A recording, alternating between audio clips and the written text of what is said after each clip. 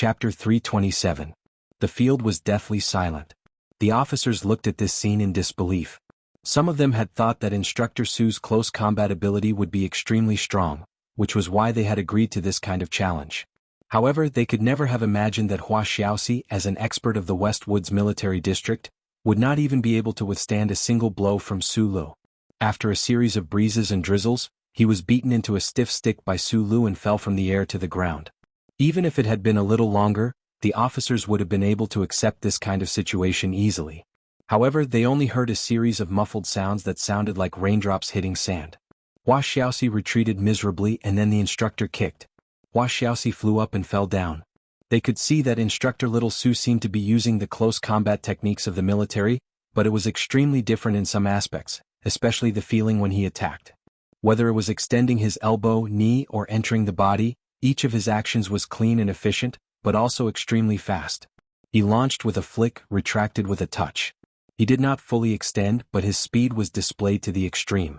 This kind of close combat method always made the audience feel that Su Lu was like a girl who did not use his full strength. It was difficult for him to use his full strength, but the effect was exceptionally clear and powerful. The final result was so jaw-dropping. He had knocked down Hua Xiaoxi in a single exchange. This kind of close combat ability was a bit too strong. Looking at Su Lu, who was taking off his sunglasses, the officer's eyes finally began to show some kind of reverence and admiration, and also a bit of coldness. The two officers with cold gazes looked at each other and frowned, as if they felt that this matter was a bit more difficult to handle.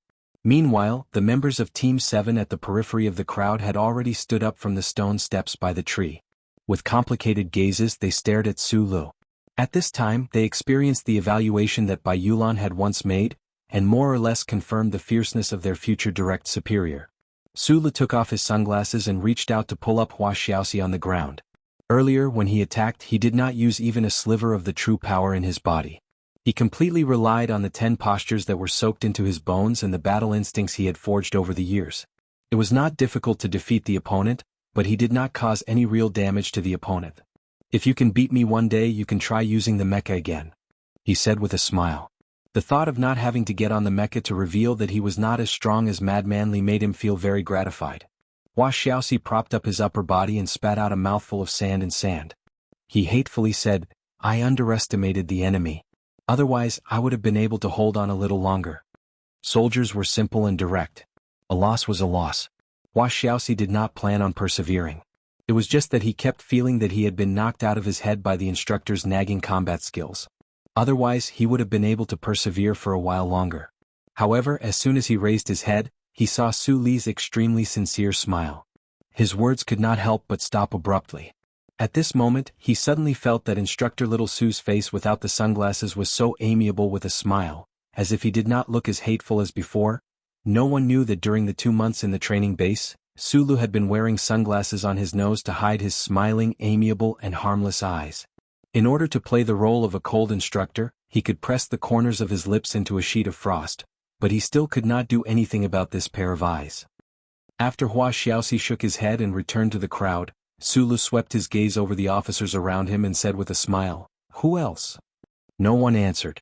Although some of the officers believed that their close combat abilities were much stronger than Hua Xiaoxi's, when faced with Instructor Su's seemingly chaotic but actually extremely incisive combat skills, they did not have much confidence in winning.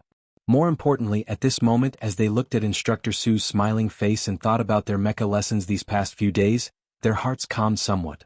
Just like Hua Xiaoxi, that urge to vent his anger that had been somewhat childish to begin with gradually faded away. In the midst of the silence, someone suddenly said in a low voice, "Can it be 2v1? Su Lu looked over with some confusion. To everyone's surprise, after Su Lu had displayed his close combat prowess, the officers who had still stepped forward to issue a challenge were from the 3rd Military Region. They were precisely the 2 people who had been sizing up Su Lu with cold gazes earlier. Perhaps they were very confident in their combat prowess, but strangely for some reason, they seemed to be constantly looking for a chance to attack Su Lu directly. The officers frowned, thinking to themselves that even with their military ranks, they were not real cadets. Challenging a little instructor and losing was already embarrassing enough, what more when it was 2v1. However, when they recognized these 2 officers, the words they had been about to say turned into ice and snow stuck in their mouths at the same time. The field was silent. The two officers who had stepped forward to issue the challenge had been abnormally quiet and dutiful in the past half-year at the base, but in reality, they were particularly eye-catching because these two belonged to the 3rd Military Region's trump card, the Iron 7th Division. Every time they thought of the federal military's most dazzling yet coldest young instructor, no one was willing to provoke them, even if the training officers were all geniuses in the military. Everyone knew how cold and heartless that instructor Du was, yet he was an extremely protective person. If they were able to fight under this kind of commanding officer, it would undoubtedly be the most exciting and happiest thing. However, becoming enemies with the officers under him was definitely an unwise move. Su Li's eyes gradually narrowed as he quietly watched the two officers walk out from the crowd. Relying on the ability to see through people's hearts that Uncle Feng Yu greatly admired, he could clearly sense the cold and severe intent hidden under these two officers' ordinary faces. Unlike Hua Xiaoxi and the others who challenged him to vent their anger, these two officers clearly had other intentions. One of the officers said coldly, "We are cadets. We want to ask for guidance from Instructor Xiao Su. Please agree." Sulu was slightly taken aback. He used his hand to comb through his slightly messy hair and tossed the sunglasses in his hand to Zhou Yu. Then, when he raised his right hand and was about to say something, he found that he couldn't seem to find any reason to refuse this challenge. "What are your names?" He wasn't clear about the origins of these two officers. "Chang 1, Chang 2. The two officers replied in a low voice at the same time. The instructor gave us code names. From the day we entered the military until the day we retire, we only have code names. "What instructor?" "The 3rd Military Region's Iron 7th Division." Sulu had never heard of the Iron 7th Division, so he naturally didn't know that the instructor was such an untouchable and powerful figure. He only sank into deep confusion. He had never been to S3 and had even less of an interaction with the 3rd Military Region, so why were these two officers in front of him like fierce tigers filled with killing intent towards him? The two officers stood on the left and right. Suddenly they took a deep breath and all the joints on their bodies started to crackle. What was shocking was that their bodies seemed to swell up along with the crackling sounds, and their uniforms were extremely tight. When the surrounding crowd saw this, they subconsciously expanded their area. Including Hua Xiaoxi, all the officers stared at the field with suspicion and vigilance. They knew very well that the two officers who came out to challenge Su Lu were ranked at the top of the list for close combat in this assessment, and the 3rd Military Region's Iron 7th Division was also an ace troop that was famous for its close combat ferocity.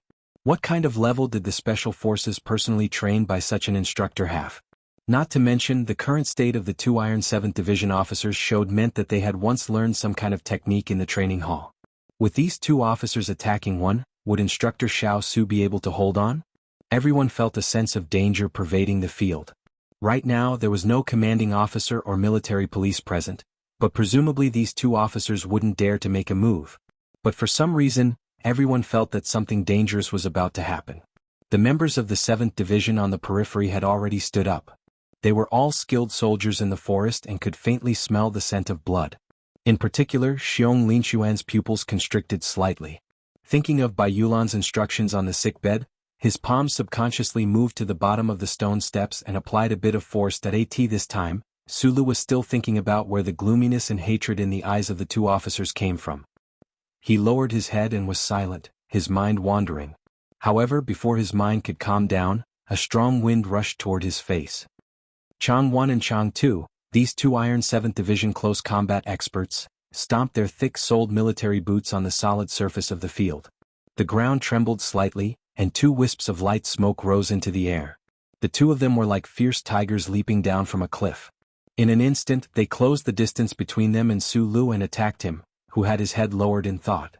One of them punched toward Su Li's chin, while the other moved close to his body and raised his knee to attack the base of his thigh. The attack was extremely ruthless, and the wind whistled as it broke through the air. This might have been a sneak attack and it might have been somewhat shameless, but with the challenge before them, Su Lu acquiesced. These two officers of the Iron 7th Division would always be able to find some excuse afterward. Furthermore, with the arrow on the bow and the fist in front of them, regardless of whether it was the audience or the person involved, they could only watch as this scene unfolded. Su Lu suddenly raised his head, and a trace of anger flashed through his slightly narrowed eyes. His anger wasn't because of the sinister and vicious attacks of the officers, but because he still didn't understand why they hated him. In a flash, his state of mind was as steady as a rock. Just like in the countless dangerous moments in the past, He calmly took a step forward. His body was like a nail nailed to the ground. At the same time, he flipped his left hand and grabbed Changwon's wrist, who was attacking his chin. His right leg swung to the right and slapped the inside of Chang Tu's knee with the outer edge of his thigh. If he had been dealing with an ordinary person with the reaction speed and skill he displayed at this moment, this would have been a perfect response. According to the usual development of close-range combat, Sulu would have closed in on his opponent again and used his iron shoulder to push one of them away. At the same time, his left hand would follow the opponent's elbow joint and stab the other person's armpit. One punch would numb the opponent's blood and make him unable to continue fighting. However, what Sulu did not expect was that although his left hand grabbed Changwon's wrist, what his fingertips touched was like an old tree root. In particular, the fine muscles on Changwon's wrist suddenly tightened and jumped horizontally, like the skin of an old tree root bursting. This made his 3 fingers unable to wedge into the other's muscle fibers. And when he leaned violently to the right, it was like leaning against a thick wall. Not only did he not push the other away, but he also exposed his right rib to Chang Tu's attack. Sulu would never underestimate any of his enemies, but he didn't treat these 2 officers as irreconcilable enemies. He hadn't used a single vicious move, hadn't mobilized a single strand of the violent power in his body, yet in the end he had lost the initiative. The 2 officers of the Iron 7th Division did not let go of this opportunity. A cold light flashed in their eyes as they attacked Suli's vital points. With 2 muffled sounds, the 3 people on the field quickly blocked a few times. Like 3 shadows, the shadows turned into concrete bodies in an instant. The situation on the field had changed completely. The 2 officers of the 3rd Military Region had broken through Suli's defense and used the exact same method to get close to him. They grabbed his wrist with one hand and blocked under his armpit with the other, waiting for the right moment to exert force. This was the most vicious close-range combat technique, the anti-joint technique. If these 2 officers were allowed to unleash their full strength, even if Su Li's shoulder joint was still intact, the cartilage in his elbow would definitely shatter into pieces. The 2 officers of the Iron 7th Division did not immediately press down on Su Lu. They just maintained this posture, as if they wanted to show the surrounding officers what would happen if Su Lu was defeated. They looked coldly at Su Li's face, who was right in front of them. They were not worried that Su Lu would be able to win because no matter how big the difference in strength between the 2 sides was, they already had the absolute advantage. Using the simplest lever theory in physics, Su Lu, whose arms were blocked, was unable to exert any force at all.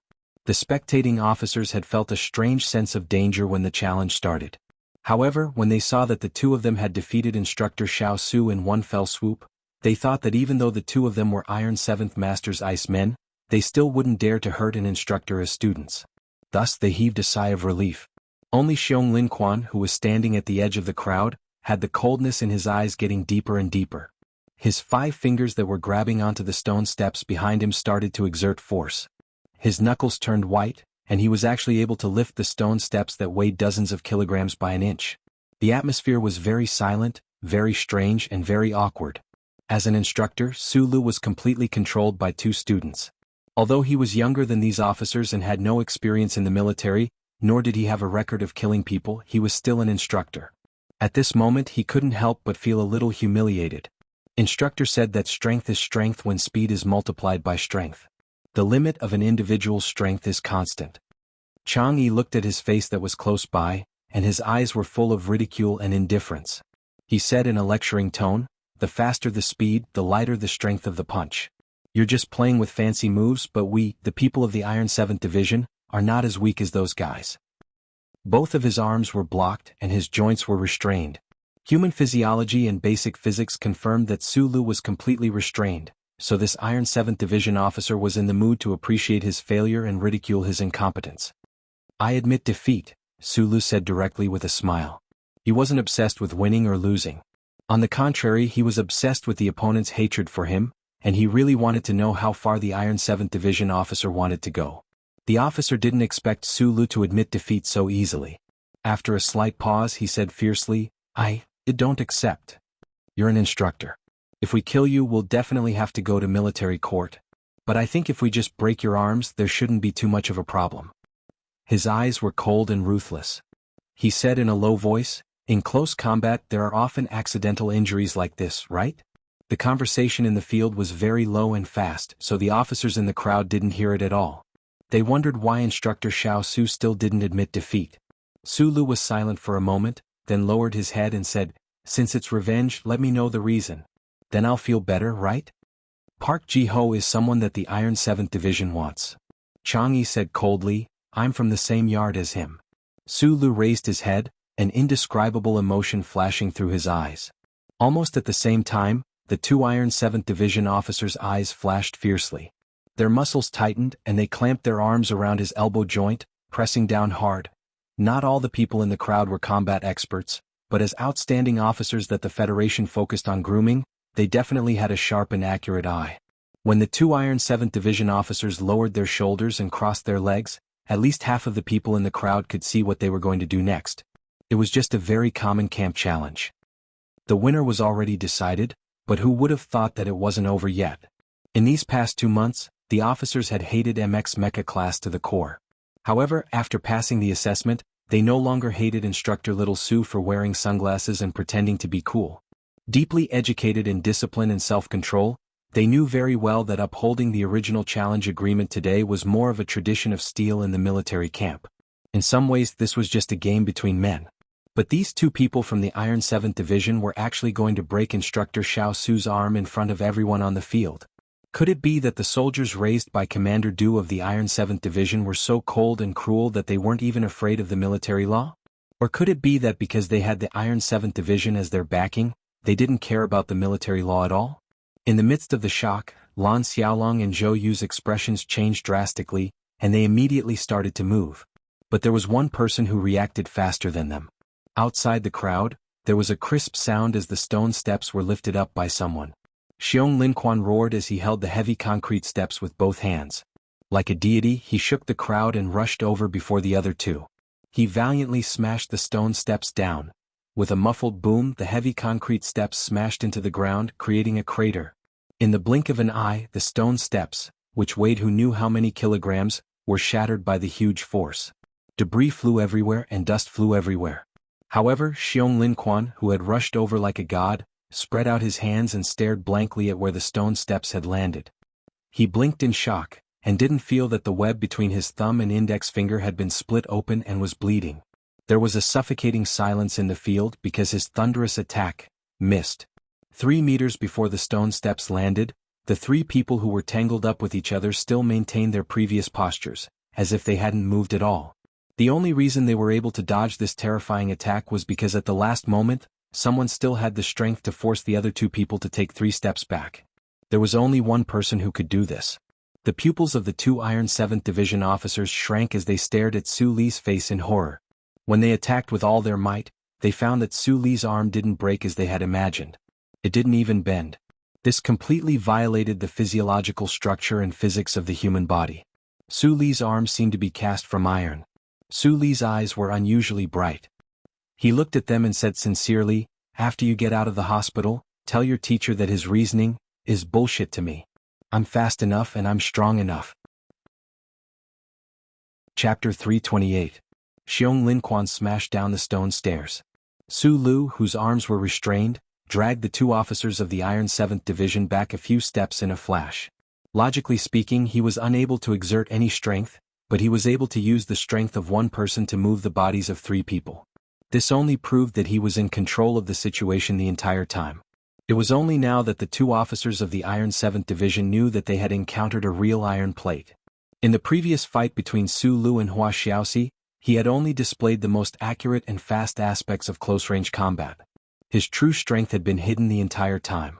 With a single misjudgment, the two officers immediately fell into a predicament. They had already pressed down on Su Li's elbow joint with all their strength, but it had no effect at all. It was like 2 insects wailing and waving their caliceri, but they couldn't leave a single mark on a thick iron rod. Su Li's tone was very normal.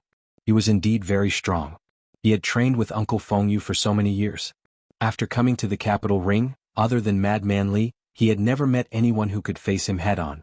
The ruthless anti-joint technique was completely ineffective. The two officers of the Iron 7th Division had a flash of fear in their eyes. Changwon's face was pale. A hint of despair and desperation flashed through his eyes. His hands gave up on the idea of suppressing Instructor Su Li's elbow joint. Like 2 poisonous snakes, they wrapped around his arm. With a whistling sound, he raised his fist and punched straight at the corner of Su Li's eye. At this moment he still hadn't given up and used a ruthless move that was enough to kill. Previously, Su Li's fingers had been repelled by the muscles on Chang Won's wrist. He couldn't grasp it because Chang Won had learned some thrusting kung fu in the Iron 7th Division and the Body Cultivation Hall. His body was very strong, but more importantly he hadn't used his true terrifying strength. At this moment, a stream of heat gushed out from behind his waist, spreading to his limbs and torso. Every pair of muscle fibers were rubbing against each other, and every cell seemed to be expanding and breathing. Strong and unparalleled strength filled his entire body. How could he give his opponent a chance to counterattack? With a flip of his palm, his thumb and index finger were like two iron pincers. They gripped the joint of Chang Won's upper left arm. Gathering strength at the tip of his finger, it suddenly shot out. With a ripping sound, it tore apart the sturdy military uniform and viciously clawed into the other's shoulder joint. A wave of intense pain and numbness rushed into Chang Yi's mind at the same time. The fist that was viciously aimed at the corner of Su Li's eye was still in midair, but like a viper that had been frozen to death, it went limp and limp. Since he had already made his move, he naturally wouldn't stop. Su Lu expressionlessly took a step forward. With two muffled thuds, one knee struck the inside of Chang Won's knee. At the same time his right hip pushed Chang Tu some distance away. Compared to Chang Won, the other officer appeared to be more well-behaved, so Su Lu didn't use too much force. Instead, he took advantage of the momentum of the collision to raise his right leg again. Just like how he had kicked Hua Xiaoxi earlier, it strangely drew an arc outside his body and viciously chopped down on his thigh. These movements seemed ordinary, but Su Lu executed them with incomparable speed. Furthermore, the rhythm of each movement was very beautiful. It was simple and smooth to the extreme, making it impossible for his opponent to react. These were the 10 postures that the uncle had taught him, and they had been integrated into his blood.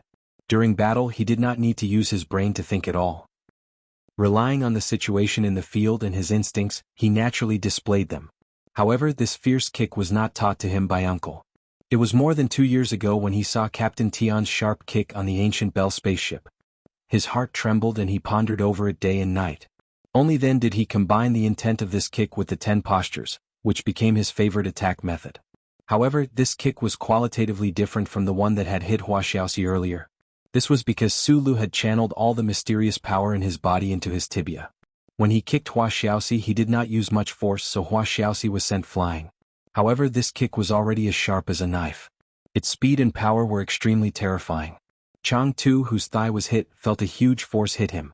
His body could not fly at all, so he had to bear the full brunt of this force. With a heart-chilling crack, Chang Er let out a muffled groan, his face pale. He was not kicked into the air, but like an old tree that was blown down by a huge gust of wind, he fell heavily onto the ground, unable to get up again. After kicking Chang Tu down, Su Li's other hand was still tightly gripping Chang Won's upper arm joint. Blood was faintly seeping out from his fingertips. Since Su Lu already knew the reason for this ruthless Iron 7th Division officer's ruthlessness, he naturally would not hold back. However, this was a training base after all. The other party was a Federation officer, so he did not think of killing him on the spot. Otherwise he would probably end up in prison again the moment he stepped out of Allure. At this time, Chang Won still did not know that his companion had lost his ability to fight. He felt his right arm joint being gripped by the other party's iron clamp-like hand. He was unable to mobilize his strength. A strong sense of unwillingness and viciousness made his mind a little dizzy. He raised his leg and kicked at Su Li's lower abdomen. His empty left hand viciously stabbed at Su Li's eyes. In the beginning, these two Iron 7th Division officers only wanted to humiliate Su Lu by breaking his arms during combat training. Once he realized that something was amiss, Chang Won became bold. He did not care about Su Li's identity as an instructor and used an absolutely forbidden move. This included the punch that had been aimed at the corner of Su Li's eyes, as well as the current kick and stab. No matter which action it was, it could have taken Su Li's life or left him with irreparable damage. Looking at the two fingers that were getting closer and closer to his eyes, Su Li's eyes suddenly brightened. A hint of viciousness flashed through his eyes. He retracted his left hand as fast as lightning and then struck out horizontally. Back in Linyuan, Mad Manly had thrown 3 horizontal punches, but Su Lu had taken all 3 of them head-on. Today, Su Lu was also using this kind of unreasonable horizontal punch. He did not care about the fingers in front of him or the military boots that were about to reach his lower abdomen. He threw out a brutal and terrifying punch. Absolute strength and speed were like the occasional torrent of rays that wreaked havoc among the stars. No matter what kind of intricate techniques or insidious responses the opponent had, they would all be blown into disarray by this kind of absolute realm. It was an indescribable tragedy. Amidst the tearing sounds, the sleeve of Su Li's military uniform on his forearm was torn into pieces by the force of the pulsating force. The two fingers that were thrusting toward Su Li's eyes like a viper first met the horizontal punch. As expected, the knuckles shattered with a crisp sound. Chang Yi's eyes were full of fear. He did not pay attention to the intense pain in his left hand. With a roar, he pulled back his right arm to block his cheek before the fierce fist could reach his face.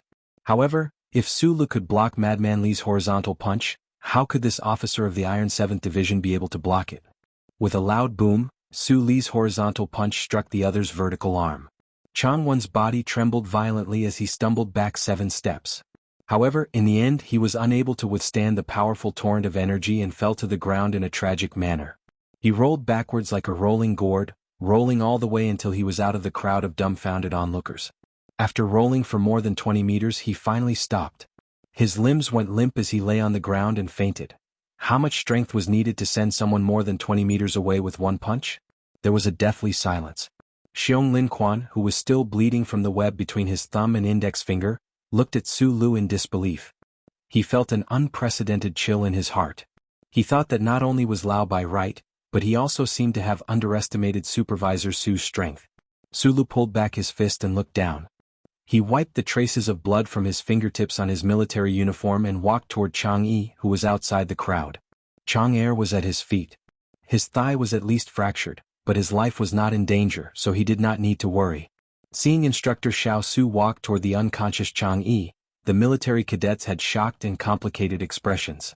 They did not know if Instructor Xiao Su had been angered by these two officers of the Iron 7th Division and was not willing to give up. He wanted to beat them to death. Lan Xiaolong and Zhou Yu looked at each other and forcibly suppressed the shock in their hearts. They walked to Su Li's side and whispered a few words. Su Li shook his head and walked to Chang Yi's side. Looking at the unconscious officer, he said, "Call the medical team over." Chang Yi, who was unconscious on the field, had 2 fingers on his left hand that were completely shattered. Placed beside him, they looked as ugly as the chicken claws sold in the black market. What was even more frightening was that the upper arm that he used to protect his face was already fractured, and the power contained in Su Li's punch had passed through his arm bone and caused his lower jaw to be slightly deformed. A few broken teeth flew out with blood. It was truly a tragic sight to behold. This triggered Su Li's ruthless state of mind. Even though he had tried his best to protect his face, it was a pity that his face, which could not be considered handsome, could not be preserved. Fortunately, the medical and logistical support in the training base was very strong, so he probably would not die just like that. The fight on the field naturally caused a huge uproar in the training base. The 2 officers who had passed all the examinations and were about to participate in the graduation drill had been beaten by their instructors in school. One of them had a fractured thigh bone, while the other was seriously injured and unconscious.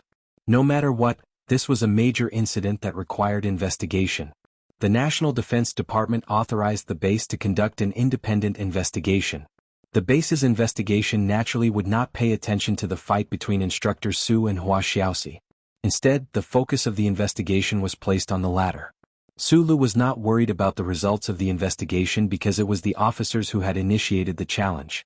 Furthermore, he strictly abided by his duties as an instructor. He had never thought of returning a heavy blow. Even though the other party had disregarded the difference in military ranks, fought 2 against 1, and even tried to seriously injure him after gaining the upper hand. During the entire process of the fight, it was not until the officer named Chang Yi used lethal and ruthless attacks again and again that the ruthlessness in his heart surged to teach the other party a lesson. He firmly believed that he was in the right. The results of the follow-up investigation also proved this point. There were a total of 50 people on the field who had witnessed the entire process with their own eyes. Even if the 17 people of Team 7 were not included, there were still many officers who testified to the base's investigation team. Instructor Su had not done anything wrong in this matter. He had only been forcefully dragged into danger by the other party, so he had no choice but to use a heavy blow to protect himself. The officers had always held great opinions and contempt for Su Lu. However, at this time, the contempt had disappeared without a trace with the ability Su Lu displayed. They were the most outstanding officers in the Federation. Naturally, they were not willing to violate military discipline in order to punish Su Lu. Moreover, soldiers had their own personal integrity. However, other than 5 officers who maintained their silence, everyone else stood on Su Li's side in the investigation. One day later, the 2 injured officers of the Iron 7th Division left the base and were sent by military aircraft to the Army General Hospital for treatment. The results of the base's investigation were not conclusive. Su Lu was called by the base's commanding officer to have a talk. He was not reprimanded. What puzzled him was that the 2 officers who had caused trouble were not disciplined either. Because they were selected by the Iron 7th Division, even the base did not want to cause any more trouble and reported the disciplinary action. Su Lu sat at the innermost table in the cafeteria with a thermal lunchbox in his hand. He couldn't help but frown as he thought about the news he had heard from the Zhou family. After this incident, he called Zhou Yu and asked her to help investigate the relationship between Park Ji-ho and the Iron 7th Division. During the fight, the officer of the Iron 7th Division, Chang Yi, thought that he was going to win and coldly said that they were going to avenge Park Ji-ho. Thinking about this, Su Lu became a little vigilant. He often thought about the hatred the Park family had for him in the District Procurator General's office. Especially when he remembered the saliva of Park Ji-ho's younger sister and the frosty words of Park Ji-ho's widow in the car. He knew that the hatred of murder would never disappear. He couldn't rest assured until he figured out the true relationship between the Iron 7th Division and Park Ji-ho. Zhou Yu was the daughter of the Minister of National Defense. Under the personal guidance of Lady Tai, she had traveled extensively in the past few years. It was easy for her to investigate this matter. In just one night she called back. It turned out that the Park family had been living in S3. Park Ji-ho's father used to be a logistics officer in the Iron 7th Division. After he retired from the military, the whole family moved to S1.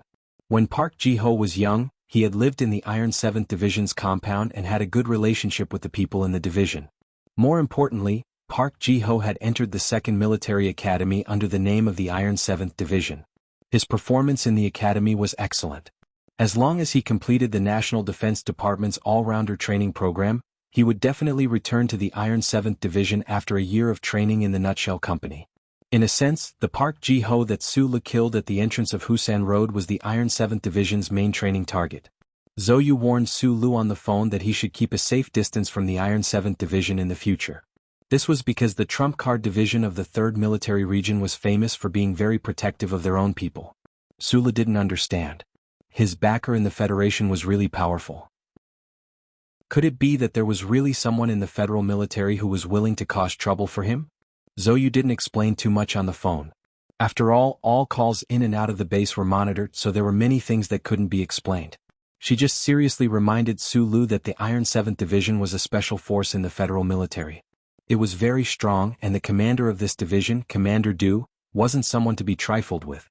If they really got into a fight, even her father wouldn't be able to say anything. Iron 7th Division? Su Lu shook his head with a bitter smile. Killing Park Ji-ho wasn't something that he planned. It was the other party's plot to harm him, and they ran into his knife. The knife flashed at the entrance of Husan Road. Park Ji-ho was dead and he was still alive. In the eyes of the Park family and the Iron 7th Division, he was probably a shameless murderer who used the Tai family to escape justice, and Park Ji-ho was an innocent military officer who died at a young age. When he thought of this, he couldn't help but feel a little dignified and unhappy. He didn't feel guilty about killing Park Ji-ho, but he also didn't really want to provoke the Iron 7th Division. Even if Zhou Yu didn't warn him, he would have stayed away from the Iron 7th Division in the future. All the courses of the training plan had been completed, and there was going to be a small-scale tactical exercise the day after tomorrow. The instructors from the Federation had already left the base. Only Su Lu hadn't received any further orders from the Ministry of Defense, so he had to stay at the base for the time being. Tonight was the base's banquet. More than 30 military officers were talking loudly in the cafeteria. They were gobbling down food, drinking wine, and hugging each other's shoulders. They were very enthusiastic. After more than half a year of training, these military officers had developed a lot of feelings for each other. They used to be comrades, but now there was a sense of camaraderie. They all knew that they were going to be sent to the front line in the West Woods soon. After today's departure, they didn't know when they would see each other again. Perhaps they would never see each other again. Naturally, there was a lot of emotion and reluctance. Tonight in the cafeteria, who knew how many military regulations had been violated? However, the base understood the emotions of these military officers. especially when they knew that these people would become high-ranking military officers after they left. They didn't want to cross the line, so they acquiesced to their nonsense. As they drank and drank, even Team 7, who had been watching from the sidelines at the beginning, was pulled into the drinking competition by these military officers. In the words of the military officers, although you guys are a little rough, you're really good at fighting. You guys haven't been classmates for a long time, but in the future if you want to join my army, I'll definitely welcome you with open arms. No one paid any attention to Sulu, who was sitting in the deepest corner. Sulu didn't care either. For him, his 2+ months of life at the training base was just a promise he made to President Pabre and the Ministry of Defense. Or rather, it should be said that it was a job. He ate by himself with the lunchbox in his hand. At this moment, Lan Xiaolong came over with 2 plates of food and 2 wine glasses. He said with a smile, "It's so lively over there. Why are you pretending to be lonely here?" Sulu smiled and said, "I like liveliness, but it seems that liveliness has never liked me." Lan Xiaolong thought for a moment and asked, "What are you thinking about?" "I'm thinking about that Iron 7th Division." Sulu was silent for a moment and said, "I've offended this teacher too much this time. I'll have to stay away from him in the future."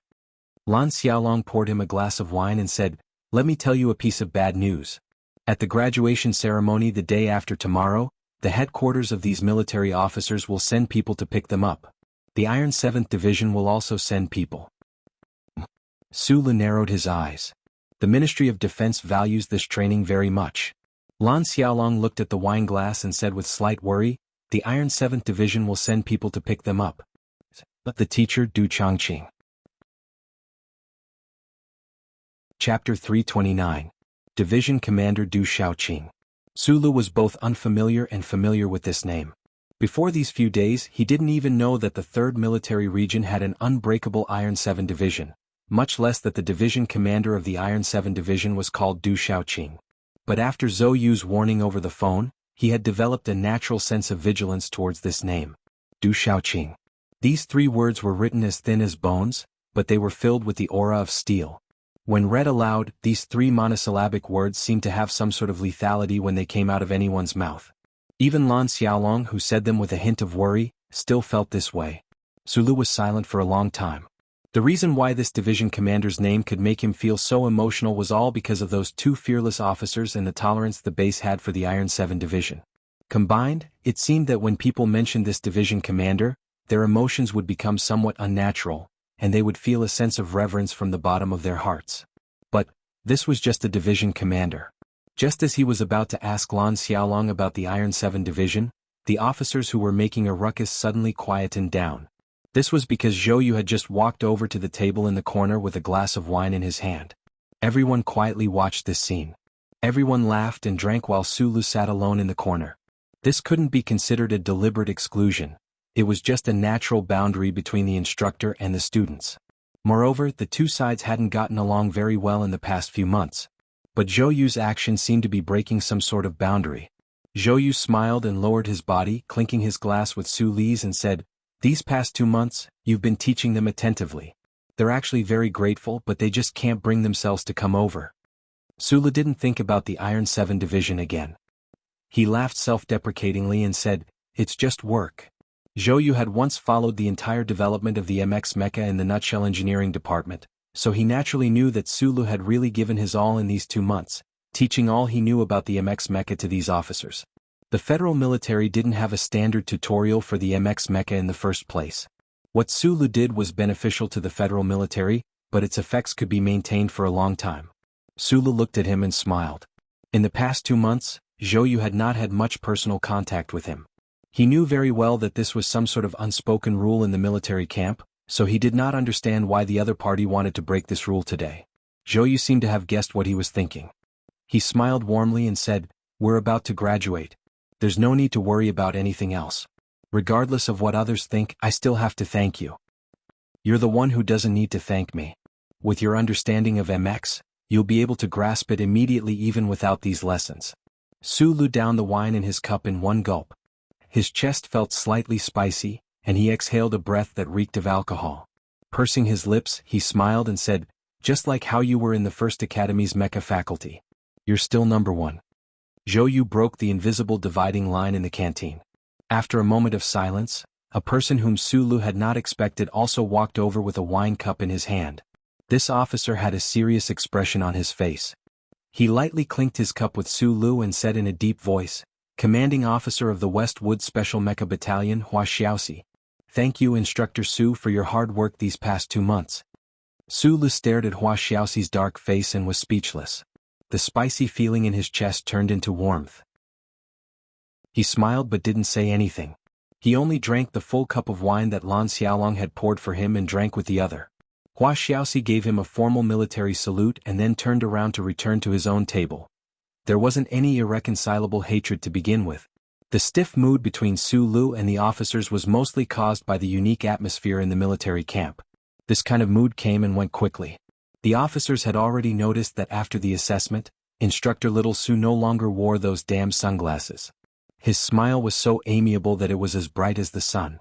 When they looked back, they realized that the sarcastic and mean instructor in the past was just a mask that he had deliberately put on. And after Su Lu perfectly demonstrated his ability from theory to actual combat, the humiliation and shock they had received in class was gradually thrown to the back of the officers' minds. With this kind of situation as a prerequisite, Su Lu only needed an opportunity to break the silence between him and the officers. Zhou Yu and Hua Xiaoxi's toasts were precisely this opportunity. A small and thin officer walked over with a smile and said, "First Military Region's Mechanical Automation Research Institute, Captain Lin AI." After saying this captain drained the wine in his cup in one gulp, gave a military salute and then turned to leave. Second Military Region's 11th Automated Army Group, Major He Lei. Federal Fleet's Circular Base, Captain Mizaru. With this as the beginning, after a moment of contemplation, more and more officers walked over with wine cups to toast Su Lu. In the end they actually formed groups of 2 or 3. There was an endless stream of people who came and went to toast. Other than the solemn and formal introductions of the troops and military ranks they belonged to, during the process of toasting, Su Lu and the officers were silent. They didn't say a word, but their eyes were filled with smiles. Su Li's eyes were smiling like 2 crescent moons. Their gazes met, and there was an indescribable tacit understanding. Lan Xiaolong smiled as he poured wine for Su Lu. His cup was never empty. After a round of toasting, the 2 bottles of strong wine he had brought over had long been finished. The crowd around the table gradually dispersed. Lan Xiaolong looked at the gradually intoxicated Su Lu and couldn't help but sigh in praise. Wine doesn't make one drunk, but one gets drunk. The friendship between teacher and student, the relationship between teacher and student, you've taught so many future cornerstones of the Federation. In the future, on the battlefield, just how abundant of a capital will this be? It was unknown what kind of emotion it was, but it made Su Lu feel that the cafeteria was filled with a solemn and warm feeling. He drank close to 2 gin of strong wine, and his drunkenness had long entered his brain. He narrowed his eyes and looked at those officers who were at the peak of their lives. He thought that perhaps in a few more days, they would follow their respective troops to the front lines. In the battle against the Empire's invaders, they would spill their hot blood in exchange for the peace of the Federation's people. These faces, whether fat or thin, beautiful or ugly, perhaps would never be seen again in the future. With this thought, hot blood poured into his chest. If it were someone else, perhaps at this moment, they would have slammed the table, stood up, and gathered the officers in front of them. They would loudly and powerfully speak about youth, hot-bloodedness, and sacrifice. However, Su Lu was just Su Lu. He couldn't do this kind of thing. He remained silent as usual. He narrowed his eyes and looked at those officers. He put the bottle to his mouth and drank the remaining wine in the bottle in one gulp. His chest wasn't carefree, but at least it was somewhat satisfying. However, there were still 5 officers in the cafeteria. They sat silently at their small tables. They didn't take advantage of the alcohol to play with those officers, pour out their hearts, or curse the Empire's dogs. Instead, they coldly watched all of this. Lan Xiaolong stared in that direction. He moved close to Su Li's ear and said softly, "The 5 officers who didn't toast are all from the Iron 7th Division." The officers from the Iron 7th Division naturally wouldn't toast to Su Lu. However, whether it was because of the Iron 7th Division's strict discipline or some other reason, the 5 officers at the table didn't even pay attention to the other officers. It was a bit strange in the cafeteria. What shocked Su Lu wasn't the strange atmosphere but Lan Xiaolong's reminder. He originally thought that the Iron 7th Division only sent 2 officers to the base for training. At this time, he had already beaten them to the Army General Hospital. He didn't expect that there were actually 5 officers from the Iron 7th Division in the base. The Federation specially organized an anti-terrorism exercise and carefully selected 30 officers to participate in this secret training. It was hoped that these people would be able to independently support a side of the war in the future.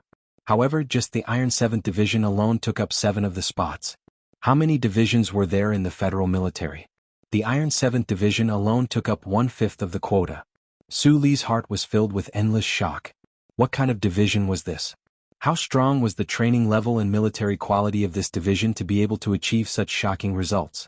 To be able to train such a division? What kind of person was Du Xiaoqing? Thinking about the matter between himself and the Iron 7th Division, and how he had just destroyed 2 officers from the Iron 7th Division who had limitless futures, Su Li's drunkenness actually subsided a little. His eyes were still bright, but he narrowed them even more. Lan Xiaolong saw his mood and asked with a frown, "You don't know about the Iron 7th Division?" Su Li shook his head. When Lan Xiaolong realized that he was not a real soldier, he showed a look of understanding.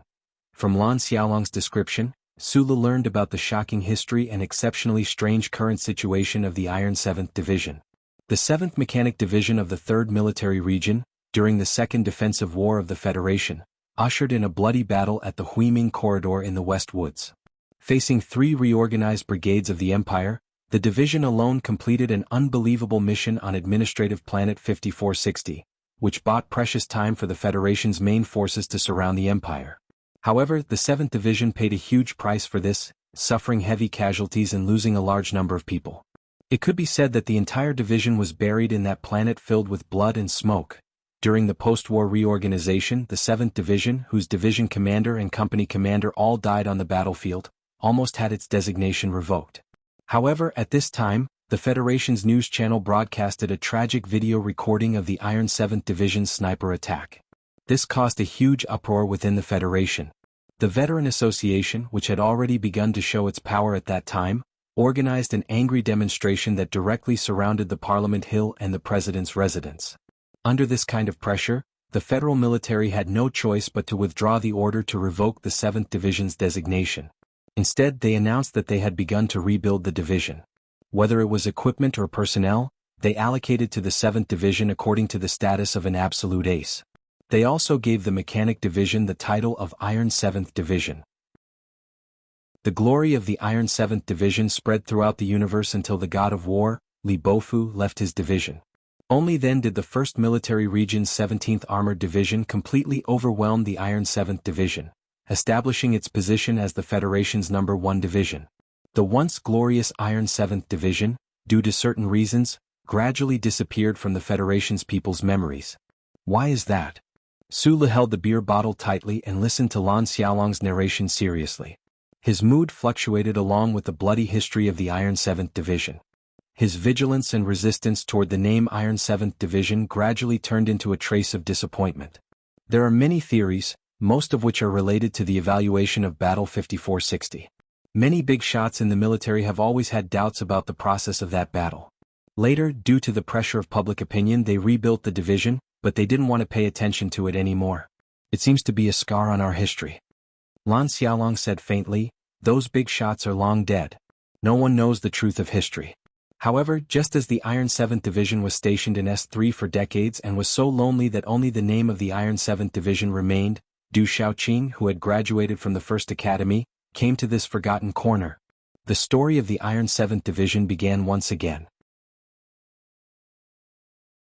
Chapter 330. Du Xiaoqing was 37 years old this year. After he graduated from the 1st Military Academy, he was directly recruited by the Department of Defense and transferred to the 3rd Military Region. He requested to enter the 7th Mechanic Division and become the commander of the division's independent battalion. S3 had always been located on the side of the capital ring. It enjoyed the wealth of the Federation and was far away from the flames of war and political struggles. Its people were simple and peaceful, and it gradually became a star system that was ignored by the people of the Federation. The 7th Mechanic Division, which was stationed in the capital of the administrative planet of S3, was naturally ignored and almost forgotten by the people because they were disliked by the upper echelons of the military. However, just 1 year after Du Xiaoqing officially entered the 7th Mechanic Division, in a routine military exercise organized by the 3rd Military Region of the Federation, the 7th Mechanic Division that had been silent for a long time suddenly shone brightly. In more than a month of comprehensive military exercises, the 7th Mechanic Division gave the headquarters of the 3rd Military Region a huge surprise. Mobility test, quick reaction ability, automatic digital combat ability. There were a total of 17 test indicators, and the 7th Mechanic Division actually obtained first place in 15 of them, obtaining an uncontested and overwhelming victory. At that time, the unit that represented the 7th Mechanic Division in the comprehensive military exercise was the independent battalion led by Du Xiaoqing. After this battle, it was as if the dust on the 7th Division had been washed away by someone. With strict discipline, daunting and arduous training, and the explosive advancement of the commanders at all levels, the 7th Division had become an intimidating steel fighting machine. After that, in 3 consecutive military exercises, the 7th Mechanic Division obtained consecutive victories easily and silently, shocking the entire 3rd Military Region. Even the Department of Defense expressed concern. After that, the 7th Mechanic Division began to represent the 3rd Military Region to participate in large-scale military exercises organized by the Federation. Whether it was the Interplanetary Support Landing Battle or the Deep Strike Battle, the 7th Mechanic Division displayed their incomparable combat ability, crushing their brothers and sisters like dry weeds. Other than these large-scale military exercises, the soldiers that the 7th Mechanic Division sent to participate in the Federation's small-scale training, military camp competitions, and anti-terrorism exercises would always obtain victory coldly. Ever since Du Xiaoqing came to the 7th Mechanic Division, the division had always gotten first place in every federal military assessment that they participated in. They had never gotten second place once. The federal military was as strong as a forest. It was not difficult to get first place in so many exercises. However, if they got first place every time, it could only mean that the training level of the division and the commanding ability of the commander were excellent to the extreme. During the drill, the Iron 7 Division displayed incomparably strict military discipline and incomparably powerful combat ability. The federal military watched in shock as the 7th Mechanic revealed his brilliance and approached the name of the Iron 7th Division step by step. As for the rest of the troops, they watched this scene with vigilance, unease, and admiration.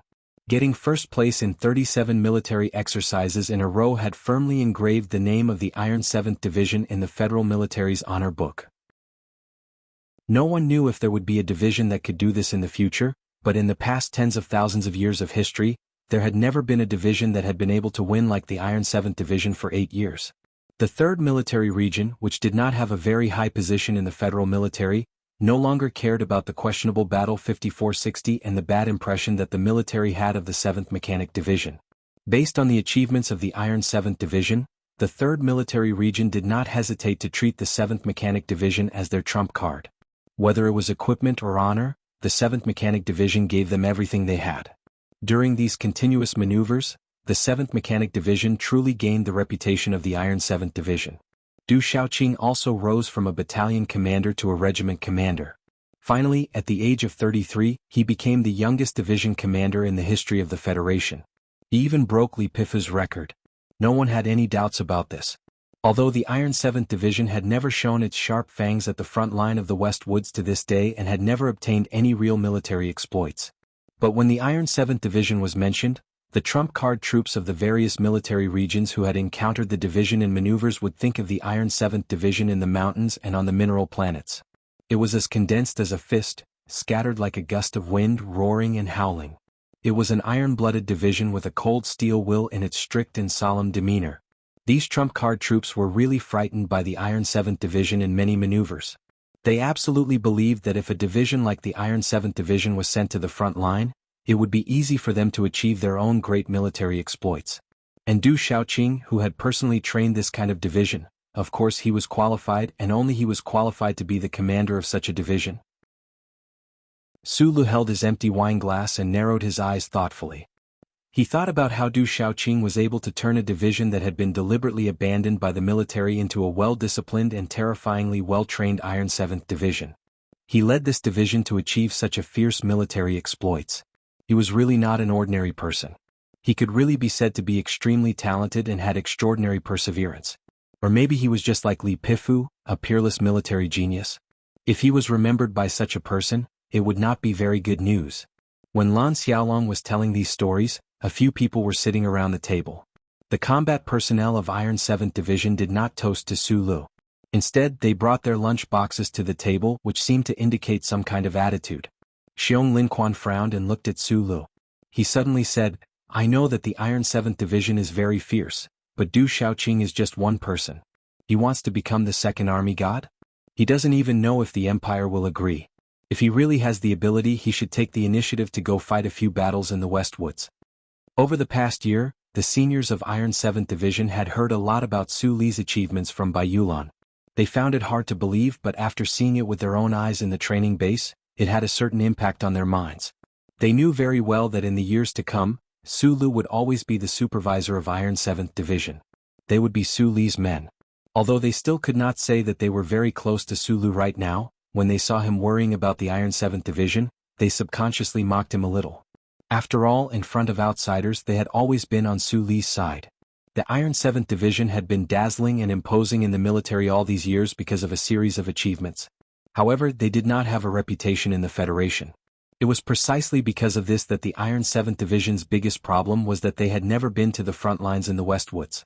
Therefore, Xiong Linquan's question was tantamount to directly asking a question about the Iron 7th Division's most vital part. The soldiers of the Federation valued honor above all else. The 5 officers of the Iron 7th Division who had been silently eating in the distance heard Xiong Linquan's question. A hint of anger flashed across their cold faces. One of the officers suddenly stood up and angrily rebuked Su Li's table. My division commander has written a letter in blood requesting to fight 103 times. Who dares to say that my division doesn't dare to fight?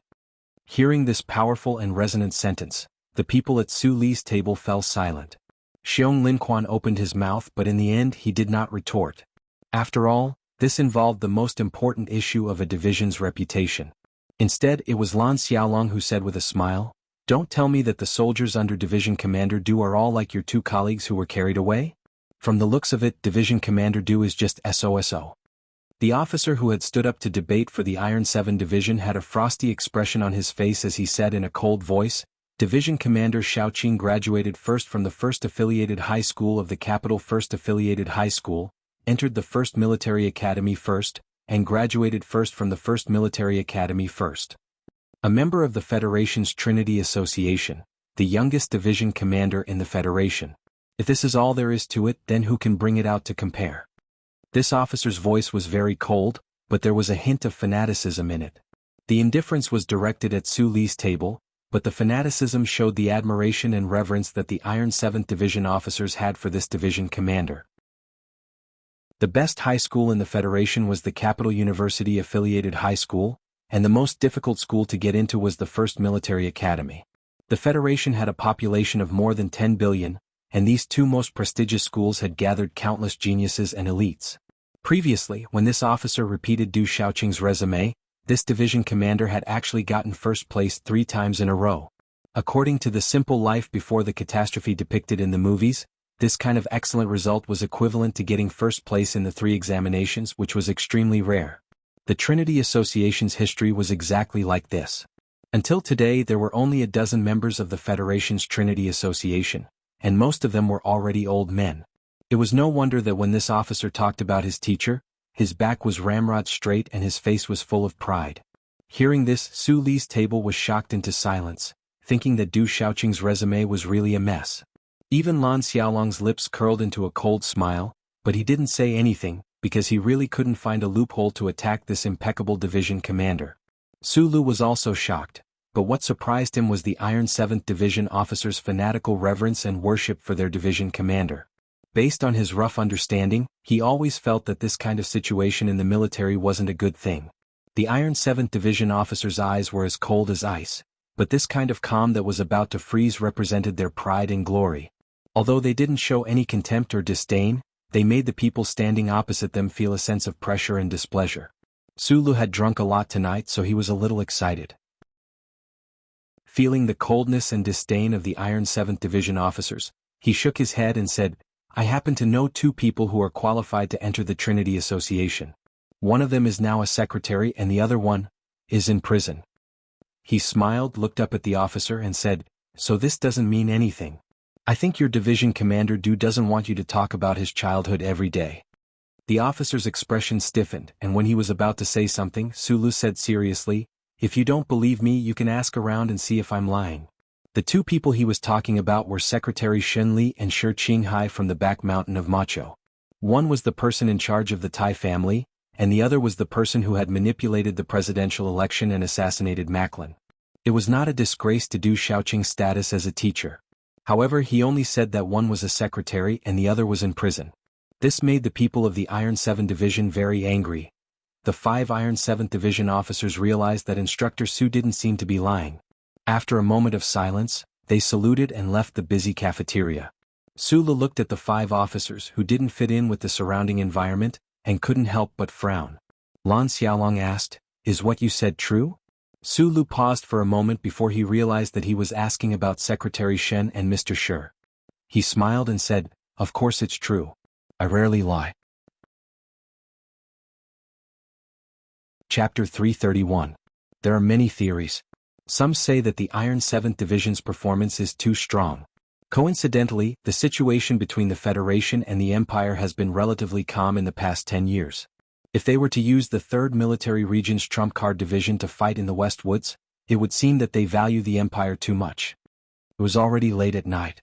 The early autumn breeze blew on Su Li's hot cheeks, waking him up a little. After getting drunk in the cafeteria, Lan Xiaolong and Zhou Yu forcefully dragged him out and were now walking towards the instructor's apartment. Lan Xiaolong shrugged, but this habitual action almost made Su Li vomit. He heard the major of the 83-84 mocking, Trump Card Division? The war god set the strategy of fighting in the West Woods years ago in order to maintain the combat effectiveness of the army in a relatively calm environment. The Trump Card Divisions of the 4 military regions, the Iron Army, which one of them isn't yelling and rushing to the West Woods? Why don't I see the Department of Defense keeping them as a last resort? I don't agree with you. The Iron 7th Division's performance in the various military exercises is indeed too strong. When I was in school, the instructors once discussed this issue. The Federation believes that good steel should be used on warship rams. Iron-blooded troops like the Iron 7th Division have always been suppressing their pride and anger, not allowing them to be deployed, just so that they can be the vanguard of an expedition against the Empire in the future. Zhou Yu said. He had graduated from the 1st Military Academy, so the discussion of those professors and lecturers made some sense. Even if what you said makes sense, even though I don't like the Iron 7th Division, I still have to admit their combat effectiveness. Lan Xiaolong's expression was a little lonely. We don't know why the Federation didn't allow them to fight in the West Woods. Su Li let out a drunken burp. He was too lazy to speak, but when he heard the words that entered his ears, he couldn't help but feel a bit curious. From the attitude of the officers in the training base, the soldiers of the Federation respected and distanced themselves from the Iron 7 Division. The feelings of admiration and discomfort were tangled together, but very few people were like Lan Xiaolong and Xiong Linquan earlier, directly expressing their dissatisfaction. Lan Xiaolong changed the topic and said mockingly, "Regarding the issue we discussed, there's always a rumor going around. Why the Federation didn't allow the Iron 7th Division to go to the West Woods?" "What rumor?" "Commander Zhong of the West Woods Military District." Lan Xiaolong smiled mysteriously and said, "He used to be a classmate of Du Xiaoqing, but I heard that Commander Zhong hated this person so much that he directly flipped out to the Ministry of Defense and firmly refused to allow the Iron 7th Division to fight in the West Woods." When Su Lu and Zhou Yu heard this for the first time, they couldn't help but be shocked. They thought to themselves, how could a great general of the Federation directly go against the orders of the Ministry of Defense just because of some personal feelings? But after thinking about it silently, it seemed that only this kind of seemingly unreliable rumor could explain why Du Xiaoqing couldn't find any opportunity to set foot in the West Woods even though he had been outstanding for more than 10 years. The Zhong family of the West Woods was the only one of the 7 major families of the Federation that had military power. The current head of the family was Little Watermelon's father, Commander Zhong of the West Woods Military District. There were 4 major military academies and 4 major military districts in the Federation. However, when people talked about the 4th Military Academy and the 4th Military District in the West Woods, they were already used to calling them the West Woods Military District and the West Woods Military Academy. Commander Zhong controlled the military power of the West Woods region, and the Zhong family secretly controlled the politics and economy of the West Woods region. If it wasn't for the glory of the charter that spread throughout the universe, this big shot who seemed to have a corner of the universe was completely like a warlord. Probably only this kind of local tyrant could brazenly exclude Du Xiaoqing from the West Woods for so many years. When Commander Zhong gets angry, the president can't do anything, and the Department of Defense can't do anything either. This is probably the biggest helplessness of Du Xiaoqing's life. Lan Xiaolong said with slight sarcasm, but Du Xiaoqing can be considered a stubborn person. With his ability to manage an army and command strategy, how could he only be promoted to Major General this year? For the past few years, the 3rd Military District has been trying to promote him and transfer him to the headquarters. Even the Joint Chiefs of Staff are interested in transferring him to the capital to train him well, but this person is determined not to agree. He just wants to stay in the position of commander of the Iron 7th Division. The drunk Sulu listened to these words in a daze. He remembered some of it and forgot some of it. He just felt the alcohol rush to his head and fell asleep. After getting drunk, he fell into a dark and sweet dream. In his dream he saw a lot of things. Shi Qinghai had been locked up for a lifetime. When he was released from prison, his hair was already silver, but he was still flirting with the female officer guarding him. Li Wei was holding a machete and looking at the crowd on both sides with a face full of fear. On one side of the crowd was the calm Lady Tai, and on the other side was the kind Madame Zhong. He didn't seem to know which side to walk to. Sulu also dreamed of a head of purple hair, a pair of black-rimmed glasses, and a certain young genius girl with big breasts. In his dream there was also a very faint beautiful face, but he couldn't remember who it was. He also dreamed of an old butler wearing a black suit. During his time in the black prison of Fox Fort, he often saw this old butler. Although he could clearly recognize that the other party was the incarnation of some great existence in his dreams, he was already fearless. He walked over with a smile on his face. However, this old thing was somewhat abnormal today. His face was so solemn that it made one's heart palpitate. It seemed that in the next moment he would turn into countless rays of white light that would envelop Su Li's body and slowly devour it like some single-celled organism, leaving not a single bone behind. Sulu was very frightened in his dream because he knew that he didn't have many methods to resist the other party. However, he forcefully concealed his fear and forced a smile. He extended his non-existent hands to touch the old butler's wrinkled face. At this moment, the old butler's frosty face finally disappeared. He became like a mischievous child. Using his pair of eyes full of wisdom and absolute calmness, he showed Sulu what the taste of a shrewd and ruthless craftiness was like. In the end, the old butler's face became as white as a sheet of paper, as white as a snowy mountain. However, he wore the military uniform of a major general. His figure was as straight as a cedar tree in the mountains, emitting a bone-piercing chill that Sulu woke up and quietly looked at the sky outside the window. He wasn't sure if this dream was auspicious or inauspicious. He didn't know if the central computer in the Bureau of Proclamations underground would always silently watch him like this. However, he knew very well what the officer who appeared in the end represented. It represented the big trouble he was about to encounter soon. That teacher named Du Xiaoqing. However, he was fearless. After experiencing so many trials and storms, it would probably be difficult for even the most outstanding figure in the Federation to disturb his state of mind. After washing up, he began to call the relevant departments of the Federation government. He called Zhou and that Madame Zhong. He was in the training base. He was worried about his two friends. Other than calling, it seemed like he couldn't do anything else. Time passed quickly as the radio waves flowed through the phone. In the blink of an eye, it was the day of the graduation ceremony at the training base. The Federation government attached great importance to the military officer training this time. In order to evaluate the results, they specially arranged a temporary military exercise. They transferred 3 fully mechanized divisions and handed them to the military officer students who were about to graduate. This allowed them to demonstrate their combat ability in all aspects. On this day, there were specks of yellow in the lush mountains behind them. With the feeling of autumn, they welcomed countless important figures and Federation soldiers who had come from afar. All kinds of military spaceships and planes arrived with a roar. Accompanied by a dense group of combat helicopters, they landed on a special airport. For a moment, military flags fluttered, military songs resonated, and the sound of footsteps rang out. Countless military officers from the departments directly under the Ministry of Defense and various military regions came to watch the ceremony. Su Lu and the members of Team 7 stood in the shade to the side of the rostrum. Looking at the high-ranking military officers on the rostrum, they were surprised to see a lieutenant general and several major generals. The military exercise officially began. The holographic screen on the rostrum, with the help of the Bureau of Proclamation, accurately displayed the situation of the military exercise in the mountains and the fields. The purpose of this military exercise was to show the results of the training, so the higher-ups of the federal military were not nervous. They even took advantage of the time when the military exercise was advancing to the designated area to receive all the military officers who participated in the training. Sulu was naturally among those who were received. What made Team 7 and the rest of the military officers extremely shocked was that the lieutenant general on the rostrum, who was also the deputy commander of the 1st Military Region, was incomparably friendly when he personally received Sulu. Even the major generals behind him were sincerely encouraging him with warm words. Sulu himself knew the reason, so he could naturally guard his heart and not show a trace of arrogance. In fact, he had nothing to be proud of.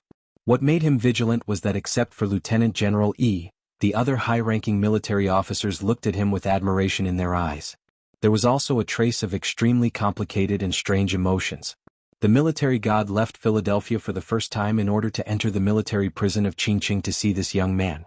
This matter was not a secret among the higher-ups of the federal military, and the military officers on the rostrum were all very clear about this. They knew that Sulu was a person with a strong backer, but they also knew that there was some trouble between him and the Iron 7th Division. They were all very curious about what would happen when Sulu and teacher Du Xiaoqing, who was as cold as ice, met at the graduation ceremony. Sulu received the order of commendation from the military officers and returned to the team under the shade of the trees. Lan Xiaolong, who had been standing behind him, said softly, "Du Xiaoqing is here, but he has never liked to show his face in public. Today he is mainly here to pick up his own soldiers. I will tell you when I recognize them." Sulu shook his head, put his hands behind his back, and quietly watched the situation on the holographic screen. His smiling face was extremely calm, but his heart began to become vigilant because he felt a pair of emotionless eyes looking at him. Behind the rostrum, a major general slowly retracted his gaze and stood indifferently with his hands behind his back. Stars shone on the shoulders of his well-ironed military uniform. This person wore a pair of black leather gloves and polished military boots. His posture was extremely tall and straight, and his standing posture did not deviate an inch. The details were impeccable. However, whether it was the stars on his shoulder or the reflection of his gloves and military boots, nothing could hide the brilliance of this person's body. This middle-aged general's eyebrows were like unsheathed swords, but they were slightly covered by the shadow of the standard military cap. His whole body exuded a sense of perseverance and calmness, not like an iceberg but like a cedar tree on an iceberg. In this noisy drill ground there was a great sense of transcendence. Such a person was naturally Du Xiaoqing. Chapter 332. Du Xiaoqing, the youngest commander in the history of the Federation, the famous general of a generation who had infinite expectations placed on him by the military, stood meticulously in an inconspicuous corner of the rostrum, but he attracted the attention of most people. Since ancient times, all famous generals had fought bravely on the battlefield. Without mountains of bones, fireworks like death rays, and without actual battle achievements, who could be called a famous general? However, Du Xiaoqing successfully overturned this rule. In the past 10 years, Du Xiaoqing and his Iron 7 Division had never set foot on the front lines of the West Woods. However, in countless military exercises, Du Xiaoqing and his Iron 7 Division had perfectly demonstrated their powerful combat ability and commanding wisdom, vividly displaying their unique and fierce characteristics. The strategic advisors of the federal military and the major military academies, on the other hand, highly praised his military command theories. They acknowledged that he was the first general in the military who could perfectly combine macro-strategic intentions with specific tactical deductions after the military god Li Bufu. Du Xiaoqing, who had never failed in his military career, and whose art of commanding had been written into the teaching materials of the military academy, was certainly a famous general of a generation. Unfortunately, the biggest flaw of being a famous general was that he didn't have the opportunity to be stained with the blood of the people of the Imperium and the dust of the West Woods. This was definitely the biggest regret of Du Xiaoqing's life, and also his goal. However, there was still a lot of time left for him. If the war between the Federation and the Imperium broke out again, the Iron 7 Division would have to be on the front lines one day.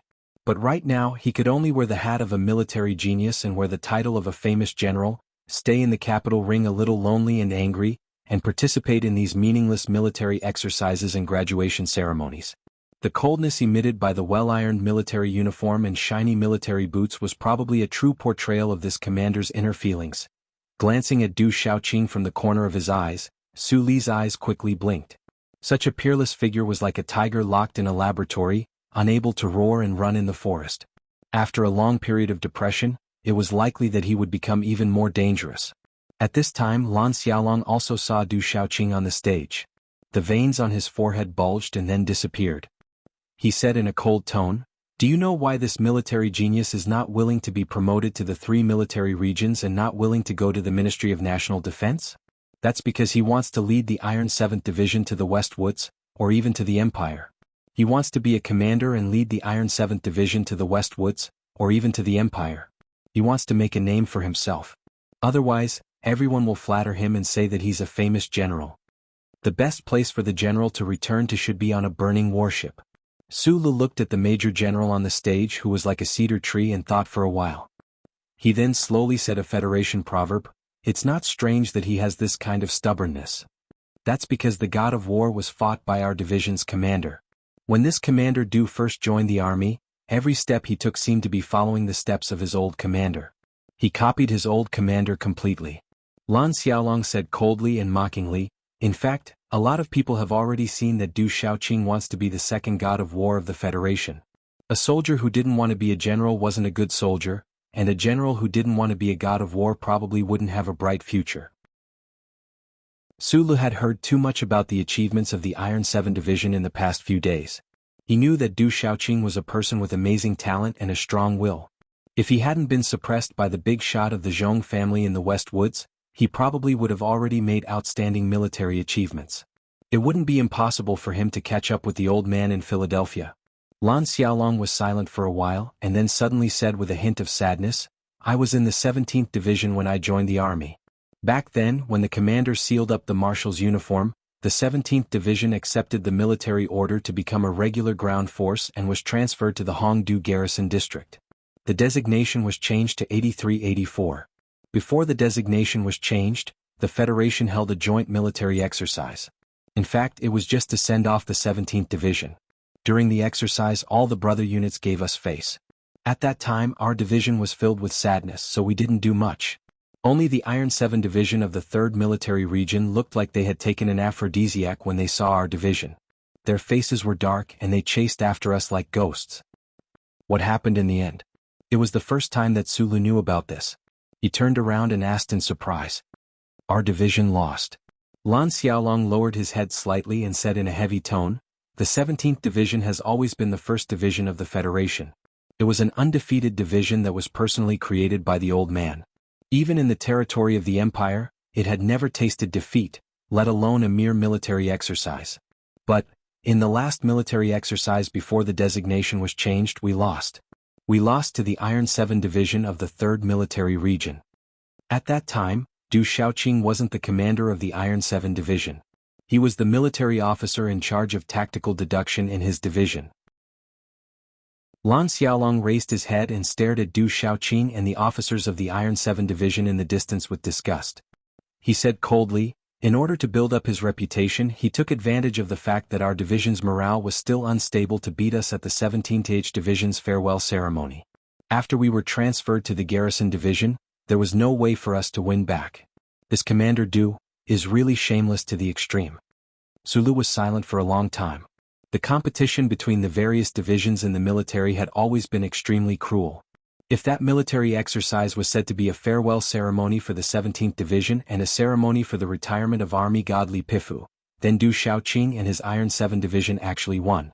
On one hand, it showed the combat ability of the Iron 7 Division. On the other hand, it also showed how terrifyingly strong this Commander Du's desire for victory was. To be able to personally defeat the 17th Division that was trained by Army God Li Pifu was probably the thing that Du Xiaoqing looked forward to the most. "Although our division is a bit weak right now, no one will forget when this matter is mentioned." Lan Xiaolong looked coldly at the Major General on the stage and said, "One day we will get back this face and avenge our teacher." At this time, Su Li finally understood why Lan Xiaolong always showed a very targeted disgust towards the Iron 7 Division and Commander Du Xiaoqing.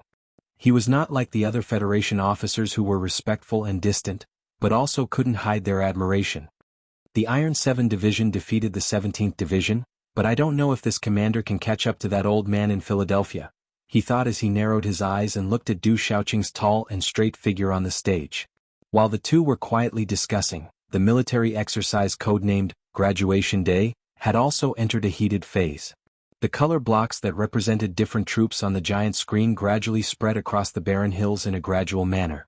The simulated environment of this military exercise was a small occupied administrative planet at the edge of Westwood, and the troops that would be playing the role of the Empire's army was a division of the Iron 7 Division that had been dispatched from the distant 3rd Military Region. Sulu narrowed his eyes and looked at the situation map on the holographic screen and the real-time feedback of the military strength fluctuations. Naturally, he thought of the officers that he had spent a few months with. Today, these officers were randomly assigned to form a battlefield command headquarters and led their own troops to carry out the established tasks of the military exercise. They were originally outstanding military talents, and they had also received comprehensive training.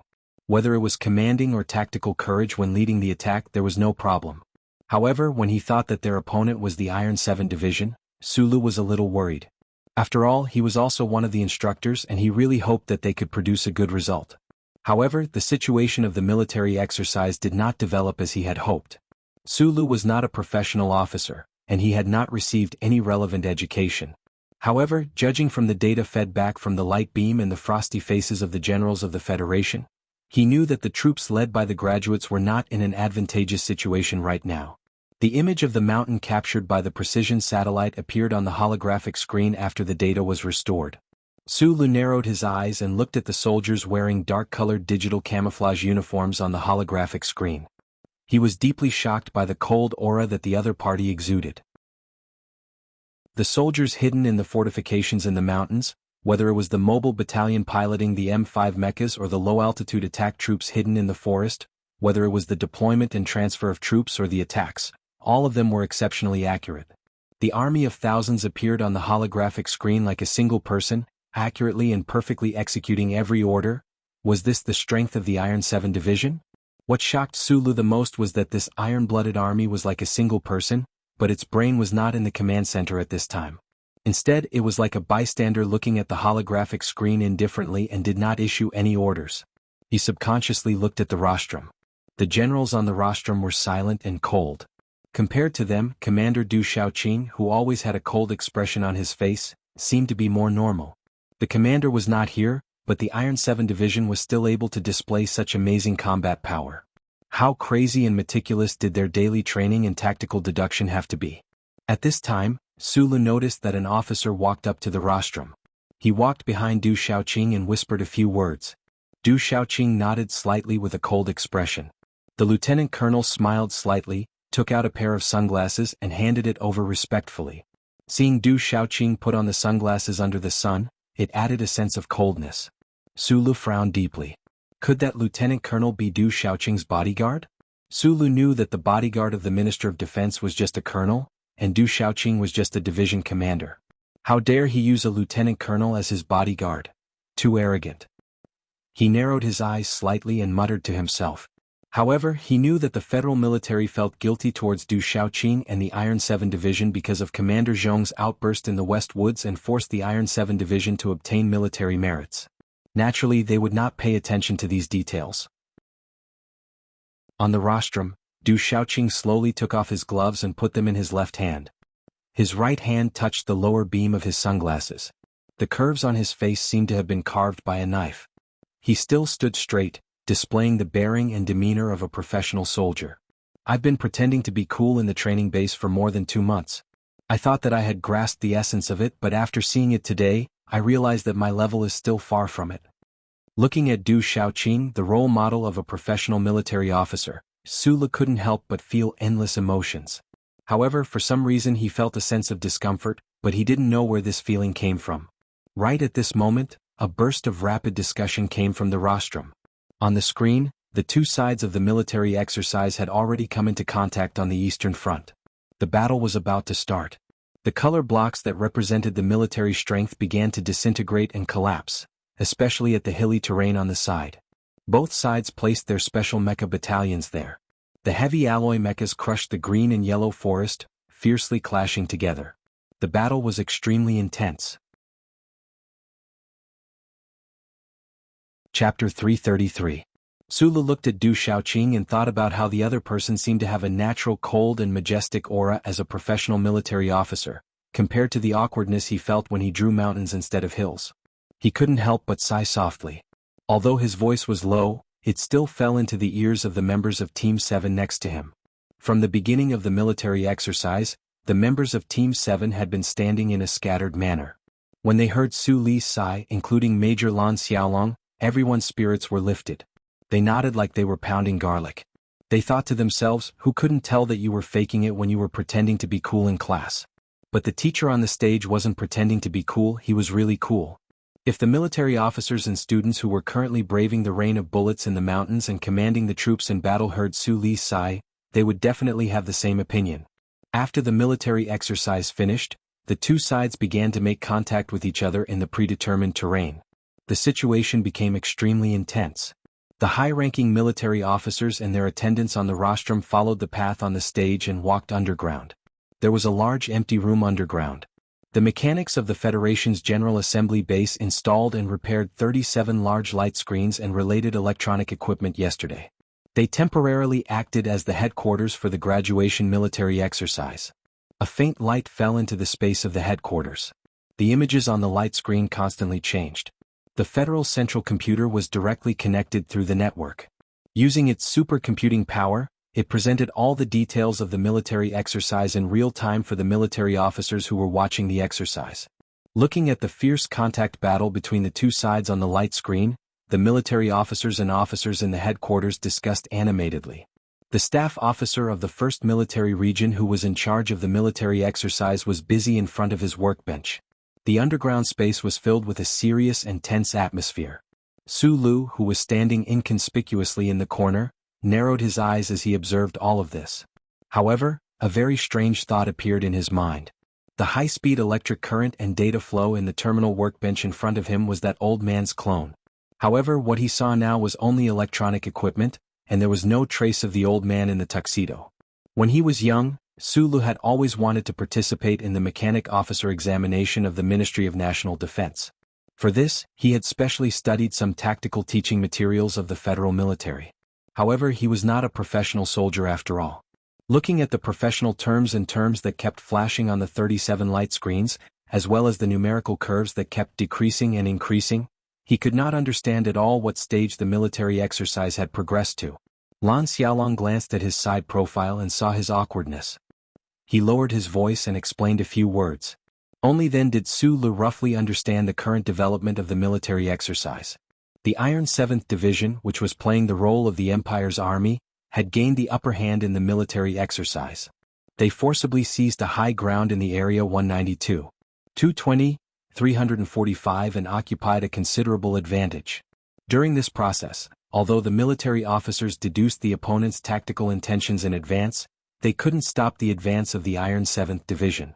They could only watch as a big hole was torn open on their side. The Iron 7th Division was an exceptionally strong force. They were used to winning, but they would never be blinded by victory. Instead, they would develop absolute confidence and courage.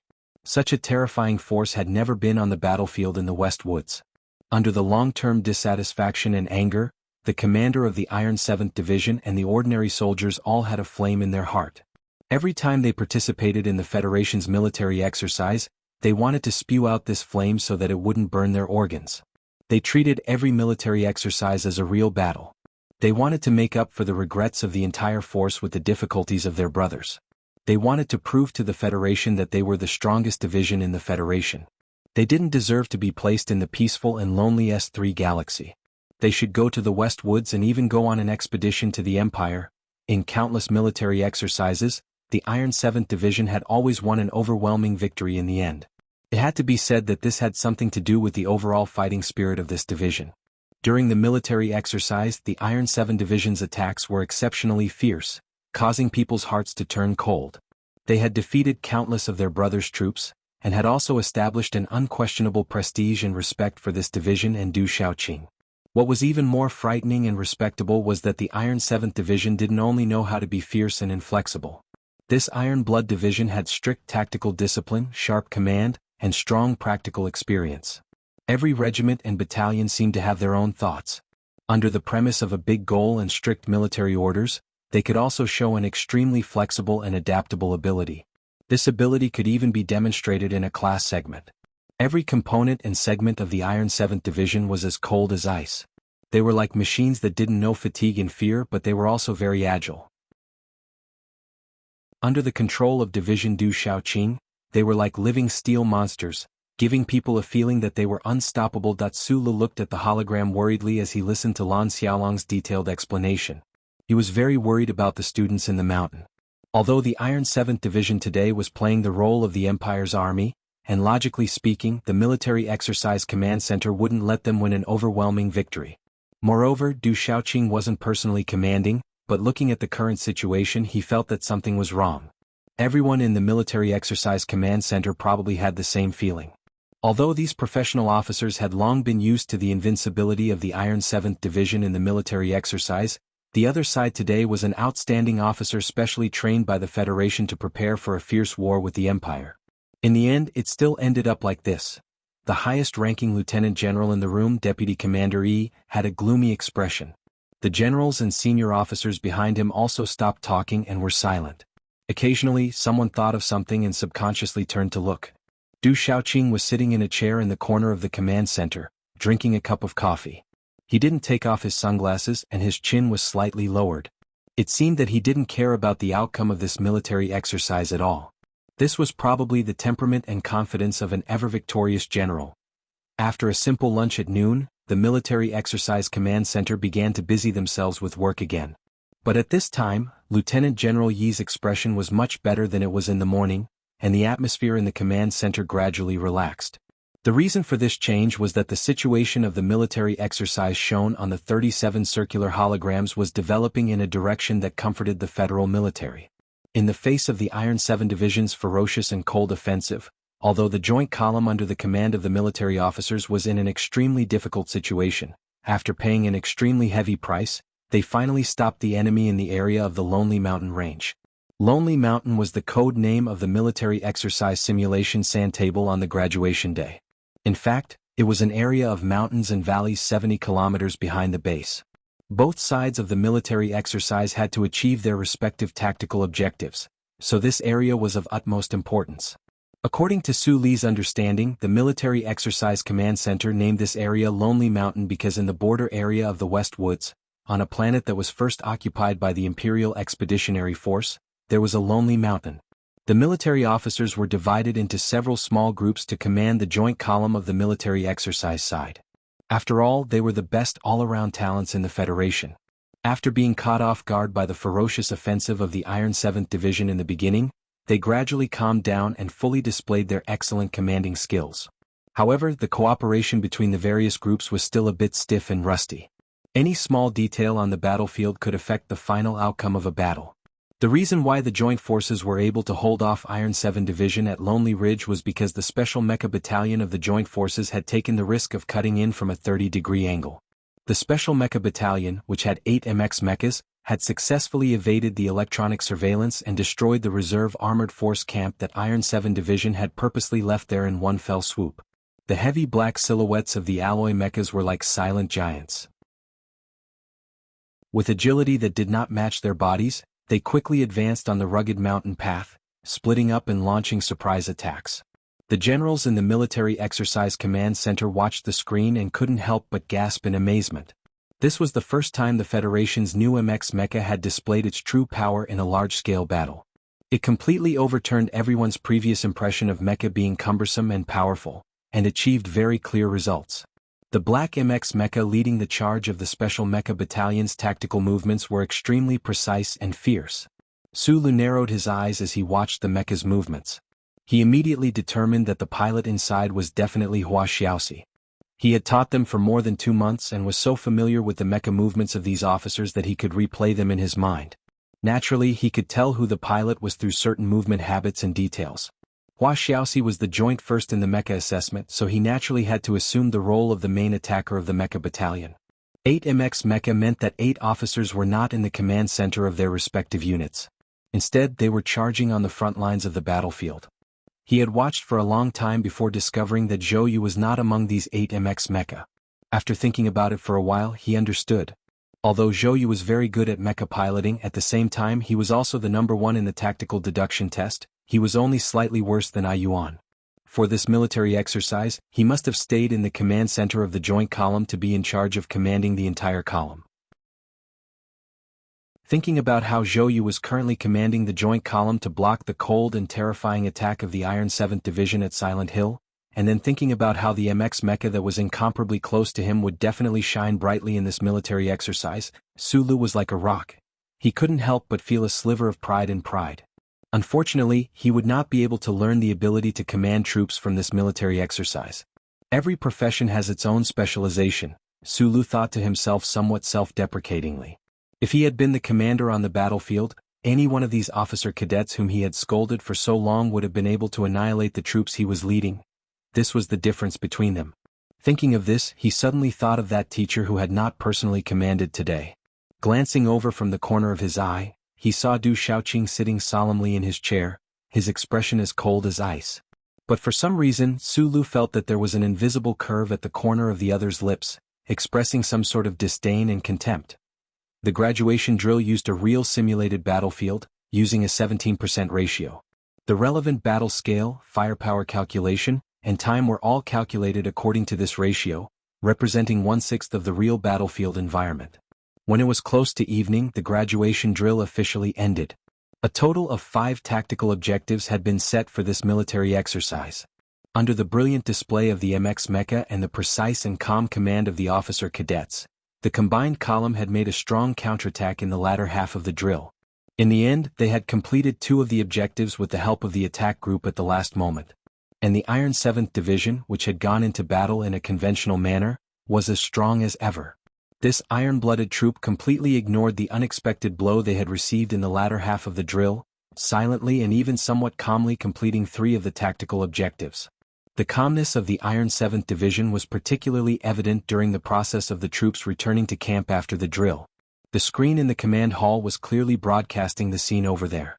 From the senior officers of the Iron 7th Division to the most basic gunner, the expressions on their faces were calm, cold, and proud. This kind of pride seemed to be forever on their faces, this kind of calmness seemed to be something they would never forget. A troop that was used to winning was indeed very frightening, just like their teacher. The people in the military exercise command center were already quite satisfied with this result, and traces of a smile appeared on Lieutenant General Yi's face. The federal military had long been used to the victories of the Iron 7th Division.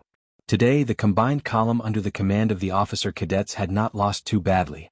Although the defensive line would definitely have collapsed if they had held on for a standard day, this was still the most evenly matched military exercise in many years. These officers that the Federation had focused on grooming did not lose face for the military. After the military exercise ended, the various participating troops left the base one by one.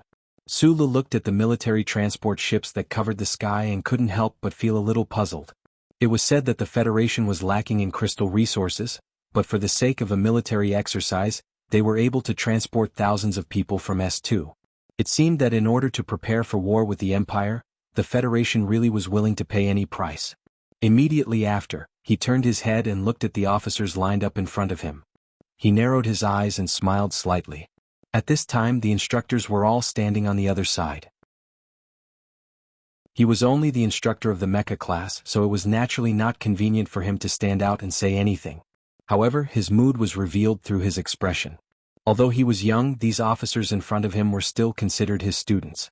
This was probably a sense of achievement that came from being a teacher. The officers did not try to hide the smiles on their faces. Although they were all proud people, they had enough reason to be proud of the fact that they were able to fight so well against the Iron 7th Division after forming a team at the last minute and commanding troops they were not familiar with. Zhou Yu and Hua Xiaoxi were the focal figures among the officers because in this military exercise, Zhou Yu had been responsible for the overall tactical deduction, while Hua Xiaoxi had been responsible for the most dangerous ambush. The 2 of them had contributed the most. Hua Xiaoxi's eyebrows were raised in unspeakable joy. Zhou Yu, on the other hand, maintained his gentlemanly appearance, smiling in response. Right at this time, the slightly chaotic ranks suddenly quietened down, because the general in charge of inspecting and summarizing had already walked over. What was completely unexpected was that the person who had walked over was actually the commander of the Iron 7th Division, Du Shaoqing. The field instantly fell silent. The officers straightened their chests, the emotions in their eyes burning. If they could be praised by Du Shaoqing, it would be an irresistible honor for any officer. The monotonous sound of footsteps rang out. Du Shaoqing, wearing sunglasses, walked over with a cold expression. 3 officers from the Iron 7th Division followed behind him. When he reached the right side, the 3 officers stopped in their tracks. Du Shaoqing did not stop. His shiny military boots stepped slowly on the ground, as if landing on the hearts of the officers. He walked from the left to the right of the formation, then stopped. He looked coldly at the officers, his thin lips slightly parted, and his words were as sharp as knives. Known as the most outstanding officer in the Federation, after 8 months of training, all you end up with is a bunch of trash. Chapter 334. Everyone was still silent, but some of the officers' faces were slightly red, and a hint of struggle flashed through their eyes. They felt a strong sense of humiliation and anger, but no one dared to say anything. This was because they were in the military camp, and the person who had said those words was a major general, and the person who was rudely reprimanding them was Du Shaoqing. The lines of this young military general's face were very clear, just like the tactics he used to command the Iron 7th Division. Through the lenses of his sunglasses, one could faintly see his extremely deep eye sockets, just like the strict military discipline of the troops he led, deep and inviolable. The soldiers of the Iron 7th Division were proud and indifferent, and as a division commander, Du Shaoqing brought this temperament to the extreme. Coupled with his well-ironed general's uniform, his appearance and posture left a deep impression in people's minds. He had an exceptionally iron-blooded charm. No one in the federal military dared to deny this charm. In formal situations, no one had ever seen Du Shaoqing smile. Only the coldest and most ruthless people, who treated others and themselves to the extreme, could single-handedly train a troop like the Iron 7th Division. But many people knew that in private, Division Commander Du's favorite thing to do was to play the violin on the balcony of the barracks. The military camp was a place where the hierarchy was particularly strict. As a division commander, Du Shaoqing, no matter what he said or did, these officers who were much lower in rank than him could only listen obediently. Even if they were not convinced, they could only blush and straighten their backs even more. No one dared to voice out their doubts. The Federation government now particularly appreciated the Iron 7th Division, and the military also relied heavily on Du Shaoqing. After today's military exercise, he was the one who gave the speech, which already showed a certain inclination. Today, when war was about to begin, a sharp and cold military knife like Du Shaoqing could not be hidden in its scabbard forever. Even if the fierce man from the Zhong family in the West Woods tried to suppress him, he would not be able to hold down the handle of the knife. The strict discipline and silence displayed by the trainees at this time could not melt the ice on Du Shaoqing's face. His sharp eyes slowly scanned the surroundings through the lenses of his sunglasses, and coldly said, "For a preset military exercise like this, regardless of the outcome, it has no meaning to the Federation soldiers." With one sentence, he had made the graduation speech organized by the Federal Military Japanese Army a piece of shit. Probably only this major general, who had thousands of eyes on him, dared to say such words. However, his words also erased the most awe-inspiring capital of the Iron 7th Division in one stroke. When others heard it, they could not refute it at all. Du Shaoqing quietly looked at the officers in front of him. Only he knew that these words were from his heart. The stage of a soldier could only be the real battlefield. Even if the Iron 7th Division led by him could always maintain the victory of the military exercise in the next 100 years, what was the point? If he could not set foot in the West Woods, defeat the imperial armies and make a real contribution, his title as a famous general was only a famous general on paper. He could not even beat the fierce tiger from the West Woods whose surname was Zhong, let alone catch up with the old man from Lake Feiqing. Thinking of this, Du Shaoqing's expression became even colder. The lines on his jawline were abnormally stiff. He coldly reprimanded, "The Federation has only successfully assembled 27 MXs. This time we transferred 8 MXs to you. You actually fought like this. As soldiers of the Federation, don't you feel ashamed?" Du Shaoqing did not seem to be satisfied. He coldly looked at the crowd and calmly said, "After fighting with the 7th Division and seizing 2 tactical targets, do you feel very satisfied? Before the battle, you are already thinking about losing. As soldiers of the Federation, don't you feel ashamed? Even these 2 targets were given to you by my subordinates." Du Shaoqing reprimanded in a deep voice, "I don't want to give you any face. I also don't care about the military exercise command center's plan. The sand table is the battlefield. Today the 7th Division didn't let you lose too badly. It has nothing to do with you. I was just thinking about those normal soldiers who were carelessly commanded by you. As a military officer, I don't want to see the soldiers at the bottom lose all hope in the future command system of the Federation military. Fighting a fake battle, yet you still need the opponent to deliberately show mercy. As soldiers of the Federation, don't you feel that you are trash? Ashamed, trash. Each sentence was sharper and heavier than the last. Especially what Du Xiaoqing said at the end. Today, the joint column under the command of the military officer had taken 2 tactical targets, and it was actually the Iron 7th Division that deliberately let them win? The military officer cadets clearly knew that at the beginning of the military exercise, they found a lot of objective difficulties for themselves. They did not have the courage to try and defeat the Iron 7th Division. After being pointed out by Commander Du, they no longer felt as proud as before. Instead, they felt a little ashamed. But when they heard the last sentence, they felt very indignant. This was the result of the battle that they fought for. How did it become the Iron 7th Division letting them win? The military officers stood even straighter. It was as if there was fire in their eyes. But under the strict military discipline, still no one dared to stand out. You know how to be angry, it means that you still have a sense of shame. You are not considered trash that can't be saved, although you are not far from being useless. Du Xiaoqing looked at everyone coldly. His hands that were holding the black leather gloves were behind his back. He said lightly, "Zhou Yu, step forward." Zhou Yu was slightly shocked. He took a step forward from the formation and stood at attention. He looked straight ahead and saluted. His movement was extremely clean and neat. He was a gentle gentleman. Facing this cold and dignified Major General, he could not help but be extra cautious. He wanted to make sure that the other side would not be able to find any mistakes in the details. The second tactical deduction from the anti-terrorism drill? Du Xiaoqing had not walked past him before, so he casually glanced at him. "Yes, General."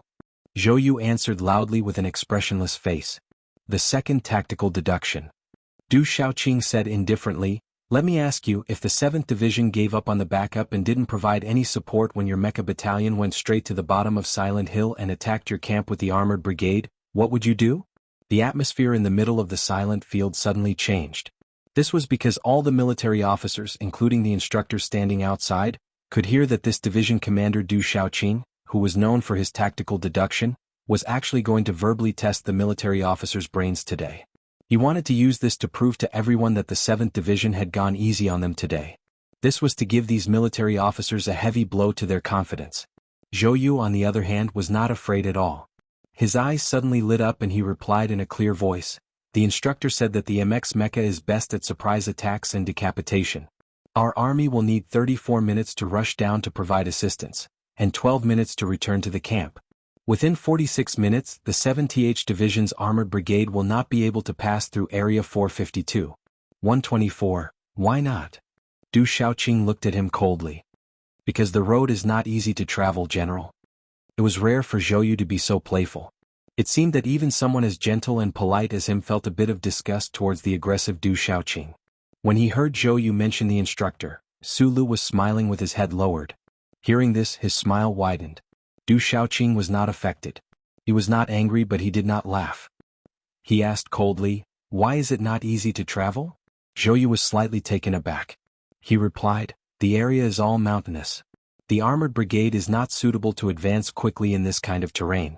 Also, the 7th Division's commander should have considered that it is easy to be attacked by individual weapons in this kind of terrain. The casualty rate is too high. There is no need to consider casualty rates in war." Du Xiaoqing said coldly, "To the side of Area 452. 124, there is a temporary road used by the main assembly base for maintenance of the radar station.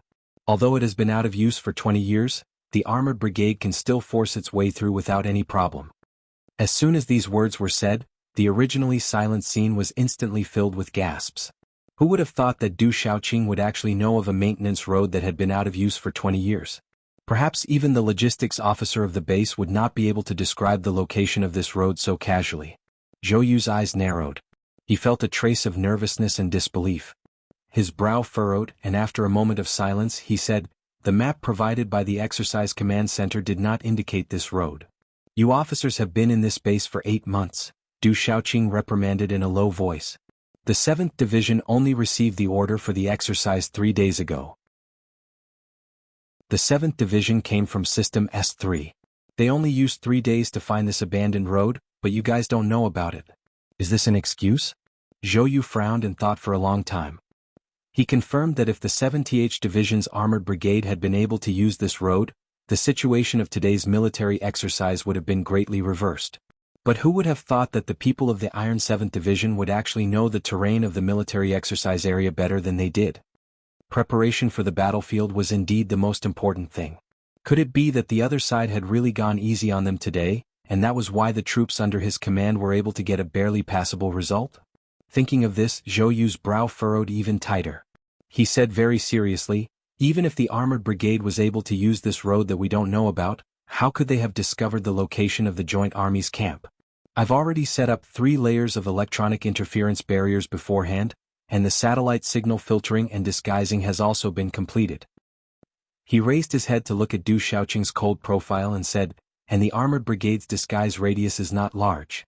After I discovered them, the MX mecha that had returned to help would have been able to coordinate with the heavy infantry to disperse them before they could reach me. Why couldn't they have discovered your camp? Forget about the things you learned in No. 1 Academy. Du Xiaoqing said coldly, those electronic barriers of yours are as densely packed as an old woman's underwear. I don't know if it's because you're afraid of the cold or because you're afraid of exposing your body, but you actually set up so many layers. There's a very simple principle on the battlefield. It's just like being a person, the thing that you want to protect the most is the most vulnerable and most important part of your enemy. A thick sense of mockery flashed across his face that was not covered by the sunglasses. Any civilian equipment would have been able to discover the strangeness of your area.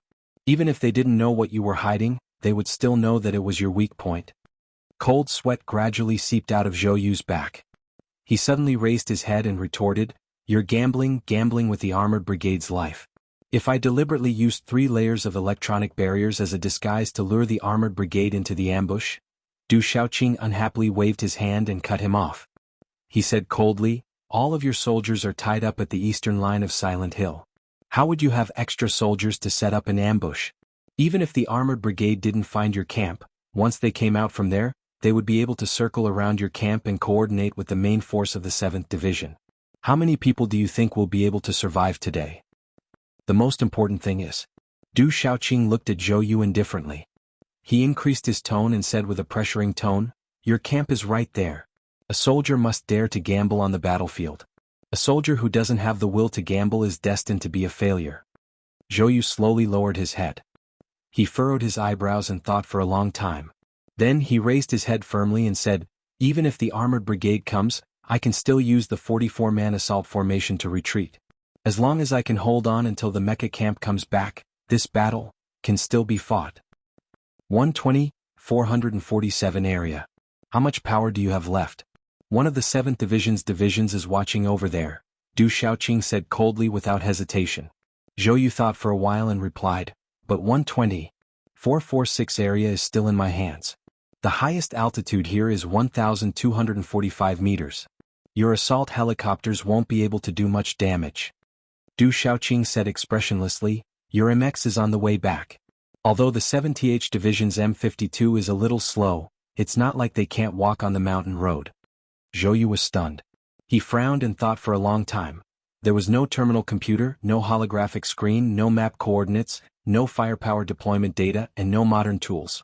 The most talented division commander in the Federation and the best tactical deduction expert in the new generation of military officers were just using his memory and understanding of the troops on the battlefield to make verbal deductions. The field grew quieter and quieter.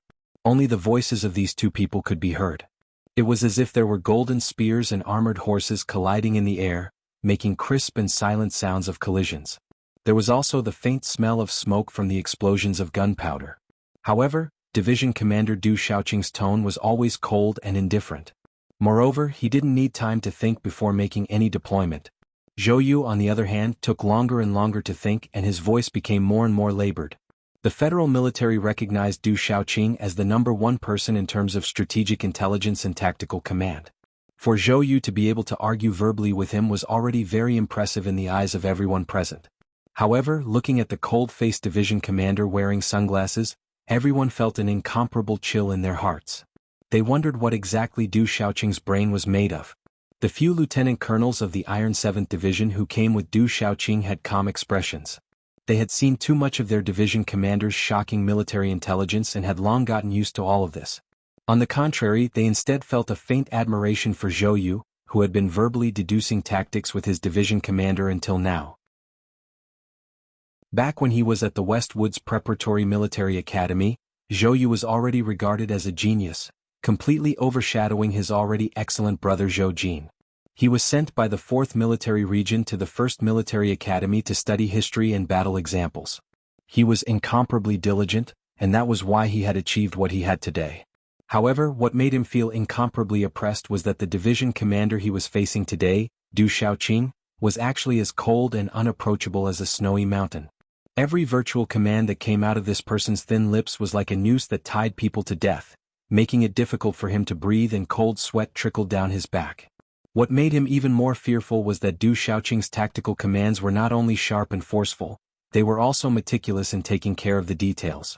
There was not the slightest gap, and his calculations were extremely precise. It made people feel a sense of defeat and they actually gradually lost all of their confidence. The joint column will definitely lose. I admit that the Iron 7th Division showed mercy today. After a long silence, Zhou Yu reluctantly admitted defeat and gave a military salute. Return to your unit. Du Xiaoqing said coldly, but the eyes hidden behind the sunglasses flashed with a hint of surprise. He had not expected that there would actually be a talent in this batch of officers. In just a split second he had the thought of transferring Zhou Yu to the 7th Division. He glanced coldly at Zhou Yu, who had already returned to his unit, and suddenly remembered that this young officer seemed to be someone from the Tai family. Teacher Du Xiaoqing had always been cold and self-controlled, but he was also a person with great ambition and ambition. A successful general needed countless outstanding subordinates, and without question, Zhou Yu had this potential. He believed that he was a tolerant person, and also believed that the melting pot known as the Iron 7th Division would definitely be able to attract truly outstanding professional soldiers. It was because of this innate calm and self-confidence that even though he had clearly thought of Zhou Yu's background, he was only slightly taken aback, and did not have the slightest hesitation in his desire to take this person into the Iron 7th Division. Tolerant was only tolerant of those who were willing to be accommodated. Towards those who were unwilling to be accommodated, Teacher Du Xiaoqing had always been as cold as winter. His blade-like gaze swept past Su Lu through his sunglasses, and then he quickly retracted it. If you know that you are trash, then there is still room for improvement. Du Xiaoqing looked at the extremely ugly expressions of the officer students and said coldly. Just as the entire field was deathly silent, preparing for Teacher Du's storm-like reprimand, an extremely untimely voice suddenly rang out.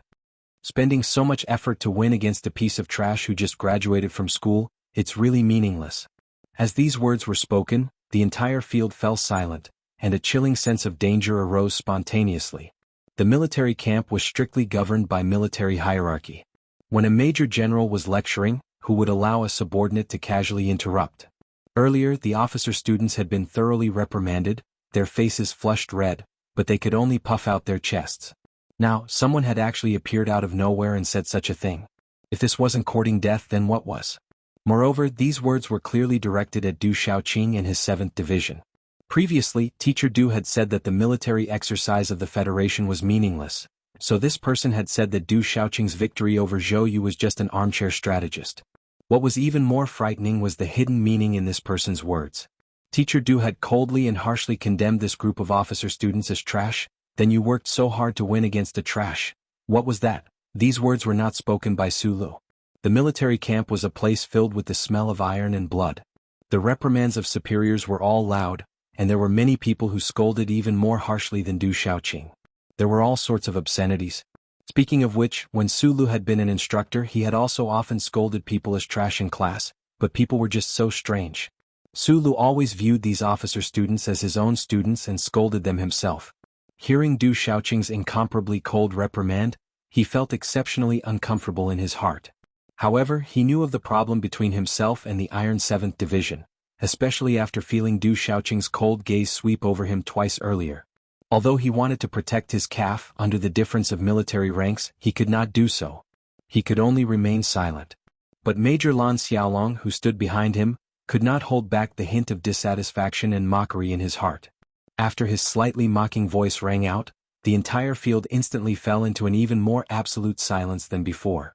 The 3 officers of the Iron 7th Division standing on the left side of the formation suddenly turned around and looked in the direction of the voice. These 3 officers had been silent the entire time. Their military posture was perfect. Even after standing for such a long time, their eyebrows didn't even twitch. They looked like 3 ice sculptures that were cold and indifferent, keeping people thousands of miles away.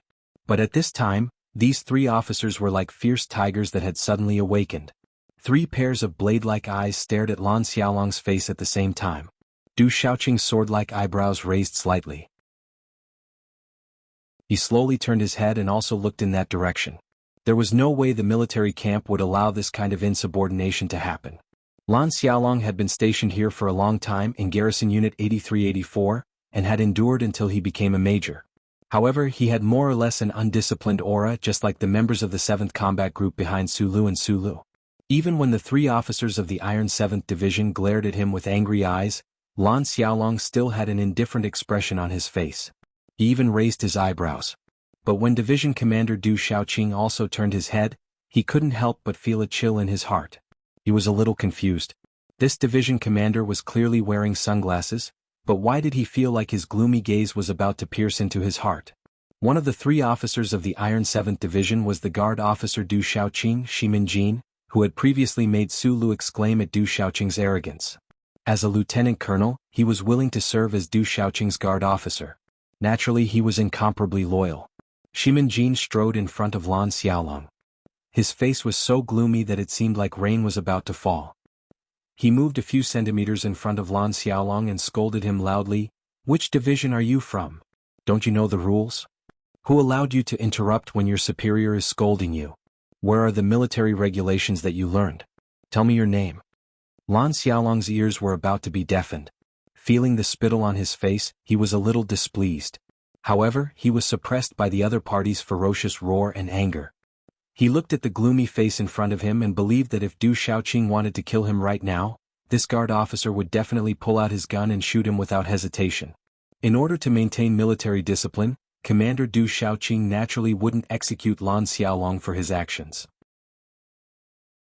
However, he would definitely make him suffer a lot. He might even be locked up in a dark room for half a month.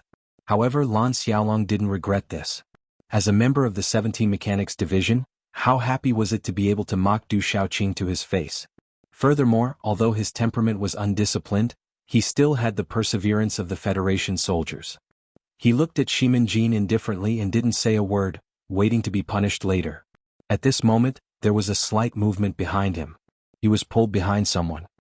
He looked over in shock and found that it was Su Lu who had protected him in front of him.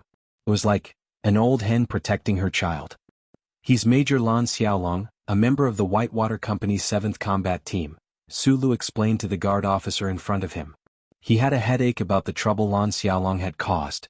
The members of the Iron 7th Division had been looking for a chance to vent their anger on him. If he stepped in, wouldn't he be giving the other party the best reason? However, the members of the 7th Division were all orphans without a mother.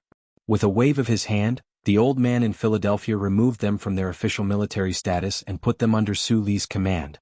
As the supervisor, he had to step in at this moment. "Since you're not a training officer, why are you here now?" Shimin-jin looked at Su Lu and continued to scold him loudly. His expression was dark. Su Lu replied sincerely, "This is an order from the Ministry of Defense. I don't understand what's going on either." Shimin-jin frowned and said coldly, "He's your subordinate? Who are you?" Base Mecha Instructor Su Lu, currently the supervisor of the Whitewater Company's 7th Combat Team. Shimin-jin's expression was dark and he said disdainfully, "As expected, the kind of instructor produces the kind of students. The kind of supervisor produces the kind of cowardly soldiers." Hearing these words, Su Li's eyebrows twitched slightly. The 2 small flying knives seemed to have the thought of flying. Shortly after, he took a light breath and said seriously, "It's not up to you to judge whether my soldiers are cowards or not.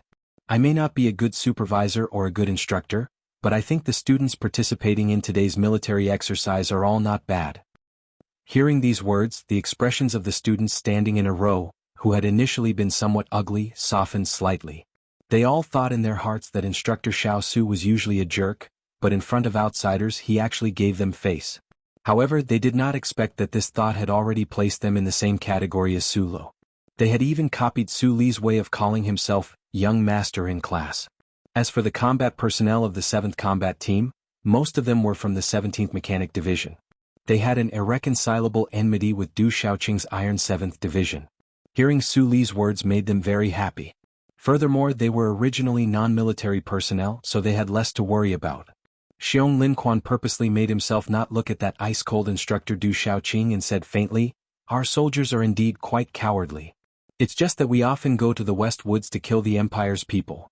Xiong Linquan's words were undoubtedly a loud slap to the face of the Iron 7th Division's officer. The stern look in Shimin-Jin's eyes gradually deepened. He stared at Su Lu in front of him and said coldly, "You really have guts. You're a lieutenant colonel and I'm also a lieutenant colonel. Why should I act pitiful and resentful in front of you?"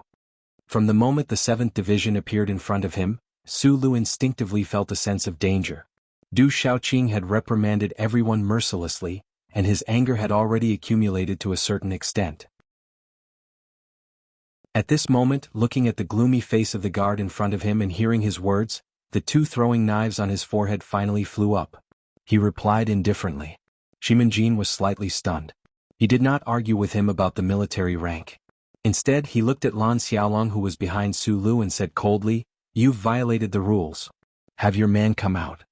In the military camp, this request was not unreasonable.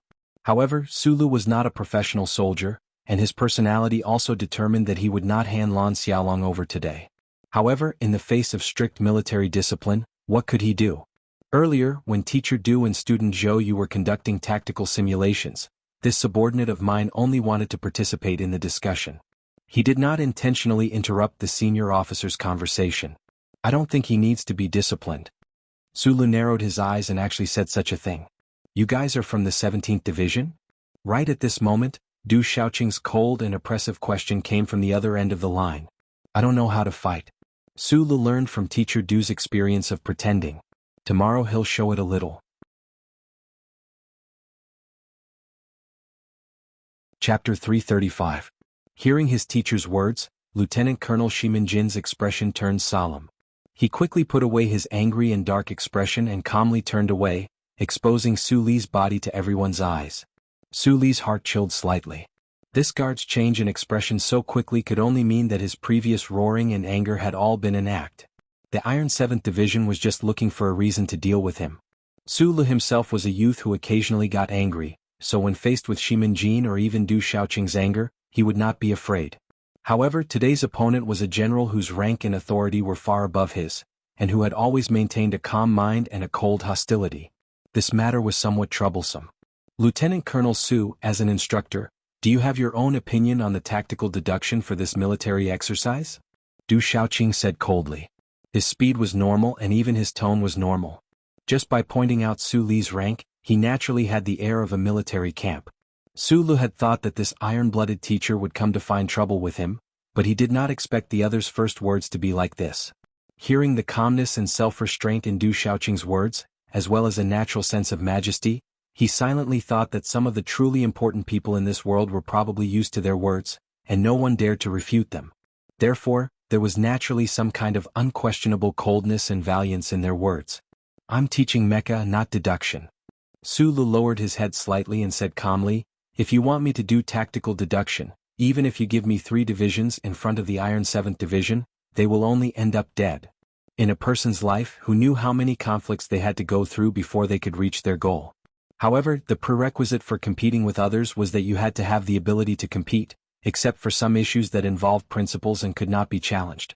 The Iron 7th Division was not Macklin, and they were not the Empire's invaders. Su Lu knew that his tactical command was a blank piece of paper full of question marks, so at this time he calmly and naturally retreated 90 kilometers away. Du Xiaoqing, who was facing Su Lu from a distance, felt slightly silent and lonely. He did not think that Su Li's answer would be so simple and direct. Facing the hint of flirting that he deliberately released, she actually willingly admitted defeat. How could a person with such a soft waist be valued so highly by the marshal and that person? However, at this time, Su Lu raised his head and defended the officers. It's just that today was the first time the MX was used. The students have no experience and the troops they commanded were not their own troops, so of course, they were not as strong as the Iron 7th Division. Although they failed, I feel that their performance was not bad. In the future, if they spend more time on the battlefield, they will not lose face for the Federation.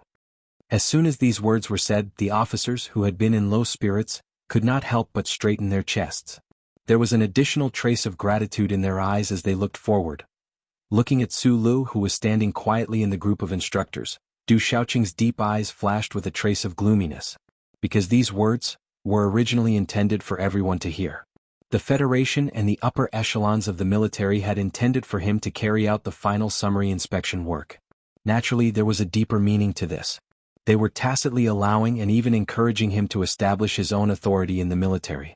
In the previous lecture, Du Shaoqing had given these officer students a torrent of abuse, but in reality he knew better than anyone else that these officer students had endless potential. He knew what kind of role they would play in the Federal Army system in the future battlefield. Harsh lectures and ridicule were not his goal. His goal was to subdue these arrogant fellows. In his vision, he would crush all of these officers' arrogance with a storm. Then he would change the topic. When they were at their lowest, he would give them confidence and beat their hearts and minds. Like the spring breeze after a storm, he would capture their hearts and minds. Only then would he be able to leave the great name of Du Shaoqing in the hearts of the future young forces of the federal military. Seeing himself as the spring breeze, as the sun, Du Shaoqing's state of mind was very normal. He believed that he had the qualifications to become the unsetting sun of the federal military in the future. Now that he was a famous general of the Federation and the commander of the Iron 7th Division, he was already the target of admiration and worship in the eyes of the Federation officers. With a little beating, he would naturally be able to easily achieve his goal. However, after a series of tactical deductions, he suppressed the most famous Zhou Yu until his face turned slightly pale. The entire audience was silent.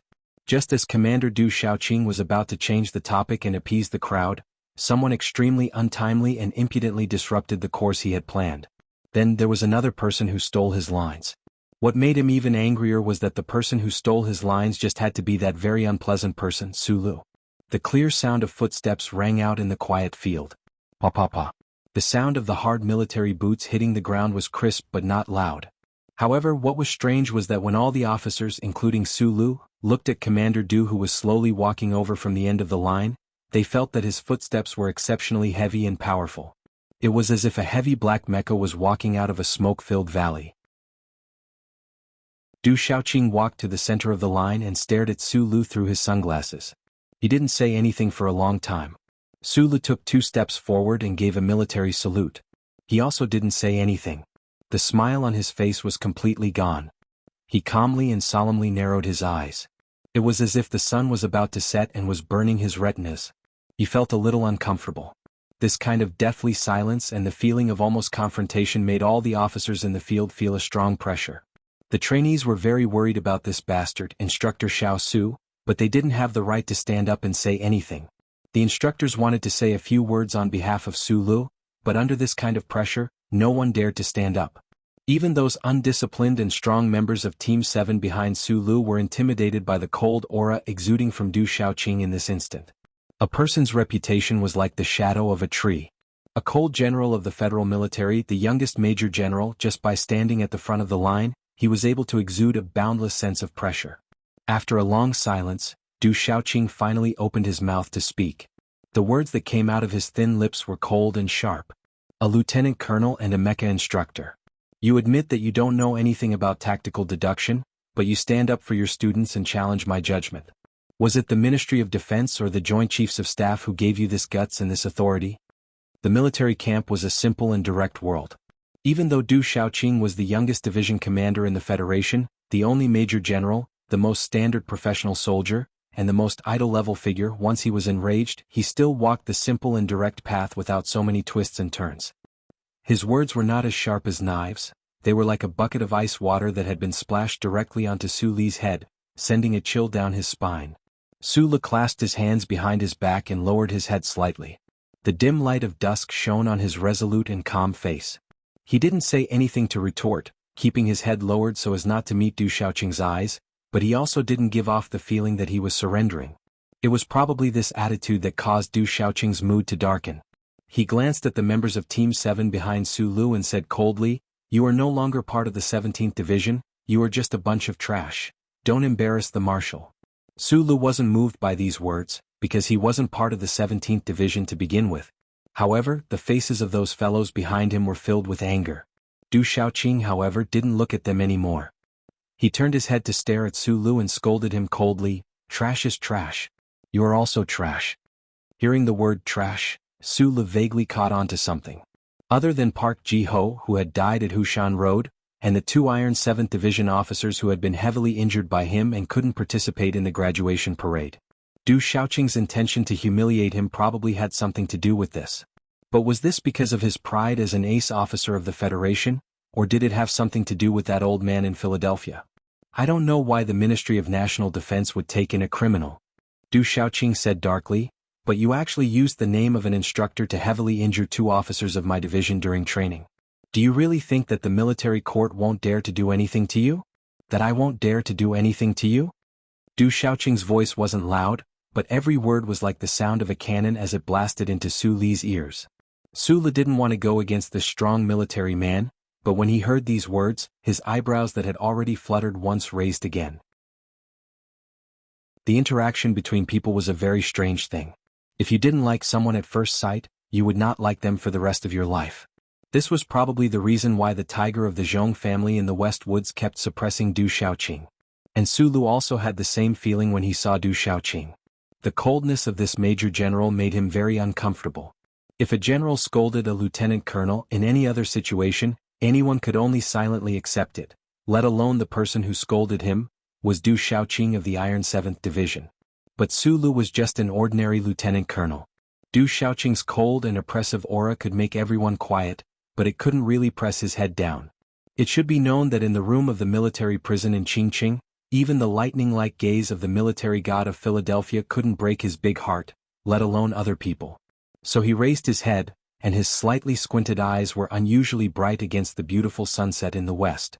He answered, "Reporting to Commander Du, I didn't use the name of an instructor to suppress your subordinates so that they wouldn't dare to fight back, so I took the opportunity to heavily injure them.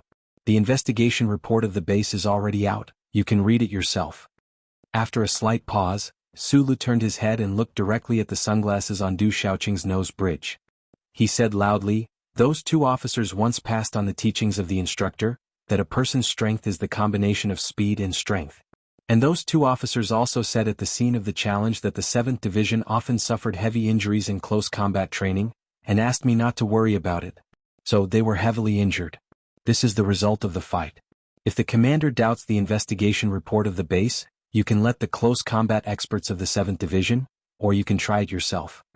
The calm and loud voice echoed in the field. Everyone's expression was very interesting, especially the members of the 7th Division and the training officers. Instructor Su's words couldn't be said to be heroic, nor could they be said to be powerful. However, when he said it in such a normal way, the expressions of Du Xiaoqing and the other officers of the Iron 7th Division slightly froze at the same time. They had probably never seen a lieutenant colonel who dared to speak to Du Xiaoqing like that. "Very good, at least you have some guts." Half of Du Xiaoqing's face was gloomy. He raised his right hand that was holding a black leather glove and pointed it at Su Li's face. He said, "Violating military regulations and talking back to your superiors. How can a free and lazy person like you be qualified to be a soldier of the Federation? The military camp is not a world for people like you. Leave as soon as possible. Otherwise, if one day you violate the regulations on the battlefield, I will personally destroy you." At this time, Instructor Du's voice was extremely low. Probably only the 2 people involved could hear it, but Su Lu could feel a real sense of danger and coldness in this voice. He knew that Du Xiaoqing was speaking the truth. Although he had never found the real reason, he believed that if in the future on the battlefield of the universe, the other party would not hesitate to destroy him if he found some excuse. This feeling of extreme danger made the hair on Su Li's neck stand on end. Just like in the underground parking lot of the Linhai State Gymnasium, just like in the foundation building surrounded by mountains in the 4 states, when he encountered fatal danger, his often smiling eyes would grow brighter and brighter. It was like seeing the first ray of starlight after breaking through the gray clouds of the Donglin region. What could he do when he was coldly reprimanded and threatened by a major general who held military power? There seemed to be only a difference of 2 ranks between a major general and a lieutenant colonel, but there was a deep and almost insurmountable gap between a general and a field officer. Many ambitious professional soldiers eventually fell in front of this abyss. Faced with Du Xiaoqing's indifferent ridicule and humiliation, Su Le seemed to have no choice but to listen. However, his eyes grew brighter and brighter. How could he return to calmness? It was at this moment that he thought of Little Watermelon's father, the West Woods tiger who had suppressed Du Xiaoqing for an entire 10 years. When faced with Du Xiaoqing and his 7th Division, there was no other way but to be unreasonable, to be incomparably overbearing and violent. Su Le's narrowed eyes were almost as bright as the new moon in the sky. He stared at the black leather glove waving indifferently in front of his nose and suddenly said, "Lambskin?"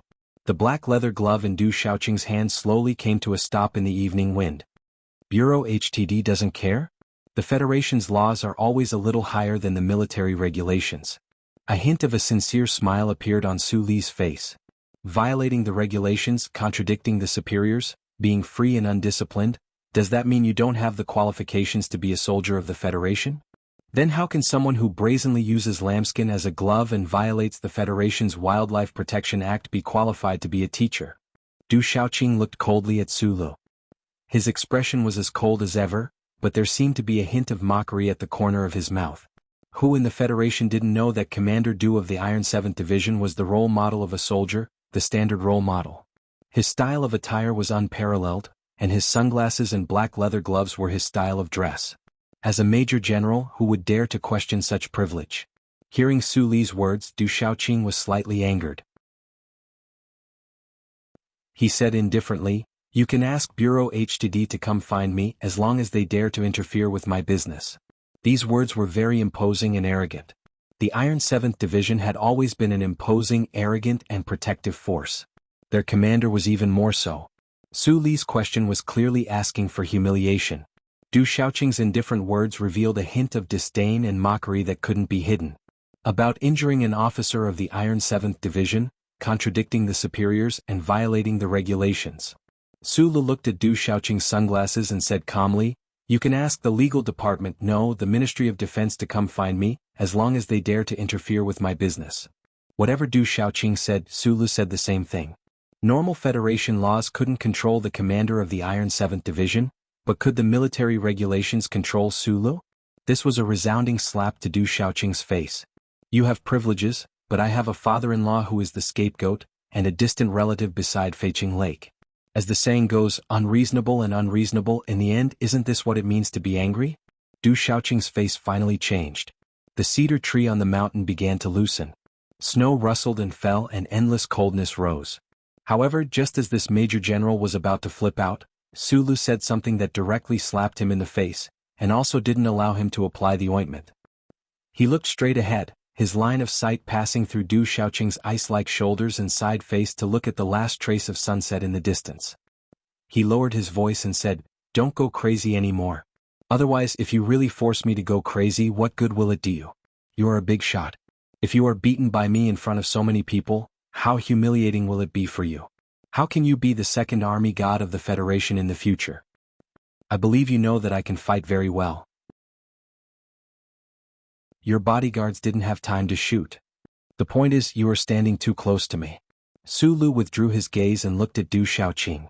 He said softly, "If I beat you until you are disabled, at most I will not be a soldier and be sent to Qingqing to be locked up for a dozen years. I don't care, and you should have investigated me. I can still be pardoned for killing Macklin. I didn't want to be a lieutenant colonel. It was that person in the official residence and that old man who asked me to be a lieutenant colonel." Su Le lowered his voice and finished this long paragraph, which was rare for him. Then he took a deep breath and said with narrowed eyes, "Reporting to Commander, please allow me to not flip out." No one present heard what Su Le said. They only noticed that Commander Du Xiaoqing had retracted his hands behind his back and clenched them tightly. The black lambskin glove on his left hand was clenched so tightly that it was somewhat deformed. Du Xiaoqing stared at Su Le's face and was silent for a long time. When the anger in his heart gradually turned into a kind of cold emotion, he smiled slightly and said, "Good, very good. You are indeed the second person who dares to threaten me to my face after that savage in the West Woods." Everyone was silent. Night fell and everyone was shocked and confused. Commander Du Xiaoqing of the Iron 7th Division had never smiled in his entire life in the military camp, but today he smiled. What was his current state of mind? Chapter 336. Power, glory, and wealth were all things that Sulu liked, but he didn't feel that they were indispensable. Some of the things that he truly cared about had already been blown away by the wind in front of the Parliament building, while the other parts were firmly reborn in a certain building or a dark prison cell. Those things that he cared about the most were not things that could be forcibly taken away by external forces. Thus, for the current him, he had nothing to lose, so he naturally had nothing to fear. His eyes narrowed, and the strict social order and certain unbreakable rules of the military camp were crushed by his eyelids. Back in the day, the Fei Qing brute had once caused the Empire's emperor to bleed and fall in a fit of anger. The Federation's ancient proverb had a similar saying. Du Xiaoqing wasn't the Empire's emperor, and Sulu wasn't Li Pifu, but Sulu truly did have a bit of the swift and fierce aura beneath his cheerfulness, as well as the ability to launch an explosive strike. This displayed a deterrent force. Teacher Du's status was dignified, cold, and tyrannical. He had great ambitions and great aspirations, so he naturally couldn't fight with an unreasonable barefoot man like Sulu. This was a natural imbalance and weakness. Sulu had helped the Federation choke a poisonous seed of the Empire to death. However, after the incident, many of the Federation's top politicians, as well as the upper echelons of the 7 great families, developed a strong sense of vigilance toward him. They even wanted to erase his existence, precisely because of this reason. For a stable society, someone like Sulu who had the strength to challenge a certain order, and dared to do so, was not a good thing. The stable structure that human society relied on was the order and arrangement of social strata. Someone who threatened this order absolutely could not be allowed. Even that old man from Fei Qing, if he wasn't a military god who had established outstanding military service for the Federation, if he wasn't surrounded by truly vicious Empire invaders at the other end of the universe, it was likely that the Federation would have long acted like a living creature, trying to expel the mutated cells in its body. Lady Tai knew that Su Li's threat to the Federation didn't only lie in his intentions and ability, but also in a deeper layer of relationship. Thus, her desire to erase Sulu was stronger than anyone else's. However, as of now, Sulu was still alive and well. Du Xiaoqing smiled for the first time in the military camp. His smile was filled with faint self-mockery, because he was very clear that Su Li's threat was indeed something that he was very afraid of. Facing an expert who did not care about rules, using military rules to pressure him was simply impossible. Since that was the case, how could he fly into a rage? But in the end, Du Xiaoqing was still Du Xiaoqing, a famous general with a slight self-deprecating smile. He was more frightening than ever before, but he was able to forcibly suppress the madly growing anger in his heart and did not lose his composure at all. He just stared at Sulu in front of him and then slowly took off his sunglasses. Deep in his eye sockets, his gaze was deep and cold, like a deep mining pit on some mineral planet. Methane and snow were accumulated there, reflecting the bright background of the universe, giving people a feeling that they couldn't bear the coldness.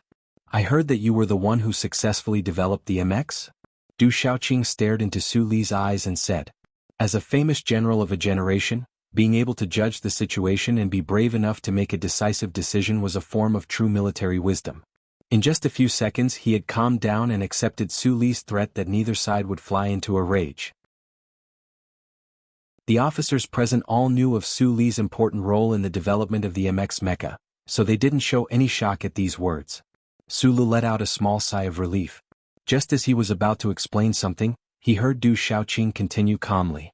In the first test battle of the MX mecha on Ka Chifeng, you completely defeated Lieutenant Colonel Li Feng. I think that your understanding of the MX mecha should be number 1 in the Federation.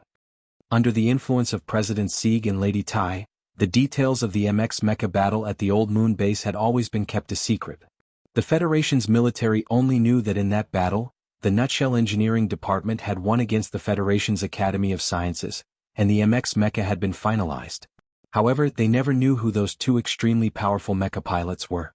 In the training base, Zhou Yu had known the truth, and the members of Team 7 had also vaguely understood some of it from Secretary Bai's mouth. However, most people did not know this.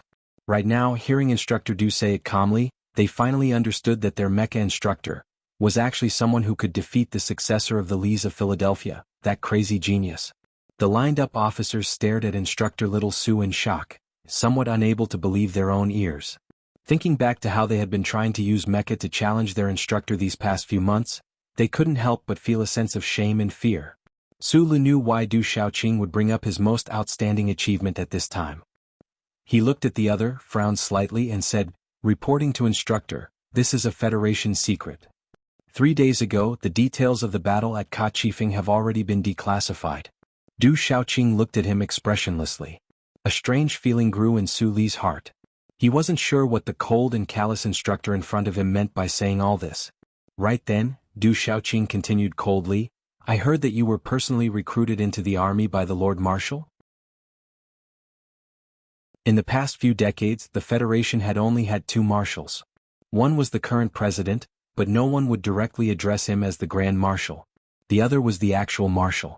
Although that old man had already resigned from all his military positions many years ago, returning to the shores of Lake Philadelphia to watch the water, the mountains, the snow, the fish, and the world, everyone in the Federation, especially the soldiers, would respectfully refer to this old man as the marshal whenever they mentioned him.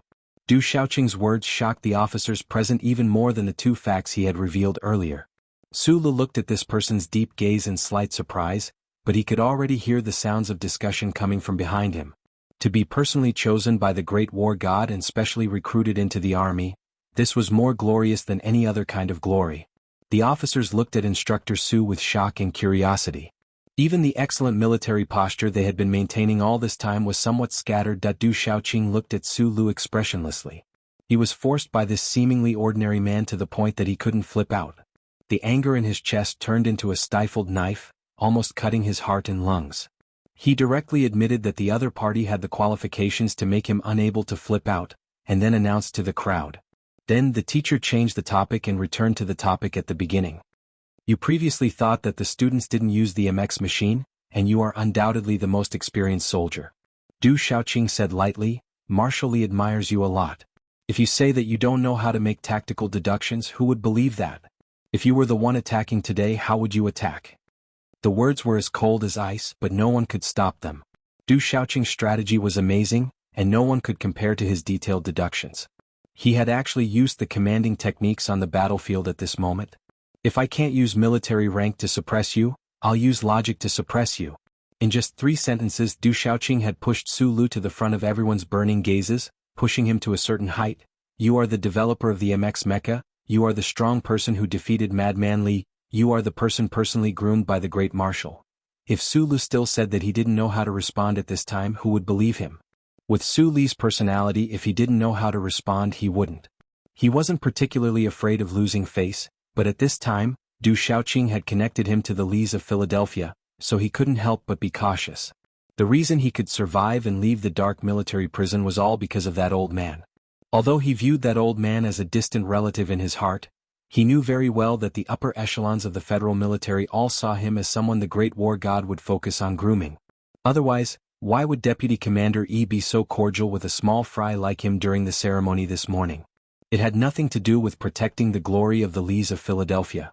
Su Lu just didn't want that old man's vision to be questioned by Du Xiaoqing. He also didn't want to become a silent rock after throwing a tantrum, so he wanted to answer Du Xiaoqing's question about the military drill. The heavens pitted him. Su Lu was really a rookie when it came to military tactics. Even if Du Xiaoqing wasn't personally in command today, how many generals in the Federation dared to say that they could break through the joint defense of the Iron 7th Division? How could he break through? After a moment of silence, Su Lu raised his head to look at Du Xiaoqing and said, "I don't know how to make tactical deductions, so I will let Zhou Yu continue to be in full command, just like how the situation developed during the day. Then use your method to gamble with your life and bet where your division headquarters is." In the beginning, he had not been confident enough in his words, but after a few sentences, he remembered that he was just messing around anyway. He straightened himself up and said, "The M-Series mechas of the Special Mecha Battalion are all stationed in the command center. I won't bring them with me. As long as Zhou Yu can bet where the headquarters of the 7th Division is, give me 8 MX series and I will break through your headquarters. Give me 8 MX series and I will break through your headquarters." How bold and arrogant were these words. It even made people feel that they were ridiculous. The MX mecha's performance was indeed excellent, and its surprise attack power was extremely strong. However, when facing an entire division of mechanics, how could it be possible to break through the layers of defense and attack the other's headquarters? Strangely enough, when the officers heard Sulu say this, they didn't show any mocking expressions, but instead fell into deep thought.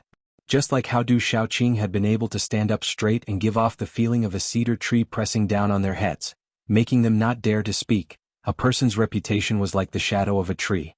To be able to operate a MX mecha to defeat Madman Li, to be able to gain the favor of the Federation's god of war, no matter how outrageous the mecha surprise attack Sulu said was, they couldn't help but ponder it. Sulu knew that he was indeed speaking nonsense. He didn't know how to make tactical deductions, so he didn't have the ability to make any of his own judgments when it came to commanding.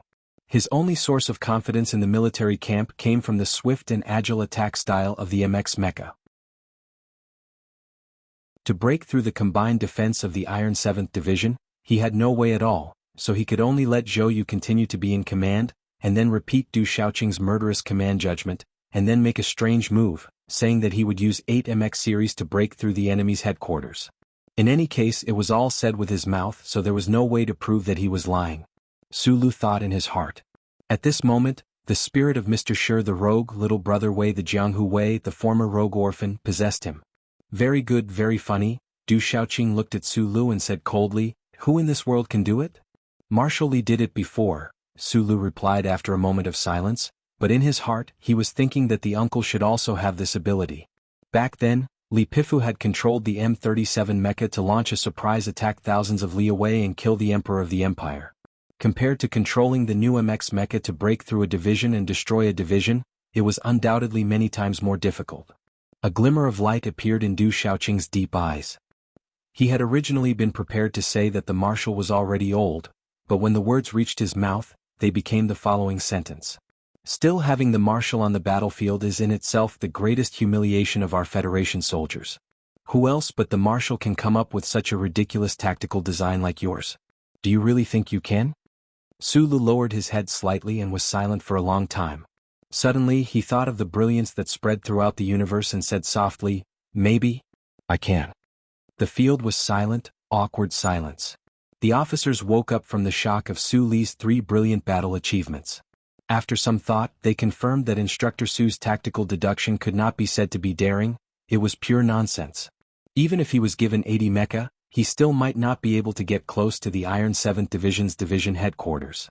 However, at this time, when they heard that Sulu actually really thought that he could, they could not help but feel awkward. In the gradually darkening night and in the strange atmosphere, Instructor Du Shaoqing laughed once again. His slightly mocking smile contained undisguised coldness and disgust. As a representative of the academic faction of the federal military, he had always believed that on the battlefield, strategy and tactics were the key to determining victory and defeat. An individual's bravery would always be the bravery of an ordinary person, unable to determine the overall situation. It was precisely because of this unbreakable belief that Du Shaoqing was somewhat dismissive of Sulu and the new MX mecha that the federal military valued so much. Today's graduation demonstration seemed to have proven his belief. However, at this time, Sulu actually dared to say that he could defeat the Iron 7th Division's division headquarters with just 8 MX mecha. What kind of ridiculous and irresponsible nonsense was this? Did he need to use ironclad facts to educate this shameless person in front of him? Du Shaoqing stared coldly at Sulu. Most of the participating troops had already left, and Iron 7th Division was only left with a full battalion. However, he believed that even a well-trained full battalion would be enough to trap and kill 8 MX mecha. "Looks like you're really stupid when it comes to tactical deduction." Du Shaoqing took a deep breath and thought about the instructions of that big shot in the capital before he left. He decided to let Sulu off the hook for now. After saying this, he turned around and left, still as cold as ever. On the other hand, a few of the officers of the 3rd Military Region looked at Sulu with disdain as if they were looking at the biggest idiot in the world. Sulu didn't angrily call for the other to come back and compete with him. Instead, he was somewhat glad that Iron 7th Division didn't allow him to hold another military drill to see if his tactical deduction could succeed. His military boots were already soaked. Relying on 8 MX mecha to fight an entire battalion of mechanics, that was really an idiot. Even if the Special Forces mixed 8 MX mecha, they still wouldn't be able to defeat a division headquarters. You really dare to talk nonsense. To everyone's surprise, from the side of the rostrum, a group of black officers walked over.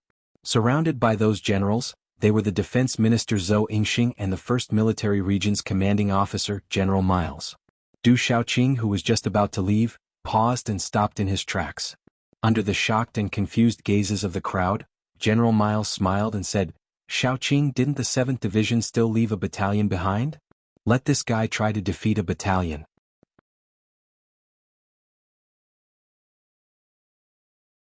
Chapter 337. The Federation attached great importance to the military officer training this time. Otherwise, they wouldn't have spent so much effort and used the few crystal mines in the first place to transfer the troops to participate in the battle from afar so that the military officer students could use them as chess pieces. These officer cadets were, in a sense, the future of the Federal Army, but who could say for sure what would happen in the future?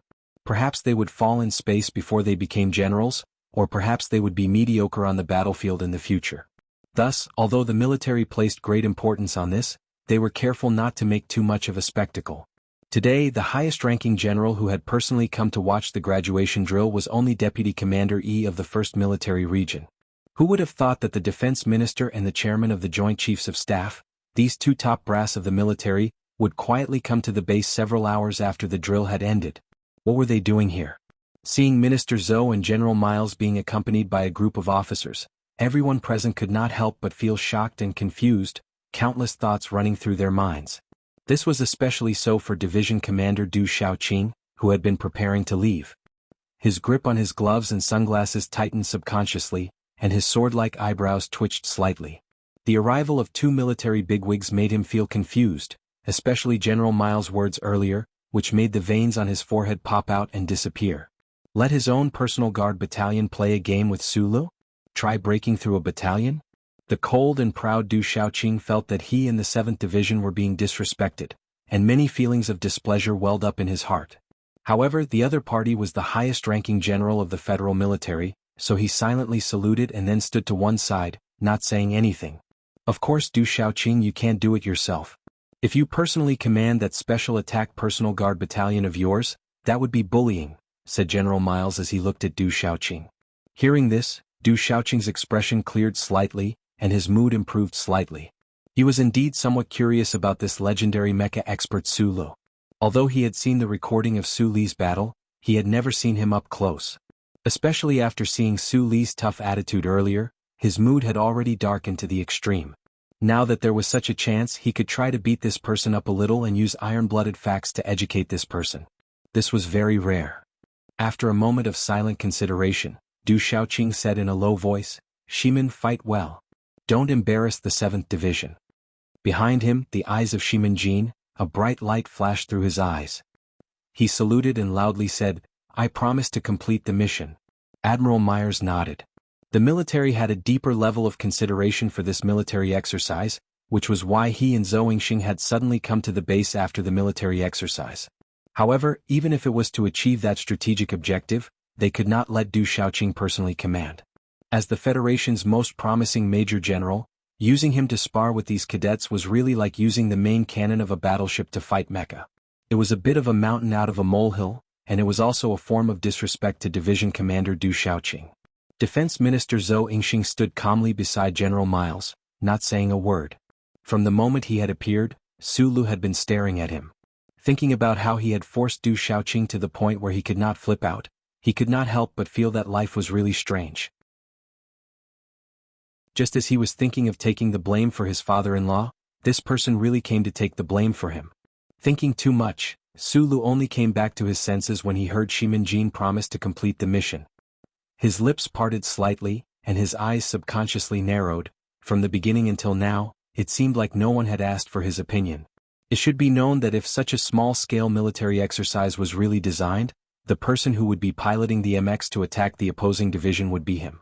However, even Du Xiaoqing had no choice but to temporarily restrain his coldness and arrogance in front of the federal military's will. How could he object? With just one sentence from General Miles, the base, which had already become quiet, began to bustle again. The staff officers of the 1st Military Region Staff Officer Unit once again returned to the Military Exercise Command Hall and began to design and adjust the Military Exercise Data Model. They were so busy that they did not even have time to eat dinner. As these staff officers designed the military exercise plan, they also felt that it was hilarious and ridiculous. Using 8 MX mechas to attack an entire battalion. With this sort of power difference, no matter how perfect the military exercise command center's plan was, it would not be able to achieve a complete balance. Most of the participating troops had already left the base on military aircraft. The main forces of the Iron 7 Division had already embarked on their journey back to System S3. In today's military exercise, the MX Mecha had already demonstrated their formidable combat prowess. If this had been a normal military exercise, the staff officers might have really believed that these 8 MX Mecha would be able to take down an entire battalion's defensive line. But the problem was that the last battalion left in the base was the Iron 7 Division's most ferocious all-mecha defense battalion. All the officers of the Federation knew that the strength of the Iron 7 Division was mainly due to Division Commander Xiaoqing, followed by a group of outstanding officers led by Shimanjin, and the most ferocious of all was the All-Mecha Defense Battalion. In many military exercises in the past, the Iron 7 Division had never mobilized the defense battalion by the division commander's side. Once this battalion was mobilized, it meant that the other side had indeed performed extremely well. But at the same time, the military exercise was about to end. The Iron 7 Division's defense battalion was nominally an entire battalion, but in reality, if you included the mechanical repair company and the individual logistics system, this battalion was extremely overstaffed. When these military staff officers had nothing to do, they had done some calculations on their combat power. If the Iron 7 Division's defense battalion was fully mobilized, they would actually have the combat power of an independent regiment. The time for this sudden small-scale military exercise was set for the next morning. However, the military staff officers busied themselves for half the night and still couldn't come up with a plan for the military exercise. This was because in the past military exercises, there had never been such a strange design. After a long time of frustration, the staff officers of the Military Exercise Command Center decided to revise the original plan. After consulting with their superiors, they added in a data simulation. With the help of the Federal Central Computer, they designed their own virtual military force. Only then did they barely manage to pass the military exercise plan. One side of the military exercise was the Iron 7 Division's defense battalion and a virtual support team. The other side was the virtual battalion commanded by the officer cadets and the 8 MX mechas led by Su Lu. While the staff officers were busy, Su Lu and the officer cadets were eating dinner in the cafeteria of the base.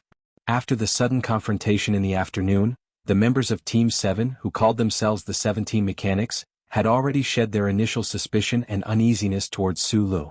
Under the lead of Xiong Lin Quan, they clamored and yelled as they sat at his table. As for the other officer cadets, their impression of Instructor Xiao Su had also undergone a fundamental change. They all sat at the table beside him with smiles on their faces. Thus, the scene in the cafeteria was very interesting. With Su Li's table as the center, 50 to 60 soldiers sat neatly in a circle. Although everyone had smiles on their faces, those smiles were actually very forced. Tomorrow morning, these officer cadets would once again walk onto the simulated battlefield of the military exercise, and Su Lu would have to lead the 8 MX mechas to complete that seemingly impossible mission. Today the military transferred 3 mechanics over. Although the 2 reserve divisions are only used to set up the simulated battlefield and exert pressure, they can't be deployed to the lonely mountain area. But after all, we are commanding 3 divisions.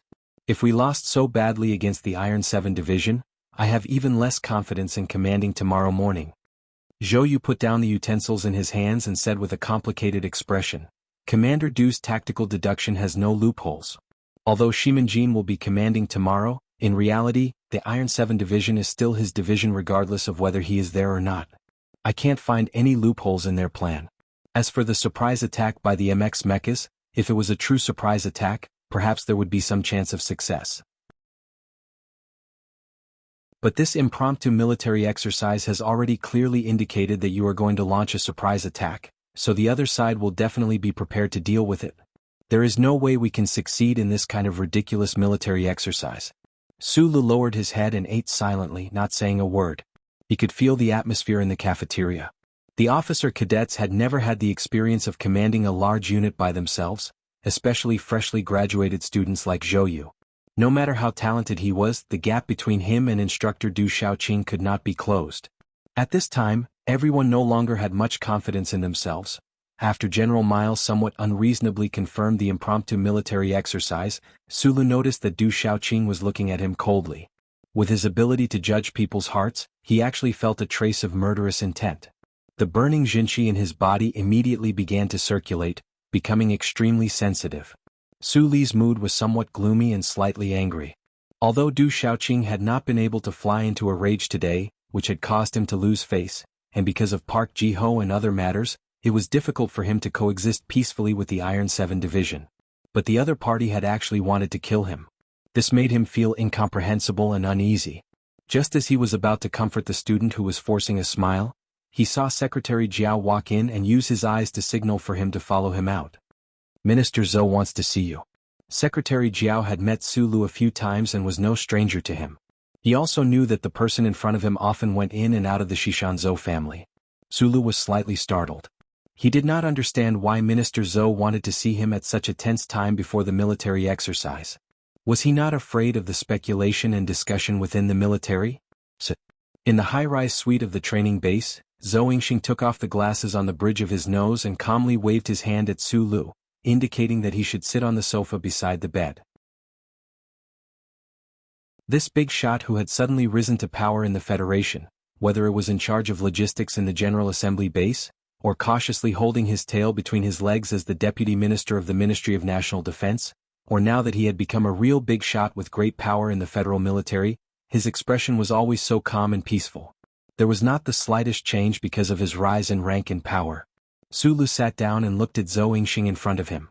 He suddenly thought of a year ago at the Milky Way Public Cemetery when they first met. They should not have been familiar with each other, but because of the black pot they became familiar with each other.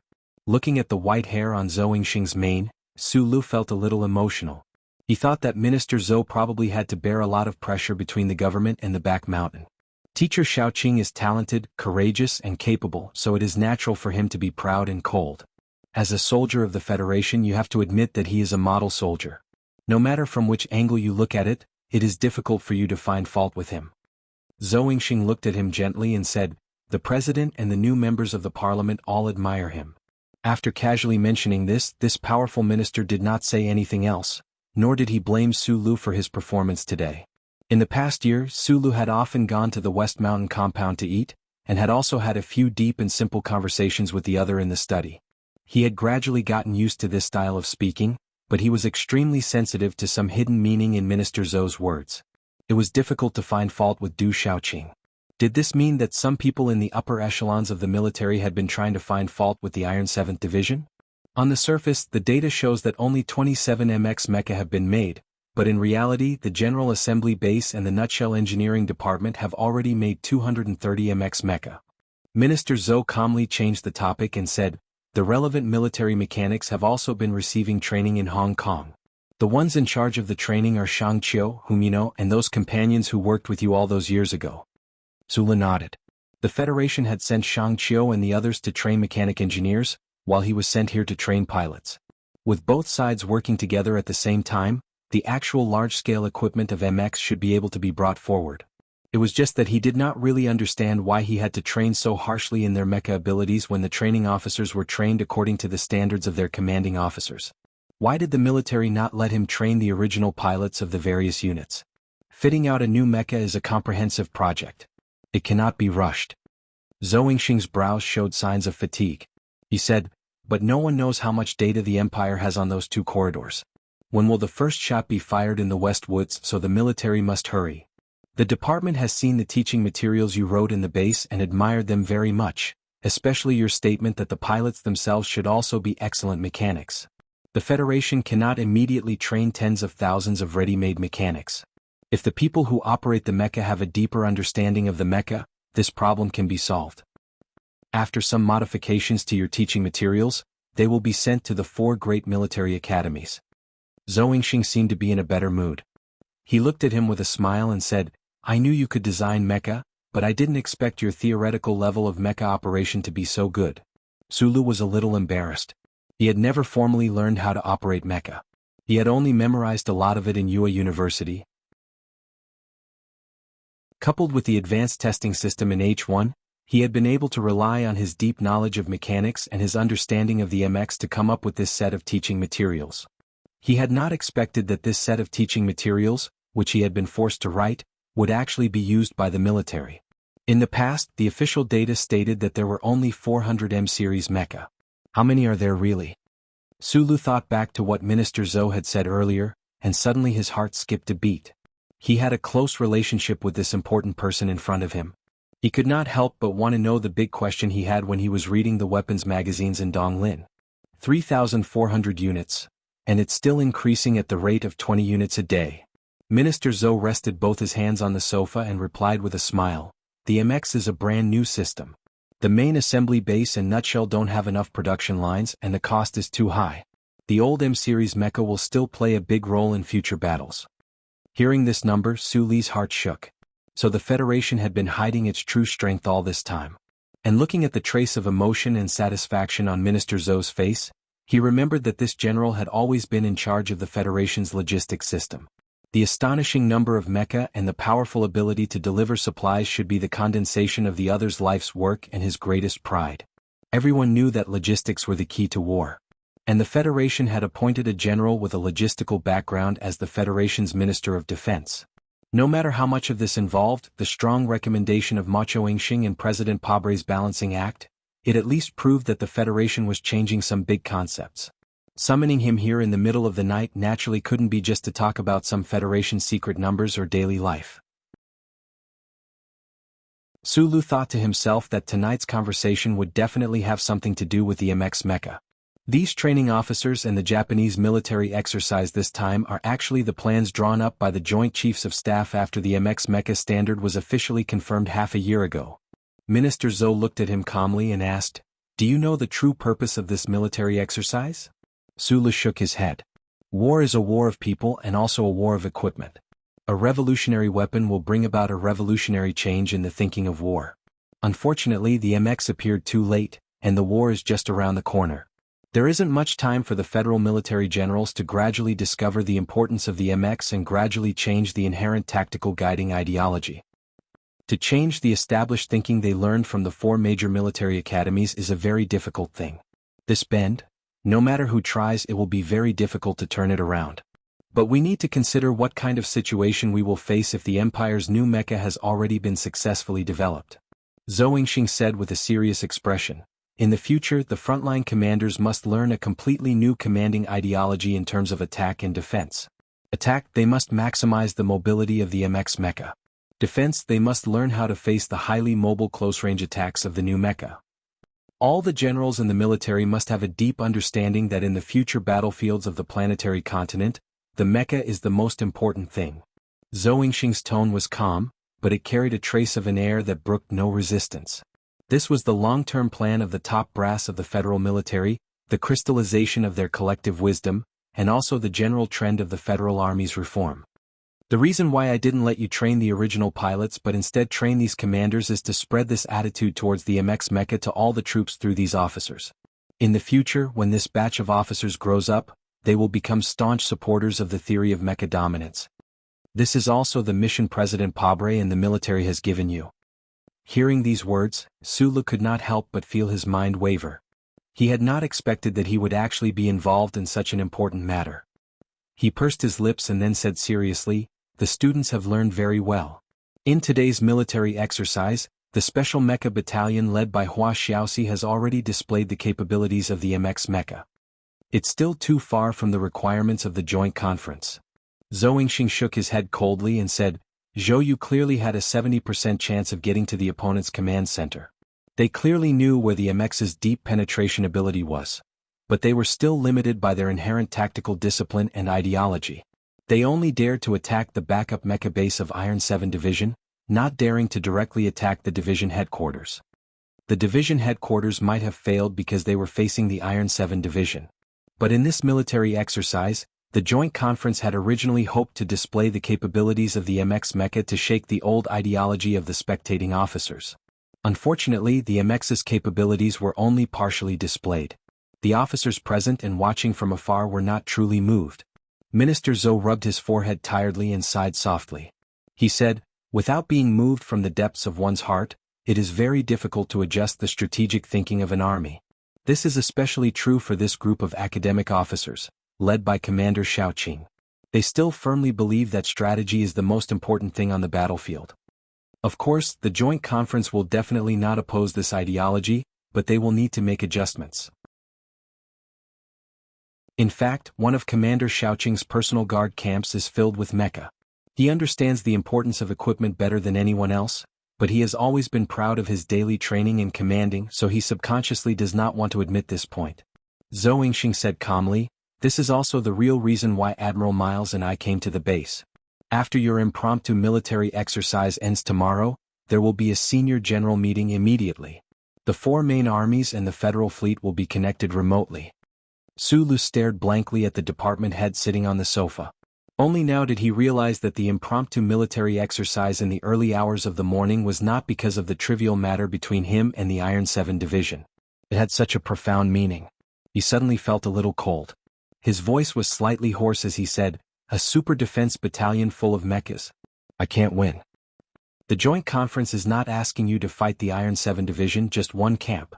The military exercise plan is already out. Both sides will divide up the simulated forces and try to get as close as possible. Other than those military cadets, the 7th group will also be assigned to you." Minister Zhou waved his hand dismissively and said, "In truth, no one expects you to win. They just hope that even if you lose beautifully. You need to use ironclad facts to warn those generals that anyone who underestimates the usefulness of the MX mecha will definitely end up in a sorry state. On the battlefield, that is a tragic sight to behold." He was going to fight a battle that was destined to be unwinnable just to vent his anger and make the other side suffer heavy losses. This would leave a shadow in the hearts of the generals. Su Lu felt that this matter was a little ridiculous. Furthermore, he knew that he would lose, but he still had to lose to the bastard Iron 7 Division. Thinking of Du Xiaoqing's extremely cold and murderous eyes, Su Lu felt a wave of anger rise in his heart. He said, "Can I not go? You have already signed the contract to sell your body." Zhou Yingxing looked at Su Lu and his brows furrowed slightly. He knew in his heart that such a request was unreasonable for this person. Regardless of the outcome, if Su Lu were to beat the opponent into a pulp, he would definitely offend Du Xiaoqing, who had the most limitless future in the Federation military, as well as the incomparably iron-blooded 7th Division. Thinking of this, Minister Zhou's gaze softened. Thinking of the relationship between his daughter and the man in front of him, a complicated thought suddenly appeared in his mind. Su Lu was single and so was Yuzi. Anyway, Lu Hua's father was this fellow's name. "If, after this matter is done, come over for a meal," Minister Zhou said casually. Su Lu nodded gloomily. However, he thought that after this matter was done, the government should send Mr. Sher a special pardon, right? Thinking of this, he smiled and asked, "How's Lu Hua's appetite now?" "Very good at eating," Minister Zhou said calmly. "I in the warehouse on the other side of the base." The atmosphere was solemn and heavy. In the extremely spacious warehouse, 700 Federation soldiers were nervously but orderly making the final preparations before the battle. Some people cleaned up their guns, removed the real ammunition and replaced it with digital analog signal generators. The self-propelled armored vehicles' engines began to roar. In the innermost part of the warehouse, dozens of black M52 mechas were like iron giants, coldly watching the people in the warehouse. The busy mechanical engineers beside the mechas were shouting something through the intercom, and all kinds of equipment were moving in and out. If the Iron 7th Division was the trump card of the 3rd Military Region, the trump card that the Federation regrettably didn't go through the test of war, then the local defense unit that had always followed Du Xiaoqing was the trump card of the trump card. Whether it was the equipment or the quality of the soldiers, they were second to none in the entire military. They were extremely excellent, and they had always been under the command of the best military officers. Although it wasn't a real battle, the soldiers of the local defense unit were abnormally solemn. They treated any drill as a real battle, especially this impromptu drill that was about to begin in the early morning. It was related to the glory of Division Commander Xiaoqing and the entire Iron 7th Division. Many people already knew about the story between the lieutenant colonel named Su Lu and their division commander on the field. Their hearts were filled with anger, and they decided to directly smash the troops led by that reckless lieutenant colonel into pieces. Following a sharp beep of an alarm, the armored vehicles and the M52 mecha that had switched to moving mode began to rumble forward, crushing the hard and special ground as they moved into the night, heading towards the designated area of the military exercise headquarters to set up defenses. Division Commander, why did you agree to the Ministry of Defense's request? Everyone knows that Kid is the future son-in-law of the head of the military. Our Iron 7th Division is not a tool to play games with other people. A lieutenant colonel stood beside Division Commander Du Xiaoqing and said angrily. Du Xiaoqing was silent and didn't answer. He only glanced at Shimanjin beside him to confirm that this subordinate of his that he admired the most didn't have any intention of underestimating the enemy. He nodded his head in satisfaction. There are no games on the battlefield, Du Shaoqing said coldly. Shiman, fight well. Yes, Division Commander, Shimanjin replied in a low voice and then followed his troops into the darkness. Watching the local defense battalion of the Iron 7th Division gradually disappear into the darkness, listening to the faint sounds of mechas tearing through the forest and the rumbling of tanks in the distance, Du Shaoqing's deep eye sockets suddenly became cold, but it immediately turned into a trace of indescribable complex emotions. Many people, including his subordinates, thought that this impromptu military drill was a joke, but what kind of person was Du Shaoqing? Although he was successfully angered by Su Lu, he only needed to calm down for a few minutes to clearly determine the true intentions of the Joint Conference and the Ministry of Defense. This was not a dispute between him and Su Lu. In fact, Su Lu didn't even have the right to challenge his military talent.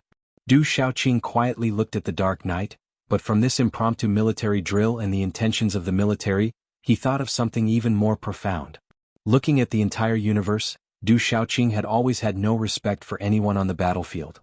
Even the tiger in the West Woods was just a person with courage but no brains in his eyes. Only one person stood in front of him like a mountain, blocking the blue sea, blue sky and thousands of stars in his eyes. That was the Federation's god of war, Li Pifu. He was not a person who only knew how to be arrogant. His heart was filled with respect and worship for the Federation's god of war. During his military career, he had even regarded Li Pifu as his teacher from afar. But Du Shaoqing was not an ordinary person. He regarded Li Pifu as his teacher, but he wanted to surpass this teacher who didn't know him and establish his own history on the battlefield. After many years of peace, the Federation urgently needed a hero after the god of war retired to the lakeside of Feiqing. Du Shaoqing relied on his own talent and his achievements in the Iron 7th Division to become the successor of the god of war. He himself did not contradict this saying.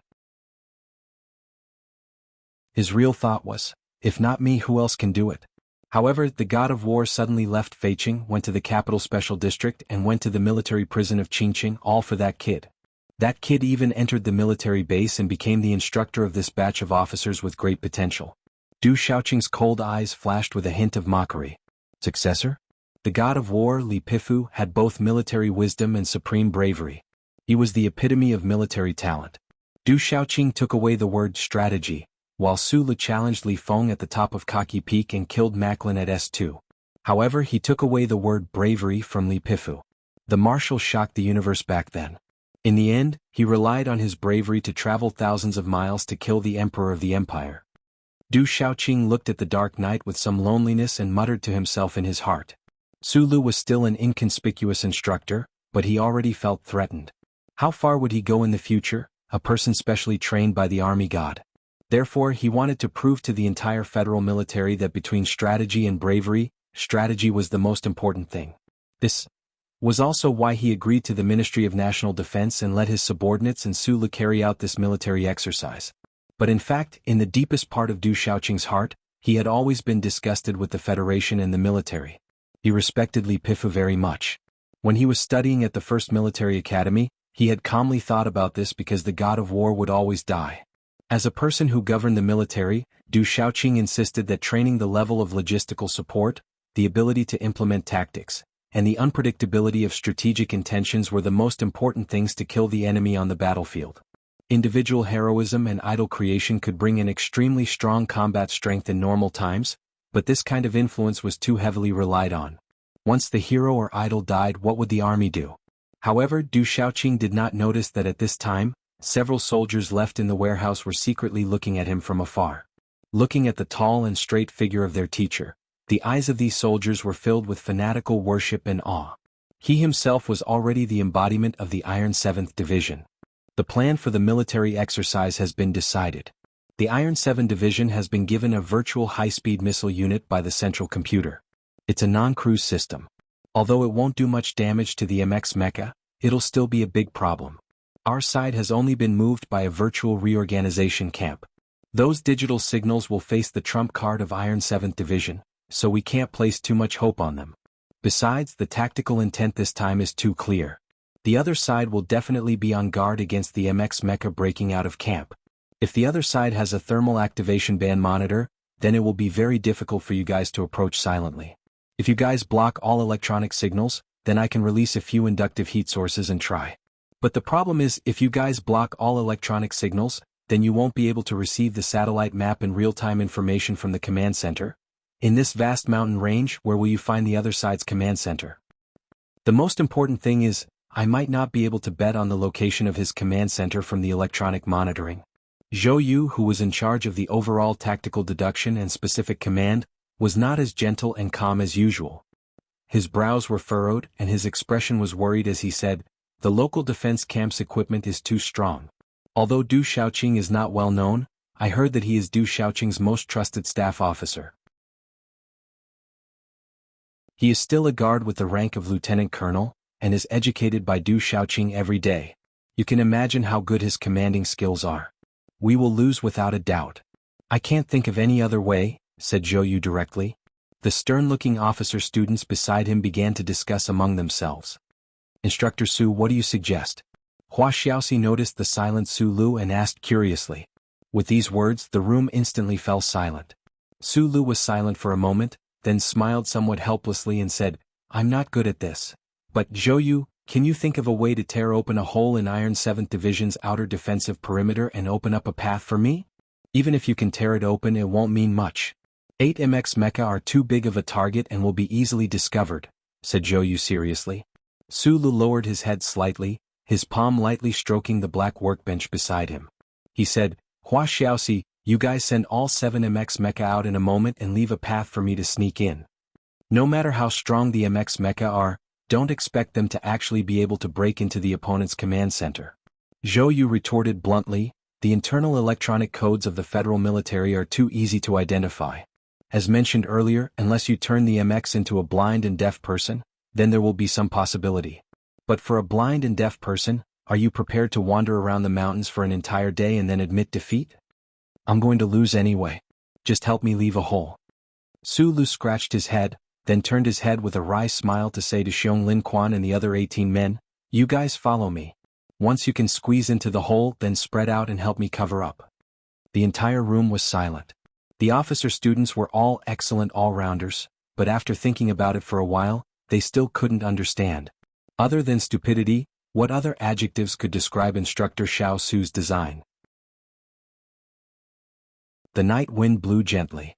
At the training base surrounded by the lush mountains, it was already autumn. Stimulated by the chill of the night, even those swaying branches seemed to be frozen stiff.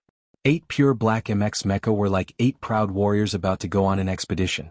Su Lu narrowed his eyes as he looked at the cold mecha that had been repaired and recharged. Carrying the black workbench, he climbed up in a few steps and squeezed into the comfortable design of the operation cabin. Team 7 had already taken the lead and slipped into the mountains under the night sky. These professional militants who were used to doing the dirty work for the government might not be better than the people of the Iron 7 Division in terms of military quality, but this kind of stealth work was exceptionally easy for them. Su Lu thought of the heroic figure of Xiong Lin Quan breaking through the forest with Carlin's guns and cannons, and couldn't help but feel a chill. The pilots of the Federation all had their own hidden treasures.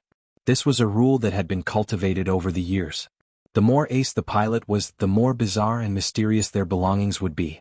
Some would use their wife's sexy underwear, some would use their daughter's school bag, and some would even put a miniature statue of Li Ruofu in their mech. No one knew that Su Lu and Madman Li's hidden treasures were both boxes. It was just that Su Li's box was slightly bigger, but what he really needed was the heavy leather jacket that was hidden under the black workbench. After the phone call many days ago, the 7th young master of the Li family, who had been trying to reinvest in Su Lu, had prepared money and some controlled equipment components without hesitation. Through Zhou Yu's means, he had quietly smuggled them into the base. The equipment in the base was incomparably advanced, and Su Lu also had extremely high authority. As early as half a month ago, he had already assembled the simulation system he needed the most. With the simulation system in hand, I have the world. Without this hidden treasure, Su Lu would definitely be like these military cadets when he participated in this impromptu military exercise, without any confidence. Of course, his current confidence was still not much. Accompanied by the buzzing sound of micromotors, the front hatch of the MX mecha slowly closed. The feeling of silence and isolation once again appeared in Su Li's mind. Narrowing his eyes, he opened the central control system and performed one last round of self-checks.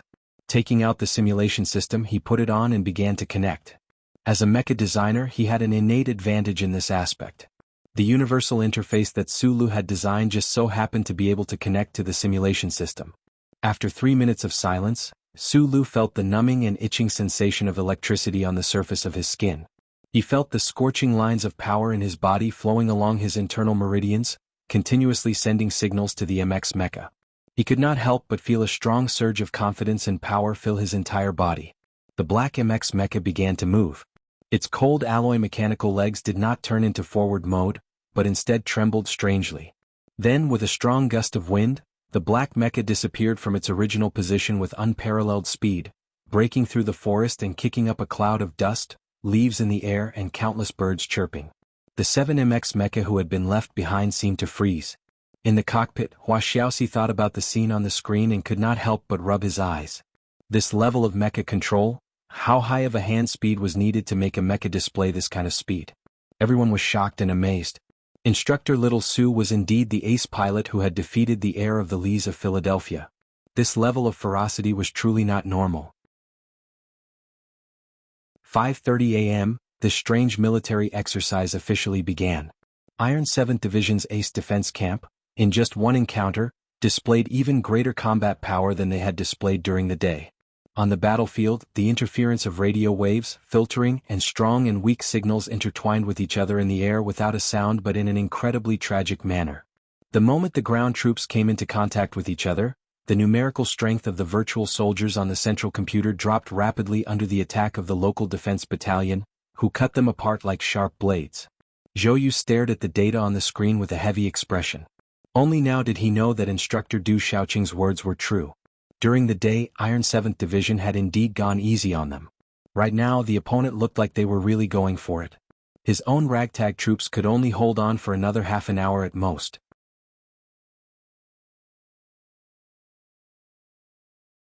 Chapter 338. Area 232. 938. 26 has been lost. Simulated Support Team 1 has been wiped out. Red Team's command post has retreated 3 kilometers to the right of the Yellow Mountain Ridge.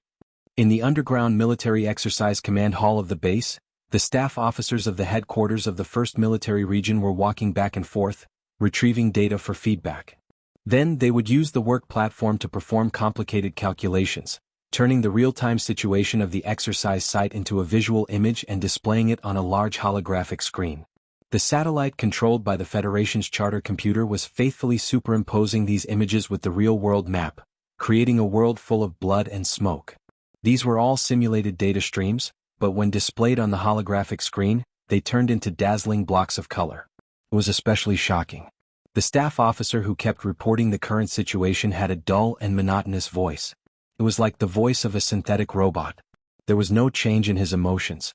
One reason was because staff officers needed to be calm. 2. In the eyes of everyone in the command hall, the failure of Red Team was already a fact of life. The impromptu military exercise had already been going on for 17 minutes. The Iron 7th Division's Defense Battalion, which was under the command of Shimin-jin, had played the role of Blue Team. From the start of the exercise, they had given everyone a huge shock. In the plan of the exercise, Blue Team, which was supposed to play the role of being attacked by the mechas, suddenly turned out in full force. Their mobile firepower fiercely attacked the valley between the 2 mountain ranges, catching Red Team off guard. Red Team, which was under the command of Zhou Yu and the other military cadets, suffered a huge loss at the start. Although they tried their best and even tried their best to launch counterattacks from every small angle, they were still unable to change the situation of being gradually surrounded. The Iron 7th Division's Defense Battalion perfectly executed Shimin-jin's command plan. They used a seemingly simple strategy change to achieve excellent results. It had to be said that to be able to complete such a large-scale change in the darkness before dawn, this unit's training level and combat ability had reached a new level. Shimin-jin is not bad. Who said that we have to stay in the barracks obediently? Although these military cadets have been to the front lines before, they have never been the commanding officer of a unit.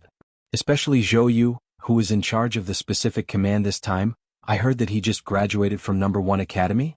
In the quiet and solemn command hall, General Myers sat on the sofa with no expression on his face. He drank a cup of hot tea and said to Minister Zhou beside him, But the red team reacted quickly. These officers were able to hold on for more than 10 minutes in this situation. Young people are really brave. I can see that their commanding skills are quite good. Minister of Zhou Yingxing nodded and looked at the holographic screen with a serious expression. The cup of tea beside him was still steaming, and he didn't even take a sip. The unit that was supposed to be on the defensive had chosen to attack in a cold and ruthless manner. This didn't violate the rules of the drill. However, the Iron 7th Division's defense battalion was able to consecutively attack 3 key areas of the military cadets side in an extremely short period of time. This wasn't entirely due to the lack of preparation on the part of the military cadets. It was because this unit had truly achieved the combat style of a mountain collapsing when they moved.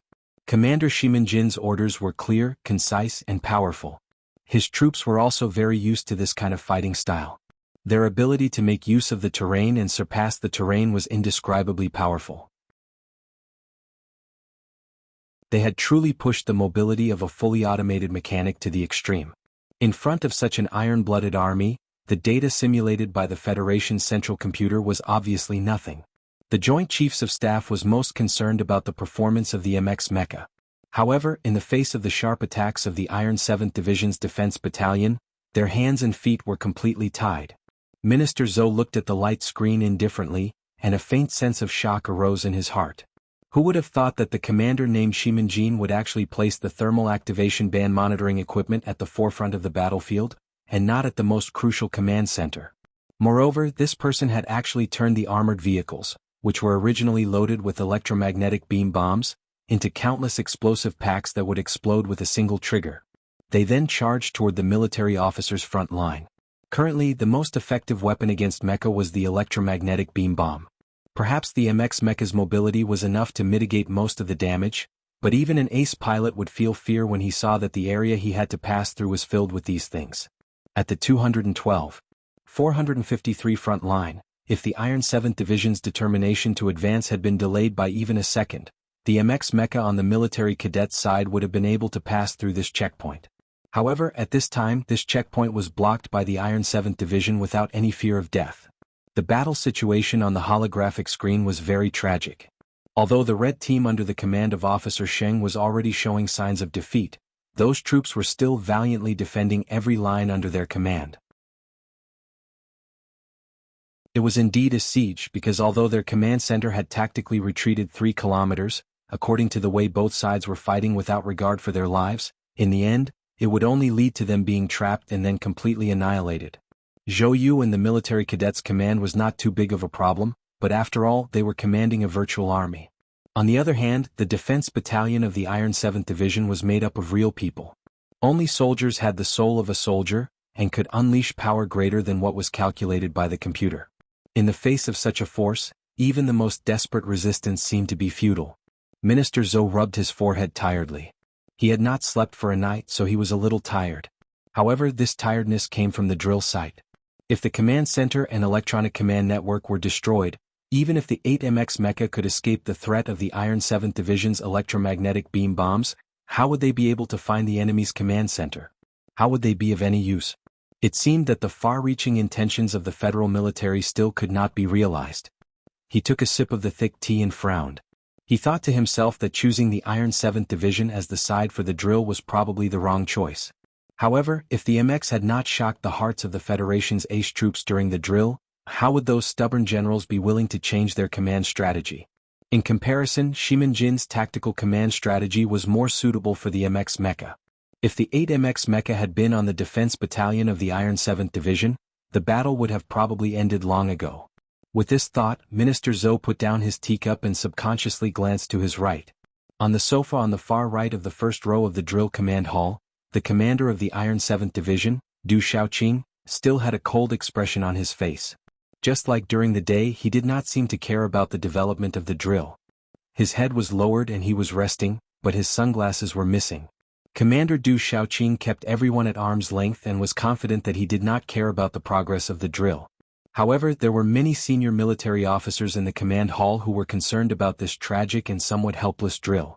They were impressed by the commanding ability of the cadets, but what shocked them even more was the battle prowess of the Iron 7th Division and the extremely calm command of the commander. Nonsense! General Miles roared with a gloomy expression. This chairman of the Joint Chiefs of Staff was the same as Minister Zhou.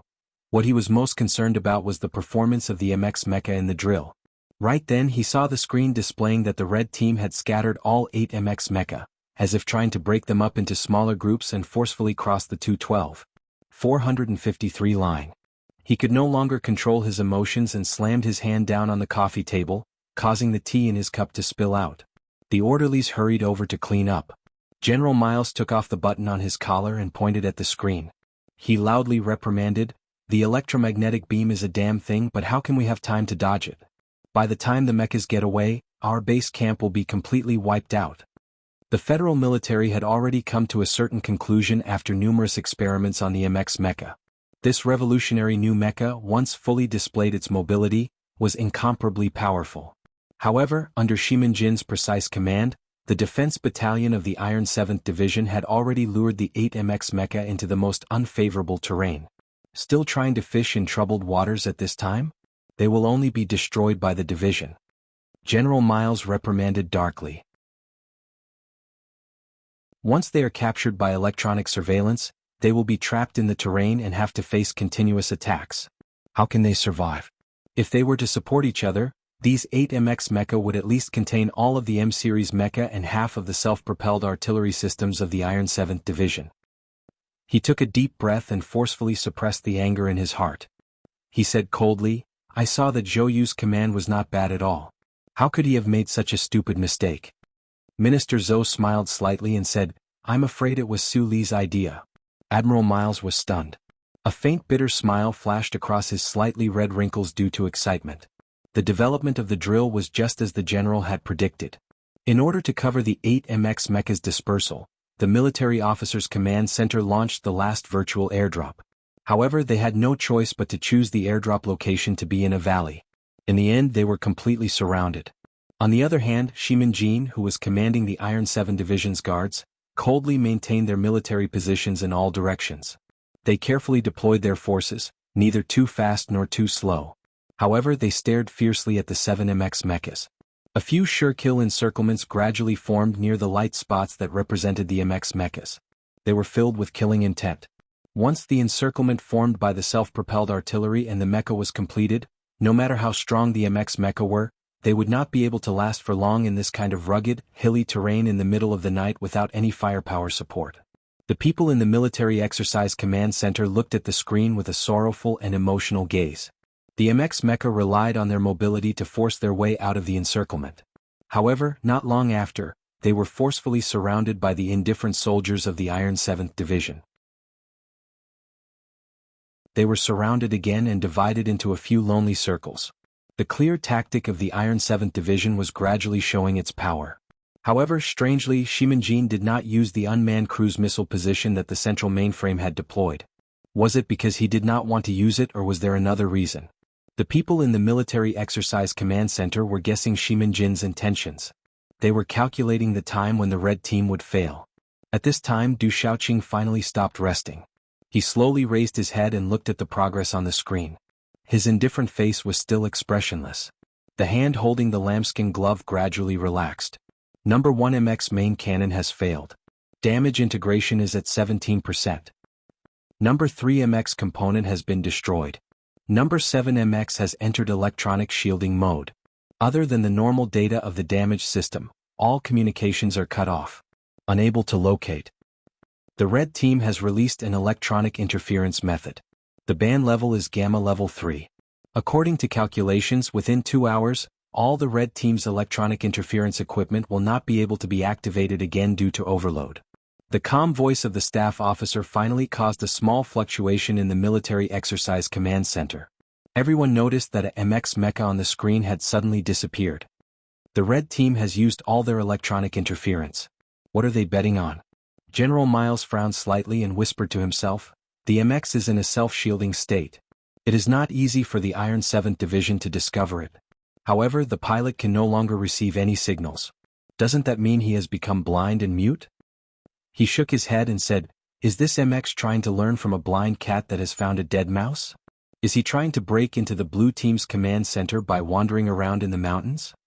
After saying this, General Miles and the other generals around him couldn't help but laugh out loud, and the atmosphere in the field eased a little. "Bring up the real-time satellite image." General Miles frowned and said, "I want to see what this pilot is planning to do. Is he planning to find a big cave and hide there until the end of the exercise?" Half a minute later, a staff officer reported with an unpleasant expression, "Commander, there is a delay in the satellite image. The mecha's movement after blocking the signal was too fast. We are unable to locate it for the time being." Hearing this, the generals sitting in the first row of the military exercise command center were suddenly interested. They all thought of a person's name. Probably only that person could operate a mecha that could reach such a speed. Du Xiaoqing, who was sitting on the sofa on the far right, was expressionless. A hint of interest flashed through his eyes. He thought to himself, what else can Sulu do in this situation? Sulu was not doing anything. Right now he was panting heavily in the dimly lit cockpit. He was anxiously observing his surroundings through the infrared search equipment and visual ray capture system. He did not even have time to wipe away the sweat that was dripping down his forehead. From the start, they had never thought that they would be able to defeat Iron 7 Division's trump card in a direct confrontation. Everything was only because of Zhou Yu and the other officers' trust in him. The Red Team had sacrificed a lot. Even 7MX Mecha had fallen into the merciless encirclement of Iron 7 Division. Only then had they found an opportunity for Sulu to hide. The mountains were in the darkest moment before dawn. In the distance there were faint flashes of white light. Although the sound of explosions could not be heard, the feeling of being filled with blood and fire constantly drifted in the valley. He knew that Zhou Yu and the other officers in the command center were not having a good time. All of their manpower had been invested in the battle on the west side of the Yellow Mountain Ridge. In fact, because most of the command center was virtual combat power, most of the officers were even willing to use themselves as staff officers. It was also because of the stubborn resistance of these officers, the cover of the 7MX Mecha, and even the 18 men of Iron 7 Division, that Sulu was able to find an opening on the battlefield and sneak in. The Red Team's last and most intense electronic interference attack was to cover for his breakthrough. Sulu brought up the electronic map on the screen and looked at it carefully. Unfortunately, even at the last moment before they blocked themselves and cut off all electronic communication, the officers still could not find the location of Iron 7 Division's command center. Shimanjin was very similar to Du Xiaoqing. He did not reveal any loopholes at all. Thinking of these two names, Sulu felt a chill in his heart. A shadow flashed across his eyes. He knew that Iron 7 Division was an invincible division in the Federation's military exercises. However, only when he was on the battlefield and saw with his own eyes this meticulous, calm and machine-like, ferocious, beast-like force, could he truly understand how terrifying they were. This battle was too tragic. The Iron 7 Division was indeed ferocious. Even though there was only one battalion participating today, they still fought with the resentment and murderous spirit they had accumulated over the years. Their sharpness was unstoppable and indescribably cold. The tiger in the West Woods had suppressed Du Xiaoqing for 10 years, but Du Xiaoqing had successfully transformed this emotion into the temperament or soul of an army. Once it was displayed on the battlefield, it was truly terrifying. Moreover, the commander named Shimanjin was indeed very outstanding. The 18 men of Iron 7 Division who had protected him when they entered the mountain area were indeed able to erupt with power that even Sulu praised. However, even though they had killed more than 40 enemies, they were all killed in the end. In front of the ruthless Iron 7 Division, the strength of this small group was mercilessly crushed into powder. Not even a speck of dust was left behind. At this moment, Sulu had to admit that Du Xiaoqing and his Iron 7 Division had the right to be proud. His bodyguard, Du Xiaoqing, was already so fierce. What if Du Xiaoqing was personally in command? After a few deep breaths, he calmed down. After confirming that the electronic shielding system was working properly, he quickly keyed in commands with the fingers of his right hand. His left hand gently pushed the control stick, and the black MX Mecha glided to the right in the dense forest. The heavy body of the mecha did not make any noise that would have woken Squirrel. It looked more like a ghost. Under the self-shielding system, the MX Mecha did not emit any signals other than the visible and infrared devices. It was also unable to receive any signals. The small semi-aperture radar and SSC search system were also forced to shut down. Right now, the mecha he was operating was like a moving rock. It could not see into the distance, nor could it hear any good news carried by the wind. The cadets did not buy much time for him. Once the command center and the 7MX mechas were destroyed, the Iron 7 Division's defense battalion would retreat. He would not have any more chances. In this tense moment where every second counted, Sulu did not move. Instead he closed his eyes. A rock would not always be upright. There were times when it was crazy and there were times when it was shameless. Sulu thought of the chilling aura emanating from Du Shaoqing's body. He thought of what he had seen with his own eyes. He thought of his comrades being utterly defeated by the Iron 7 Division. His hair stood on end. Not only did he have to complete the difficult mission given to him by the military, but also because of the murderous intent that Du Shaoqing had revealed. In the future, if he had to constantly worry about a famous general behind him trying to eliminate him on the battlefield in the West Woods, it would not be a good life. Therefore Sulu decided to win this exercise at all costs. He had to suppress the arrogance of the Iron 7 Division. So, he decided to cheat. He closed his eyes and stared into the deep darkness. He listened to the smooth and low sounds coming from the cockpit. He said in his heart, "Old thing, I need you to show me the way." There was no response. His mind was blank. There was no white light. There was nothing. This blank state did not last long, but to Sulu, it felt as long as a century. The glory of the charter was his biggest support in the Federation. It was his biggest secret. Even Uncle Lu would not have guessed such a bizarre thing. However, this was also his biggest fear. He did not understand why the old thing would help him. He also did not know when the old thing would abandon him or even arrest him. 7 seconds. Cold sweat dampened the simulation system on his skin. Sulu finally heard a voice that was usually abnormally old-fashioned. Today, however, it was exceptionally pleasant to the ear. "What is it this time?"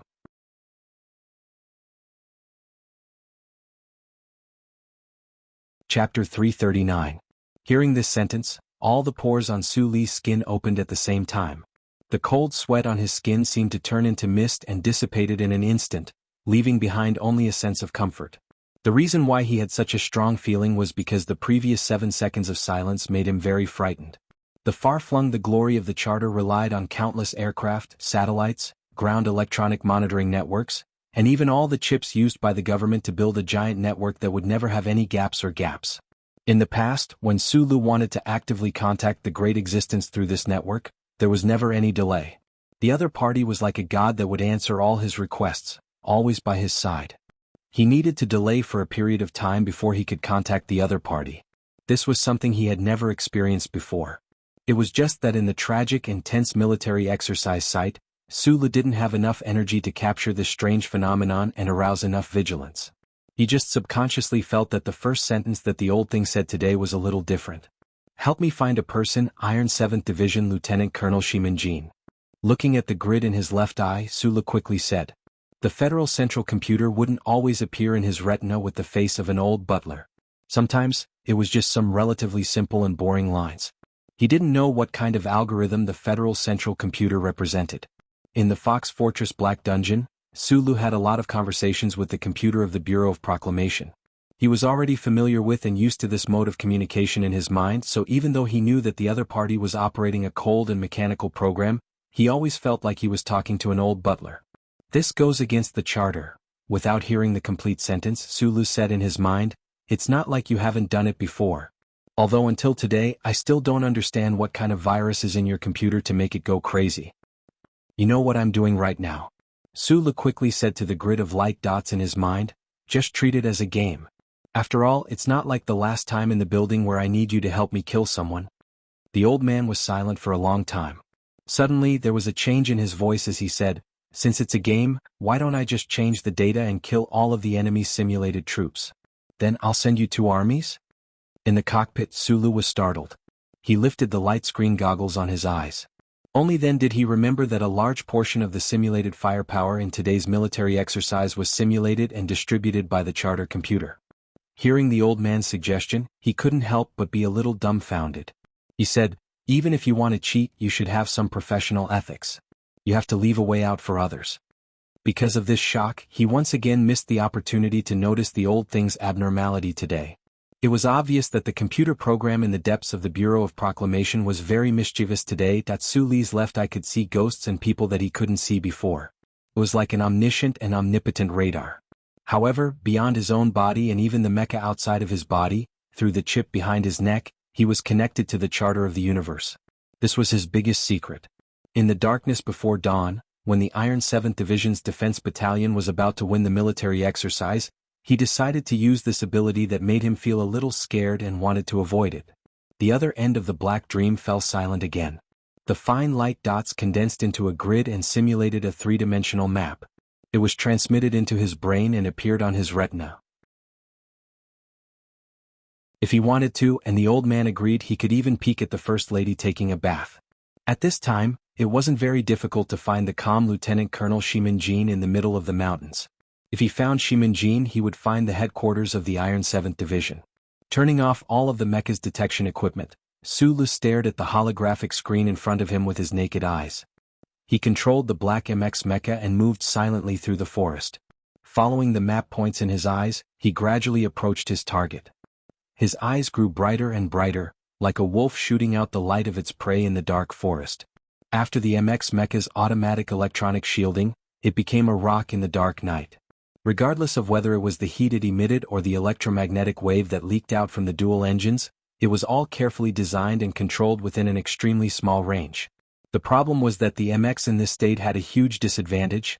It had lost all of its detection equipment. It could only hide but not launch a surprise attack. However, Sulu, who was controlling the MX, was able to make up for this disadvantage. At 6:13 a.m., a faint ray of light appeared on the horizon, but the surroundings were still pitch black.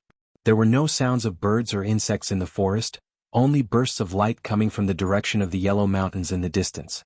It looked like the troops commanded by Zhou Yu and those military cadets were still making their last stand. After capturing the location of the Iron 7th Division's headquarters, Sulu used more than 10 minutes to control the black MX. Like a ghost, under the cover of the night, he used his superb control skills to silently climb over 2 steep mountain peaks and approach the enemy's camp. Along the way, although the heavy mecha couldn't avoid crushing a few rocks and making some noise, startling the 2 sleeping eagles, the mecha still managed to successfully hide from the Iron 7th Division's strict electronic surveillance equipment under its automatic electronic shielding state. The black MX mecha arrived at the peak of Blue Lake. In front of it was a steep slope, and below it was the command camp of the Iron 7th Division's defense battalion. Looking from afar in the darkness, there were only a few dim lights in the camp, so it was impossible to see how much firepower was hidden.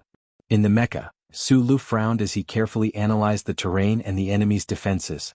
He knew that stealth would stop here. If the 2 sides got any closer, they would no longer be within the range of the electronic shielding battle.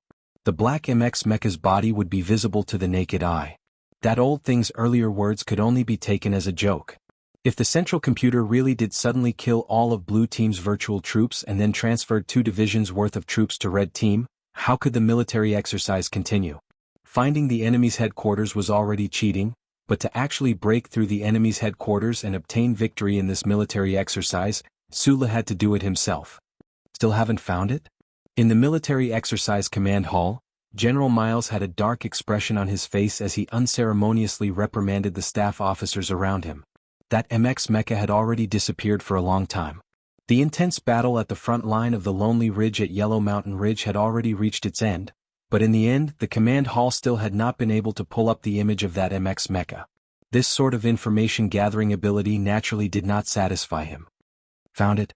A military staff officer suddenly stood up from behind the workbench and said excitedly, "We found it just now, but there was a delay in the data. The satellite image was only pulled up now." "Then hurry up and show it," General Miles said in a low voice. There were 30 or so large screens in the command hall, and 7 of them showed a circular moving image. In the extremely dark background of the image, only the faint silhouette of a black mecha could be seen.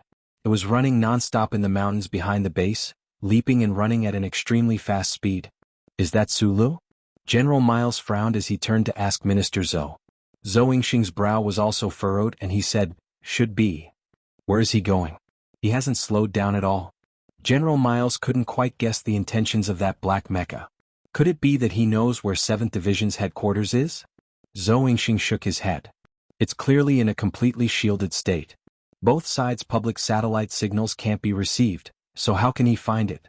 Just as the 2 military bigwigs were whispering to each other, the military exercise command hall gradually quieted down. All of the high-ranking generals and staff officers in charge of the exercise planning had their eyes firmly glued to the silhouette of the MX mecha on the screen. The image taken by the military's precision satellite was very clear, and due to the angle of the lighting, The black mecha that had been running along the mountain ridge was faintly shrouded in a layer of faint light. Facing the rugged, weathered rock face of the mountain, this black mecha was actually running so fast. Whether it was leaping or zigzagging, it had no intention of slowing down. Moreover, looking at the analysis of the dust when the mecha's feet landed on the ground, it was likely that even the sound of the landing would not be too loud. Could this be the true form of the MX mecha? But no matter how advanced the MX mecha was, to be able to run along the mountains at such a high speed and with such stability and serenity, it could only rely on the pilot's superb control skills. In the hands of this pilot, the black mecha's movements were clear and concise, light and agile, exuding an indescribable sense of wonder and beauty. It far surpassed the impression that the average military ace pilot left on others. Who was this pilot? The military exercise command hall was silent.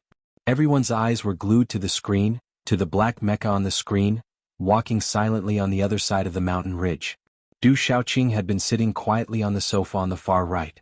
Even when the entire hall was in awe of the black MX mecha's silence, he was still unusually calm and cool, not a ripple in his heart. When General Miles and Minister Zhou had thought of the identity of that pilot, he had already determined that the person in the black mecha could only be Su Lu. For someone who could be chosen by the Federation's military god, if he could not display an extraordinary level of strength, then he would actually be a little disappointed. His right hand held the black lambskin glove lightly as he looked coldly at the black mecha on the screen. It was advancing like a leopard cat, as if it had completely escaped the shackles of gravity. A hint of interest flashed through his deep eyes. Running like this, could it be that he would be able to find his troops in the mountains? Although the specific commander of this impromptu military exercise was Shimanjin, Du Shaoqing still only thought that this was his troops, and they could not be defeated. On the wide screen, only a black MX mecha could be seen moving forward at full speed, running, jumping, and moving freely and silently among the mountains. The image was a little dull, but what was strange was that even if the two military bigwigs were not watching the black mecha's figure seriously, no one would have thought of switching the screen. For everyone in the hall, this black mecha that had disappeared alone should be the winner of this military exercise. All the soldiers in the command hall who were watching the battle were inexplicably nervous and confused. The black mecha seemed to be running like a headless fly. Did it hide a hidden meaning that no one could guess? This mystery was revealed when the black mecha stopped for the first time, and also when it stopped for the last time. The black mecha felt its way to the top of a mountain and then quietly squatted down, as if preparing for something.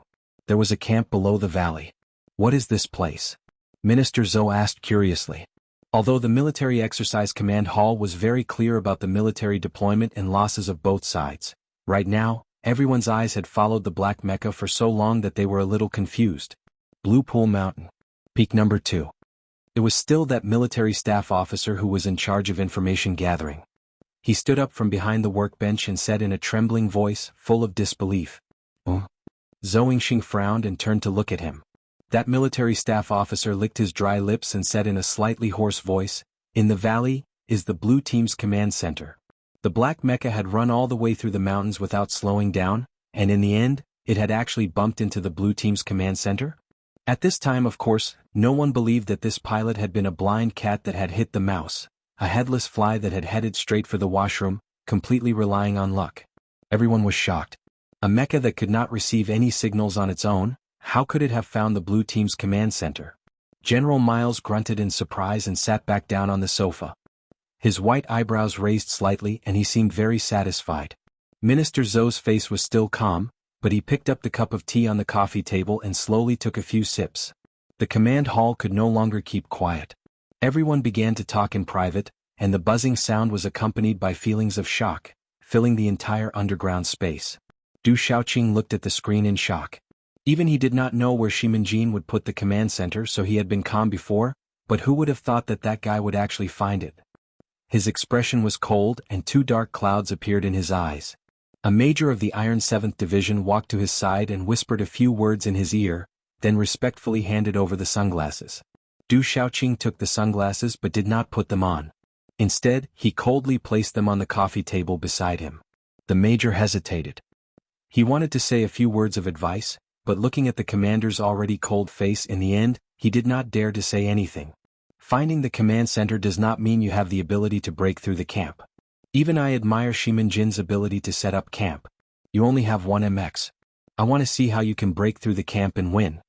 Du Xiaoqing looked at the black mecha resting on the peak of the mountain on the screen, and a fierce light flashed through his deep eyes. Right at this time, a soft cry came from the command hall. It was not that the black mecha had done something amazing again, but that the first ray of sunlight from planet S1 had finally broken through the horizon and spilled onto the ground. The black MX mecha that was quietly squatting on the peak of the Blue Lake Mountain just happened to welcome the freshest sunlight. In the dim light of dawn, the black mecha bathed to its heart's content, full of solemn beauty. This scene was truly beautiful. After Du Xiaoqing graduated with the highest score from the 1st Military Academy, he was assigned to the 3rd Military Region. Ignoring the military headquarters' request to cherish talent, he forcefully requested to enter the already fallen Iron 7th Division. In the Iron 7th Division, his first position was as the battalion commander of the Independent Battalion. The resurgence of the Iron 7th Division was also due to the victory of the Independent Battalion in a certain military exercise. Du Xiaoqing had been promoted from battalion commander to division commander. The 1st Independent Battalion he led was also reorganized into the local defense battalion that protected the division headquarters. What the Black Mecha Sulu was facing was precisely this kind of super-mechanized battalion that had a glorious tradition and powerful combat strength. In the impromptu military exercise this morning, despite the efforts of Zhou Yu and the other officers, the 7th team had still been torn apart by the local defense camp. Su Lu, on the other hand, only had 1 MX mecha. Yet, he had to face the seemingly calm but definitely heavily guarded headquarters of the local defense camp. The morning light shone on the mountain peak, shining on the black mecha that was half-crouched like a statue. Iron 7th Division headquarters definitely didn't expect a mecha to be able to reach their headquarters in a completely shielded state, but their commander was Shimin-jin. Just as Division Commander Du Xiaoqing had praised, Shimin-jin was a very strict person.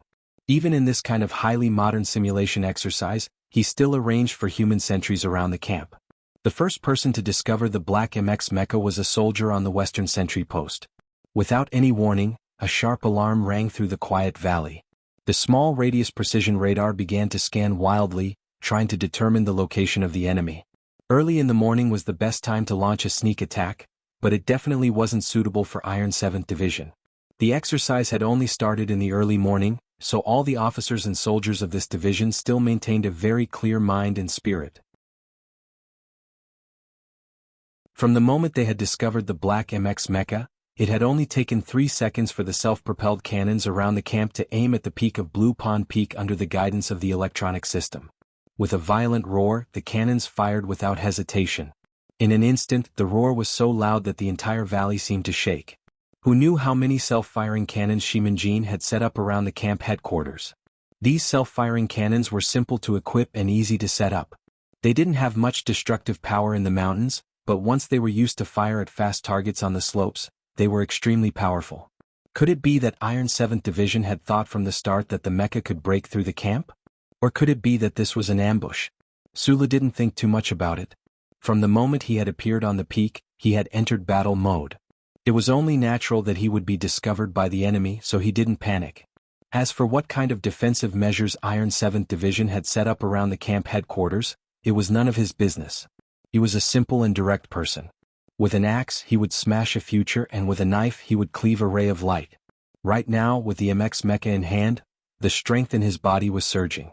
Other than rushing down, he had not prepared a second battle plan for himself at all. It was precisely because of this kind of absolute heroism that the Black Mecha rushed down the steep slope from the peak.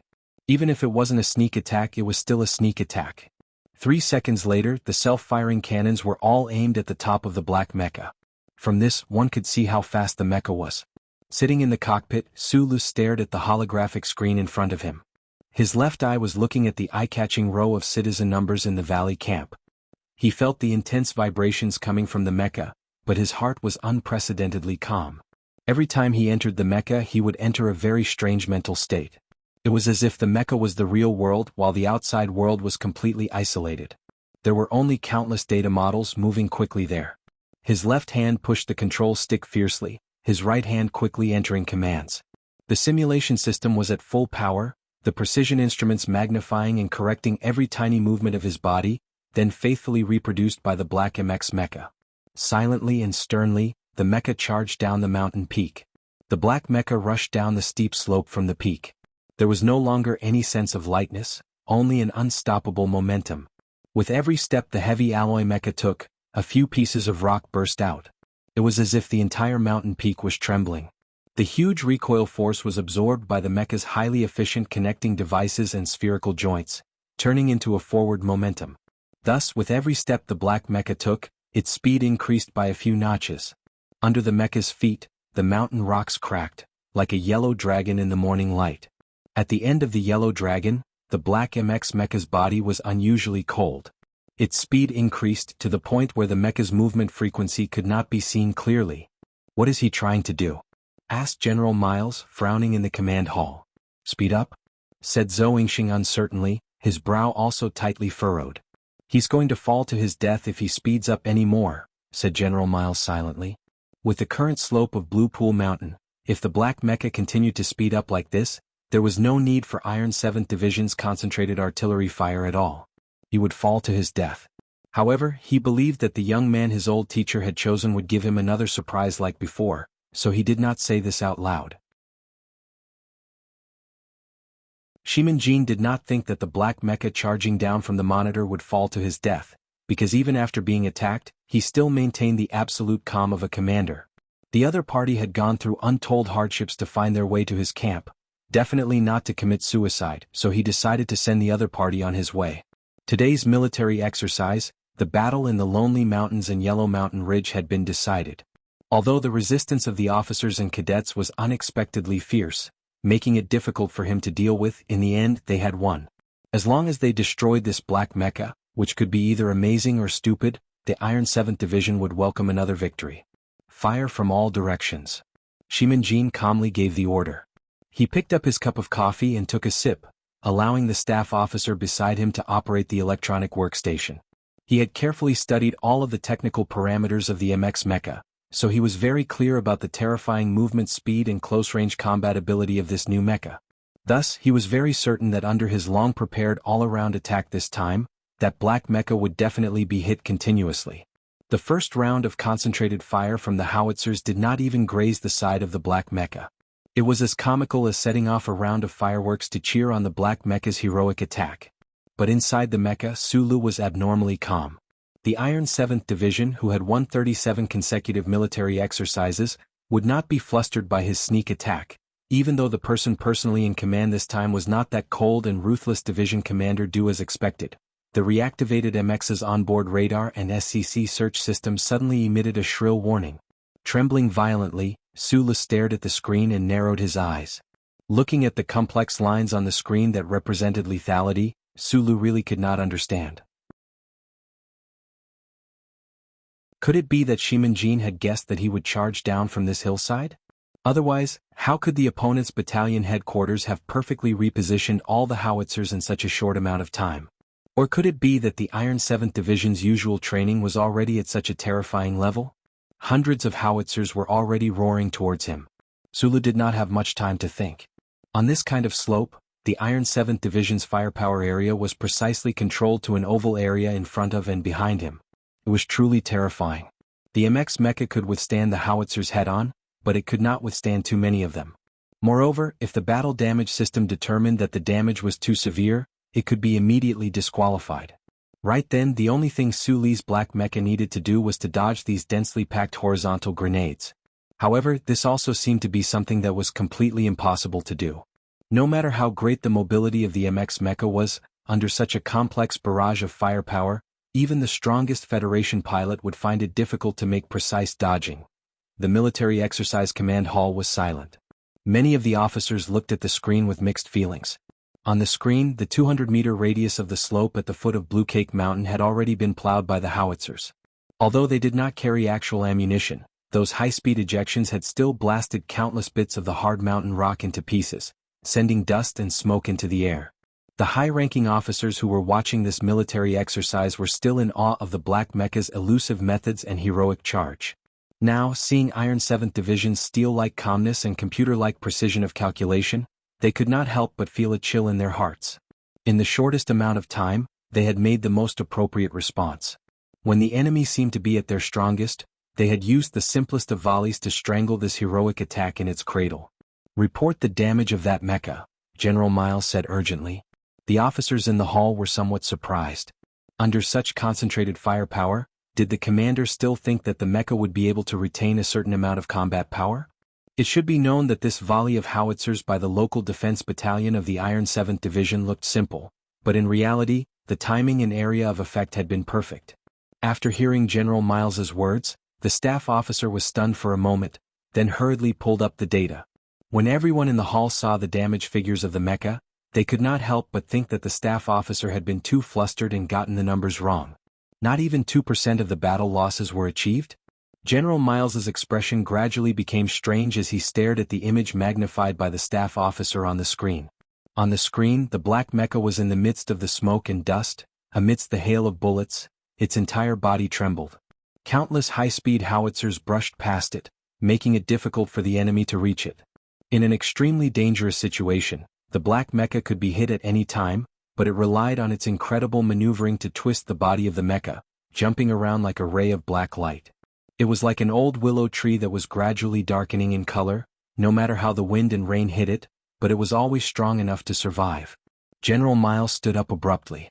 With an extremely complicated expression, he looked at the trembling figure of the black mecha on the screen with passion and sadness. He couldn't help but think of the past, of that old man who had brought him through life and death.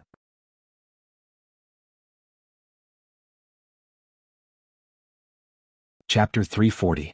Not the past, not the old teacher. General Miles stood up abruptly and looked at the black mech on the screen with great emotion. After a while he came back to his senses.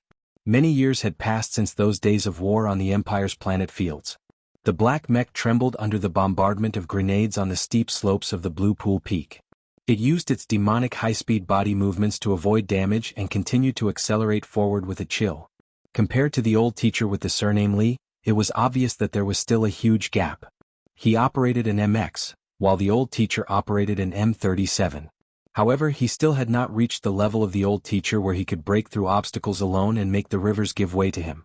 However, the two mechs that were separated by decades, whether it was the control method or the traces of movement, there were some similarities. General Miles looked at this scene and thought that he understood the real reason why the old teacher protected Sulu so much. He couldn't help but be speechless. In reality, it only took a very short time to dodge through 17 complicated and difficult areas at high speed. The people watching the military exercise only felt that their eyes were blurred for a few seconds. The black mech instantly escaped the range of the grenades and broke through the smoke and dust in the valley. Like a god of death from the netherworld, it continued to rush down the mountain. Whether it was the initial sniper attack or the difficult process of avoiding the grenade firing line after that, the black mech did not slow down at all. Even every indeterminate turn and slide was completed at high speed.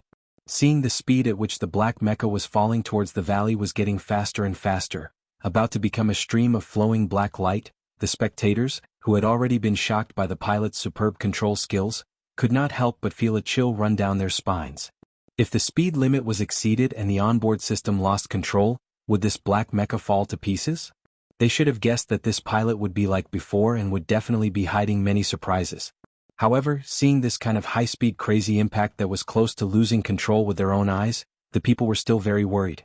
Being hit head-on by the crazy black MX mech, the headquarters of the Iron 7th Division in the valley was still calm.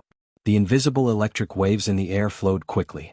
All the soldiers coldly and calmly continued with the work at hand, as if they did not see this scene. Along with the clear sound of motors, the level-firing grenade base completed its second round of automatic aiming in the shortest amount of time. Following the officer's order, the electrically controlled anti-infantry mines buried in front of the steep slope of Blue Pool Mountain exploded one after another, sending countless earth pillars into the air. Like countless fireworks, they blocked the path of the black mecha. This type of weapon, which was extremely destructive against individual soldiers and even armored vehicles, might not be able to do much damage to the sturdy MX mecha, but it could successfully interfere with the field's vision, buying the best opportunity and space for the level-firing grenade launchers. The sky full of grenades rained down again. At this time, the black mecha had already charged up 3/5 of the steep slope. Its own speed had already been raised to a terrifying level. Under such high inertia, no matter how skilled the pilot was, he would not be able to make those inconceivable dodging movements in the face of this sky full of grenades. The fire control of the Iron 7th Division's defense battalion was so precise that it was praiseworthy. They didn't panic because of the enemy's strength, and didn't hesitate because of the failure of the first wave of attacks. They quickly launched the second wave of attacks without pause, and the details were calculated very precisely. At this moment, even if the uncle was reborn or the old man came out of seclusion, they probably would not be able to dodge such a dense barrage of attacks at such a short distance. Sulu naturally would not be able to do so either. However, just as the defense battalion was firing at full power, a strange change suddenly occurred to the black mech. Amidst the rumbling of the bullets, countless crisp sounds could be clearly heard. Those were the sounds of metal colliding with metal and separating from each other. The modified main cannon on the right shoulder of the Black MX mecha instantly spat out flames. Although it did not carry actual ammunition, this kind of momentum was still shocking. Even as it was falling at a high speed, to the point of almost losing its momentum, the main cannon of the Black mecha still managed to successfully deal a great deal of damage to the close-range fire control formation of the local defense camp. However, the people in the command center did not have time to assess the casualties of the local defense camp. Instead, they found that the Black mecha's main cannon had flown up after this round of furious fire. Like a piece of scrap metal, it whistled through the air and shot towards the group of level-firing grenades. Main cannon detached automatically. The staff officers in the command hall could no longer maintain their calm mechanical voices. They reported loudly in shock. Long-range weapon system detached automatically. Platform-type cover strip detached. Hidden repair arm detached. Area 41's firmware detached. Auxiliary balancer ejected. The military staff officer's voice was urgent and shocked. However, on the steep slope in front of the command center, everything that was happening to the Black mecha was happening much faster than his explanation. Following the crisp sound of metal clashing and detaching, countless heavy components were ejected from the Black mecha's body. In the original design, this type of detachment had a certain initial velocity to prevent damage to the mecha itself. However, at this time, the Black mecha was already descending at an almost uncontrollable speed. At the same time, the heavy components that were detached from the mecha's body were also moving at a terrifying speed. They were actually sputtering outwards without stopping. Some of the firmware was ejected into the air at high speed. Others were ejected in front of the Black mecha. As the Black mecha continued to descend, components were sputtering out of the mecha's body. This scene was extremely strange. It was like a solid black boulder that could not withstand the erosion of thousands of years. It fell from the mountain peak, colliding with each other and sending countless fragments flying everywhere. These splashing components were extremely fast, their mass massive, and they were immensely powerful. They battered the entire hillside into a sorry state, and for some strange reason, they even helped the Black mecha block several level-fire grenades that were aimed at its hard body. Was this luck or something else? Mecha battle damage, 23%. The military staff officer in the command center stared dumbfoundedly at the image on the screen. He pulled up the data and confirmed that the Black mecha had still survived the second round of Iron 7 Division's normal shooting. What was even more frightening was that, after this extremely dramatic visual impact of the components peeling off and sputtering, the Black mecha, which was already moving at an extremely fast speed, seemed to have instantly increased its speed by several notches. The steep peak of MT Blue Cake, which was over 1,000 meters long, was actually about to touch the bottom. "Enter overclocking mode," he shouted loudly. There were many people in the command center who had watched Ka Chifeng's battle before. When they saw the Black mecha's components being detached, they had already guessed that the Black mecha was preparing to enter overclocking mode. What shocked them was the way the Black mecha had entered overclocking mode. General Miles narrowed his eyes at the screen. Forcefully entering an overclocking state at such a high speed, yet the high-speed sputtering of components did not cause any problems with the balance of the MX mecha itself. Could it be that Su Li's level of mecha control had already reached this level? When the Black mecha appeared on the mountain peak, Du Xiaoqing's expression was only occasionally gloomy, but it was immediately back to normal. When the Black mecha rushed down towards the camp in a valiant manner, he was still sitting on the sofa, his expression as cold as ever, his sunglasses still by his side, unmoving. But when he saw the Black mecha enter overclocking mode in such a manner, his fingers on the sofa's armrest finally moved. The major beside him glanced at him, but in the end did not hand over the sunglasses. After the shock of the command center, there was silence. Everyone looked at the screen in confusion. Even if it had entered overclocking mode, The black mecha was about to turn into a stream of light and smash into the ground. What was that pilot going to do? On the peak of Ka Chifeng, the purple CMX controlled by Mad Manly could not even last 3 minutes of overclocking mode. The Nutshell Standard MX, which used Little White Flower as its prototype, did not have that kind of fatal flaw. However, overclocking was still an overload on the mecha system. Be it the designer or the user, no one would expect to be able to maintain such a crazy and dangerous state forever. Sulu was both the designer and the user. Naturally, he knew this better than anyone else. He did not know how well the Iron 7th Division's defense battalion was arranged, but he definitely would not underestimate the Iron Blood Army and Shimin Jin, who had single-handedly created by Du Xiaoqing. Therefore, he needed to keep the overclocking mode for as long as possible until the most critical moment of the breakout. It was precisely because of this reason that he had always used the conventional mode when he sneaked between the mountains before dawn. Even when he initiated the charge, he still did so. It was not until the last moment when he was forced into a desperate situation by the defensive firepower of the Iron 7th Division that he took off his clothes and threw away his sweaty clothes. Like a newborn bird returning to the forest, like a maiden returning to her first love on the beach, he rushed towards the camp in the valley. Removing the heavy components from the sputtering walls helped him deal with a portion of the dense grenades. This could be said to be luck, but it could also be said to be Su Li's precise control of instantaneous battle situations. Of course, there was also a lot of shamelessness mixed in. After all, this was a drill. When the grenades hit those components, they would only crash to the ground. If this was a real battle, who knew how many explosions would have occurred in front of him? How could the battle damage be maintained within 30%? What should he do next? Looking at the hard ground approaching at high speed on the screen before him, feeling the violent tremors of the MX mecha as if it was about to fall apart under the high speed, Su Li's eyes behind the goggle-like screen narrowed and shone brightly. His exposed lips pursed tightly, and even his barely budding beard blossomed with a certain fierceness. In that split second he pressed the red button beside the control stick. With a low grunt, he channeled all the power in his body into his muscles and skin, using the simulation system to control the central system of the mecha.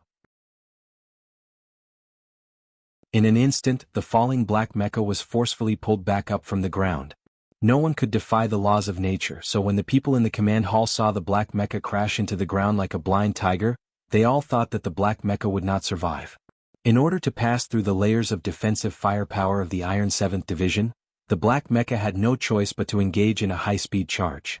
However, in the end, it seemed that the black mecha would also be destroyed by the high-speed charge. The generals and officers did not close their eyes because they could not bear to watch. They only frowned, very worried about the safety of the pilot. Just a few flashes of lightning and thunder from before had already made them feel a strong sense of respect for the pilot. There were only about 3 people in the hall who still had confidence in the black mecha. General Miles and Minister Zhou looked at the screen calmly. Their confidence came from the attitude of the old man in Philadelphia and Su Li's previous performance. However, the third person was a little strange because it was Du Xiaoqing.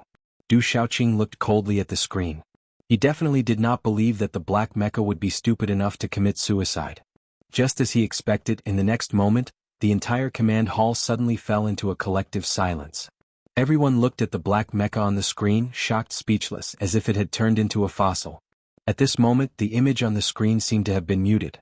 The scene in the valley camp also seemed to have been muted. There was only a deathly silence. The dense cluster of flaming grenade cannons tried to lift their barrels in vain.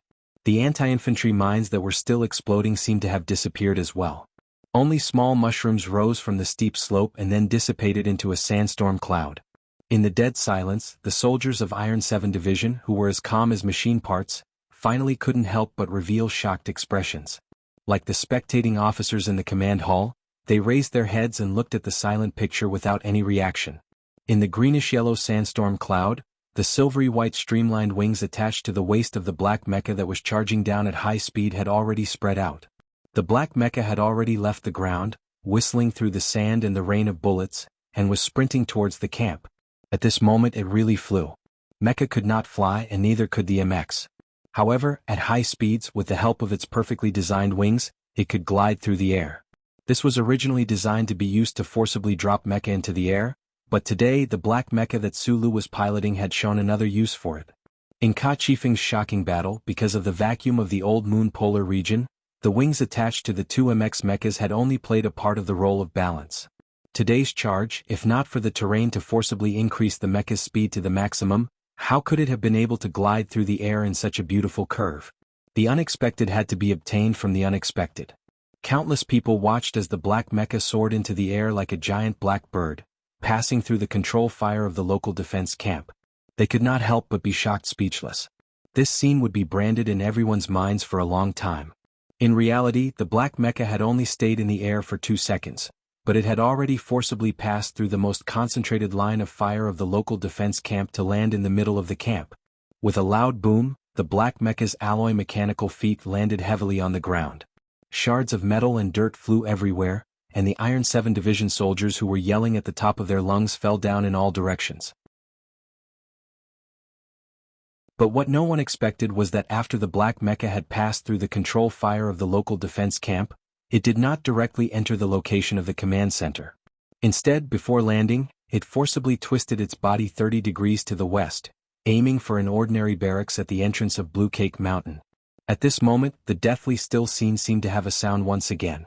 The sound of guns, electronic screams, and the sound of the self-propelled artillery system's motors rang out densely. But the MX mecha had already passed through the middle of the camp.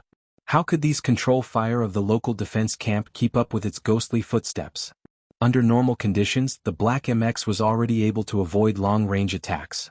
Now that it was in overclocking mode, its trembling body, strange twisting movements, and dazzling fast dodging movements allowed the black MX to successfully avoid most of the interception and rush towards its target. In the cockpit, Su Li's face was pale. Cold sweat flowed down his face. The heat in his body was quickly draining away. After controlling the MX to perform so many perverted movements, his energy and physical strength had already reached the limit. Most importantly, the damned hunger in his stomach had come to disturb him again. Without hesitation, he controlled the MX to charge towards that ordinary barracks at the fastest speed possible. This was because he knew that Shimanjin was in that ordinary barracks.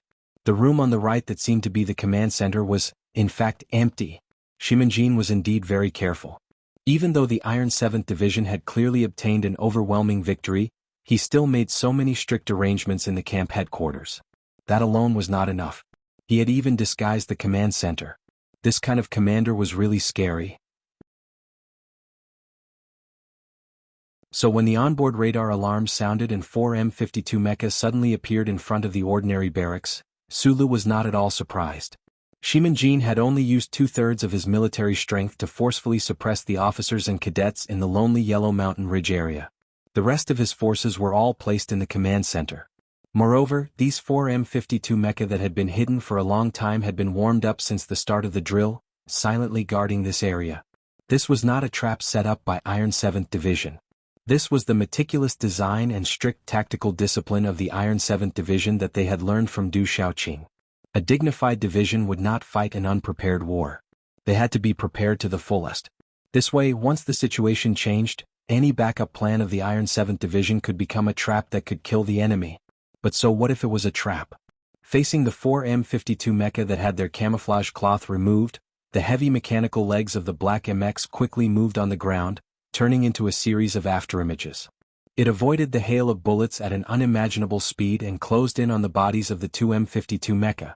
The black MX's right alloy fist smashed heavily into the central system of one of the M52 mecha, easily breaking through the sturdy alloy armor.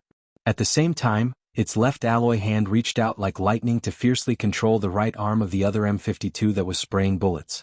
The huge difference in power output made the M52 mecha that the military had always been proud of look like a drunkard in front of the black MX. Moreover, it was completely unable to break free from the black MX's control. The Carlin barrels of the 2 M52 mecha were still rotating at high speed, spraying bullets. However, they were unable to hit the black MX between them. Instead, they aimed at each other's chests and abdomens. 2 beautiful streaks of bullet fire splashed into the mecha like electric sparks, instantly destroying each other. Meanwhile, the black MX controlled by Sulu pushed up with both arms, shaking off the 2 M52 mecha that had already stopped moving, and with a whoosh it dove in. It had to be admitted that Su Li's breakout had ultimately taken advantage of many military exercises. If both sides had used live ammunition in that shocking scene earlier, the 2 M52 mecha would have been forced to shoot at each other. At such a close distance, the high-speed spray of armor-piercing bullets would definitely have hurt the black MX mecha. The Federation's military exercise combat system was extremely accurate. Once the central control computer confirmed that a mecha had been killed, it would immediately stop working, including the soldiers. After the Black MX had swiftly and valiantly killed the 2M5 mecha, it then charged towards the normal barracks. At this moment, the Black mecha was like a special forces soldier engaging in close combat, fiercely throwing 14 punches at the remaining 2M5 mecha. Based on Su Li's understanding of mecha structures, these heavy blows were definitely enough to ensure that these two mecha would never have the chance to stand up again. Suddenly, the Black mecha's right mechanical arm reached out, and as quick as lightning, it grabbed one of the already stopped M52 mecha and threw it viciously to the right. The Black MX mecha was about the same weight as the M-series mecha, but after stripping off the components and entering an overclocked state, its body appeared much slimmer in comparison. However, with its powerful twin engines outputting 4 times the power output, it was actually able to easily grab the M52 mecha and throw it. This scene was very strange.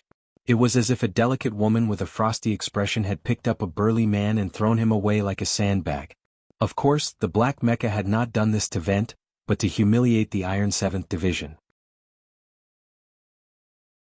The M52 mecha it had thrown accurately hit a self-propelled heavy cannon 50 meters to the right. That modified self-propelled heavy cannon did not even have time to blast out the electromagnetic beam bomb that mecha feared the most before it was smashed all over the ground by this ruined mecha that had been thrown over. The graphite beams that shot out were extremely magnetic as they stuck to the ruined mecha and began to flash with blue electric arcs. This pitiful mecha that had been used as a sandbag twitched uncontrollably. The Black mecha shuddered as it moved at high speed, clearing out all the targets in its path one by one. It twisted its body forcefully in mid-air, using an extremely beautiful pose to transform into a phantom, nimbly dodging the 4 incoming rocket projectiles by a hair's breadth. Speed. What it needed was speed. The Black mecha pushed its speed to the limit. Whether it was the 4 hidden mechas, the electromagnetic beam bomb, or the individual rocket projectiles that were impossible to defend against, none of them could stop the Black mecha's footsteps for even a moment. Before the remaining armored soldiers of the Iron 7th Division could surround it, the Black mecha had already inconceivably crossed 70 meters in a second. With one foot, it overturned an electronically linked armored vehicle. With a shake of its body, it rushed to the front of the ordinary barrack and smashed open the door with a punch. In the barrack, the officers and staff of the Iron 7th Division looked at the Black mecha outside the door, their expressions extremely ugly. The Black mecha was like a skilled assassin that could kill with a single strike. It didn't give them much time to react. Shimin-Jin, whose hair was a little dry, turned around and glanced at the Black mecha. She was about to say something. However, the pilot in the Black mecha did not have the demeanor of an assassin. Before Shimin-Jin could speak, the pilot in the Black mecha lifted its heavy mechanical arm and completed the last designated action through the control system. Under the burning gazes of the officers of the Iron 7th Division, the Black mecha's right alloy arm pointed directly at the highest commander here, Shimin-Jin.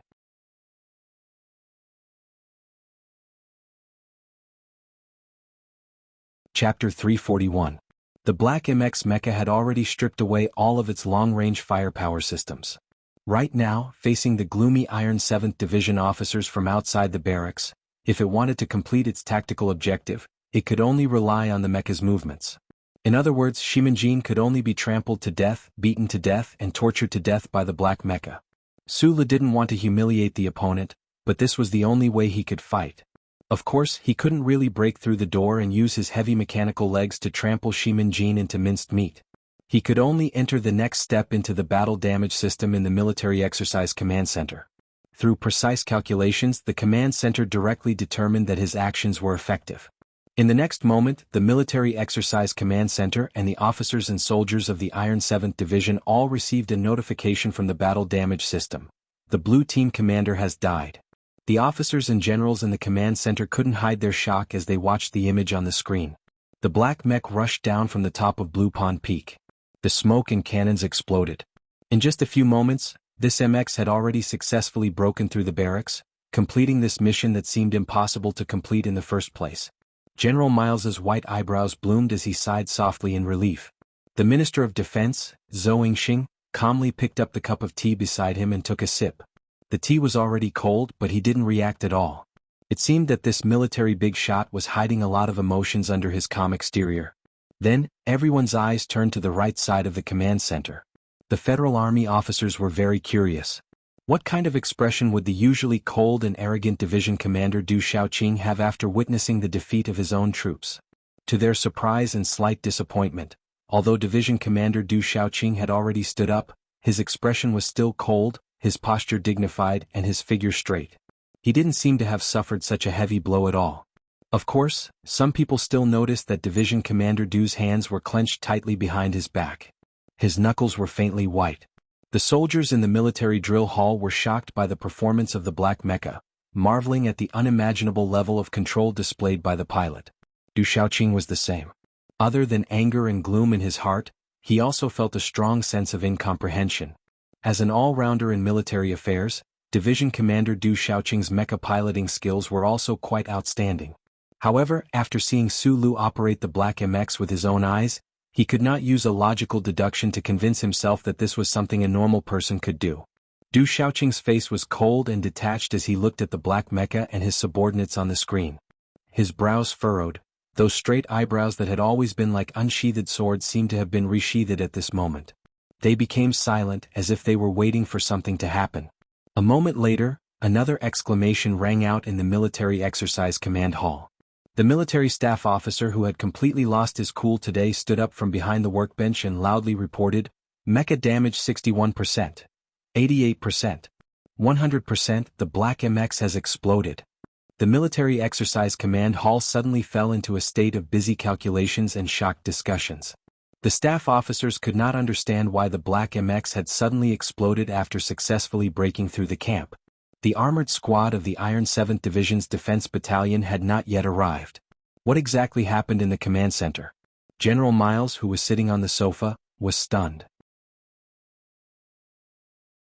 He frowned and immediately thought of the part of the battle force that the Iron 7th Division had not used during this impromptu military exercise.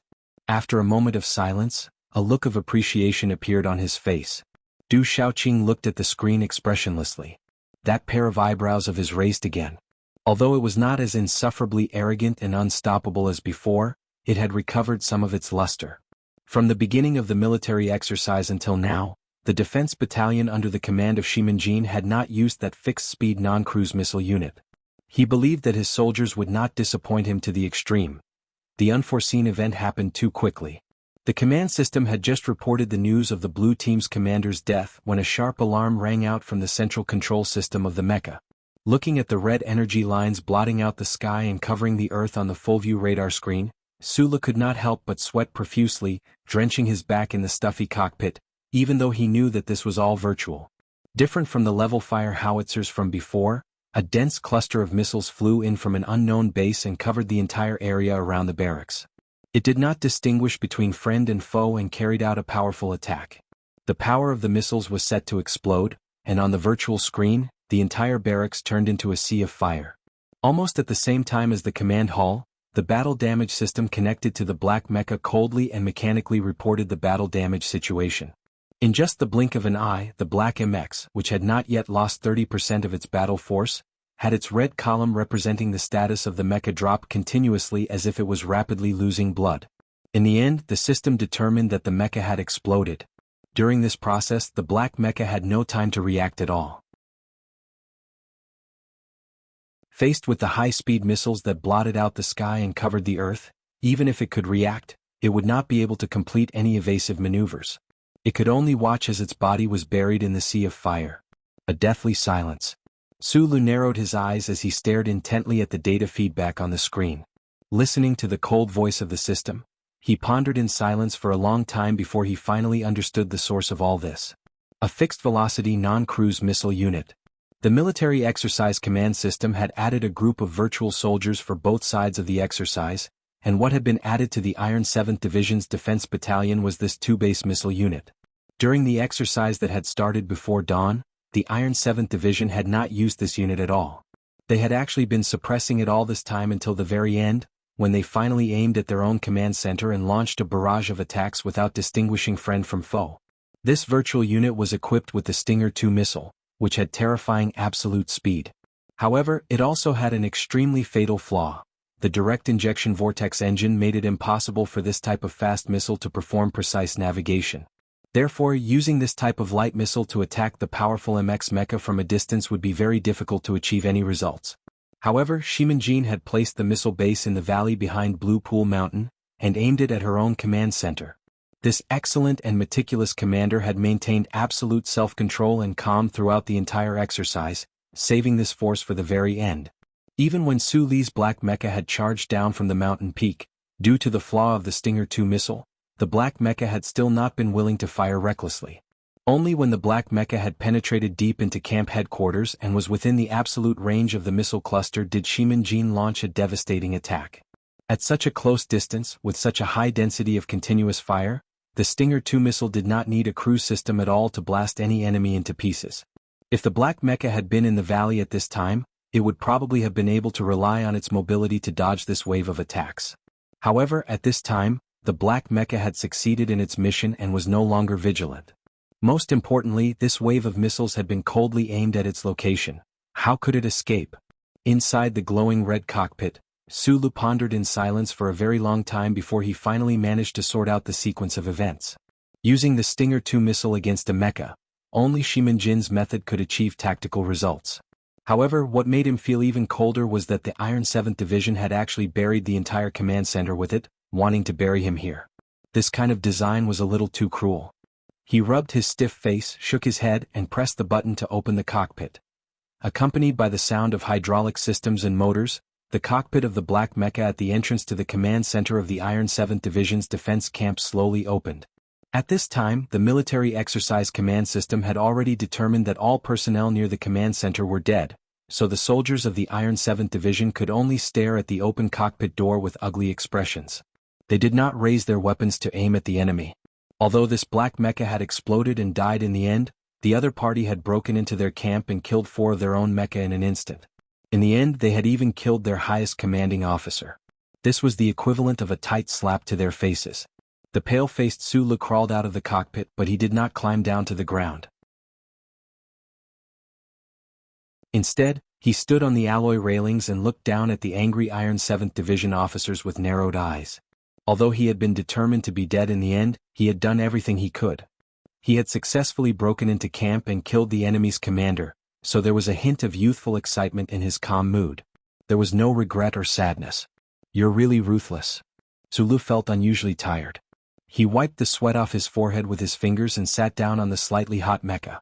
Leaning against the tough alloy armor, he looked down at the gloomy commander in the barracks and said seriously, "I admit that Iron 7th Division has the right to be proud."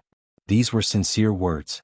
In today's impromptu military exercise, Zhou Yu's group of officers who were born in the Lonely Mountain and Yellow Mountain Ridge area had displayed their strongest abilities.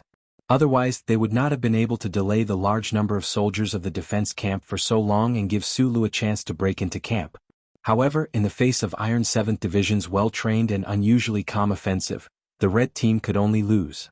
What was even more frightening was that Sulu had cheated and had the ability to operate a mecha that few people in this world understood. He had displayed the performance of the Black MX to the extreme and unexpectedly broke into the camp. In the end, he had encountered 3 layers of backup from Iron 7th Division. Although he had succeeded in killing the enemy's commander in the end, he had also ushered in death. Shimanjin sat in the barracks with a calm expression. He did not pick up the coffee cup in his hand again. His mood was not as calm as his expression. He had long been boiling with anger. He had commanded the most powerful defense camp of Iron 7th Division, but he had actually been broken in by a single Black MX. The commander had been killed? What kind of humiliation was this? He did not raise his head to speak to Sulu on the black mecha because that would make people feel that Sulu was looking down at him with the attitude of a victor.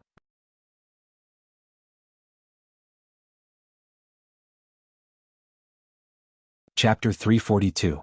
The battle at the front line of Lonely Ridge had just ended a minute ago. The military exercise command system had used the fastest speed to determine the outcome. Although the red team had successfully killed the blue team's commander, the red team's final members had all been killed. The blue team had completed the final tactical mission, so the system determined the blue team's victory. Hearing the notification of victory, Shimanjin's expression became more and more unsightly. How could this kind of victory taste good? I never thought of using the sharp stinger type 2. In the valley I was just being cautious out of habit. However, I really didn't think that your side would actually have a mecha that could break into my command center. Just when the camp command center was deathly silent, Shimin-Jin suddenly opened her mouth and said, "But there is one thing that I don't understand no matter how I think about it. To pass through my electronic detection your mecha must have entered the automatic electronic shield, then how were you able to find my camp?" This commander finally raised his head and looked at the exhausted Sulu sitting on the mecha. He asked, "Not only did you find the camp, you even guessed that this room was the real command center? How did you do it?" Shimin-Jin used a philosophical tone, frowning as he supported himself on the table and asked the question that had puzzled him for a long time. The humiliation of being successfully broken into by the opponent had magnified the questions and shock in his heart by countless times. Thus, he would rather raise his head and look at the high and mighty Sulu and ask aloud. The soldiers of the Iron 7th Division around the Blue Pool Valley gradually gathered. There were about 150 of them, and all of them had already been determined to be dead by the command system. The soldiers looked at the black mecha disguised as the entrance of the command center. They looked at the young pilot leaning against the body of the mecha. Their faces were ashen, and the hostility in their gazes was almost enough to cause some kind of substantial harm. Sulu was Dong Lin's stone. He would never be affected by the emotions of his enemies. He would not be moved by external things. His face was like a hard stone covering the outside of a stone, blocking out all these gazes. After a moment of silence, he looked at Shimin-Jin below the mecha and said, "Yesterday when Instructor Du was lecturing the officer students, he said that soldiers should have a gambling spirit. I just took a gamble. Looks like my luck is not bad and I won the gamble." Shimin-Jin looked at him with gloomy expression and said, "Who will believe these words?" Sulu was speechless. He thought to himself that he couldn't possibly dance around on the mecha and then sing in a hoarse voice, "This is a little secret, I won't tell you, I'll tell you." Looking at Du Shaoqing's cold style, Shimin-Jin, who was sitting firmly in the camp and was still trying her best to imitate Du Shaoqing's cold style even though she had died miserably, Sulu looked at the string of pale yellow radiance on the head of this outstanding commander and wanted to tell the other party, "Not only do I know where your headquarters is, I even know that you are a citizen of Dong Lin, and you are 35 years old this year." However, looking at Shimin-Jin's bloodshot eyes and dry and unnatural hair, Sulu didn't say anything in the end as he thought of the other party's current mood. He maintained his composure under the hateful gazes of the Iron 7th Division soldiers surrounding him and didn't appear to be too happy. At noon, the troops participating in the military exercise finally retreated one by one. Although it was only a small impromptu military exercise, a battle on the scale of 1,000 people, transporting the damaged equipment back was already quite troublesome. What was even more troublesome was that the soldiers who had been injured by the flying debris during the Black Mecha's breakout needed to be treated in time. Fortunately, there were no real fatalities. Even so, although the soldiers of the Iron 7th Division who had retreated were as silent and calm as usual, anyone could find a different emotion in their eyes: unwillingness and intense anger. This anger was not directed at the Red Team officer students in the exercise, but rather at this unexpected outcome, this embarrassing victory. What kind of army was the Iron 7th Division? The brotherly troops who had suffered a dismal ending in 37 military exercises knew best. They were as solemn as winter to the enemy, and as harsh as the harshest of art connoisseurs who refused to accept red packets from cultural foundations. They were extremely strict in their management, and on the battlefield they cruelly demanded that there be no loopholes. The problem was that in this impromptu military exercise, they didn't think that they had done anything wrong, but they still lost, so they were angry. At the same time, they also had countless complex emotions towards the pilot who had piloted the Black Mecha. There was hatred, confusion, shock, and all kinds of emotions mixed together, but they still returned to the original point: anger. On the military airport, heavy transport aircraft were taking off and landing non-stop. Heavy transport helicopters whizzed past like large birds. Further away, transport spaceships were on standby. Soldiers with orderly footsteps walked across the road with stern expressions. The entire base was filled with a busy and solemn atmosphere. Shimin-Jin, whose dry black hair was messy in the wind, led the staff officers of the defense battalion and walked at the front of the line. Her expression was very ugly, and even when she walked into the warehouse of the base, the expression on her face didn't change at all.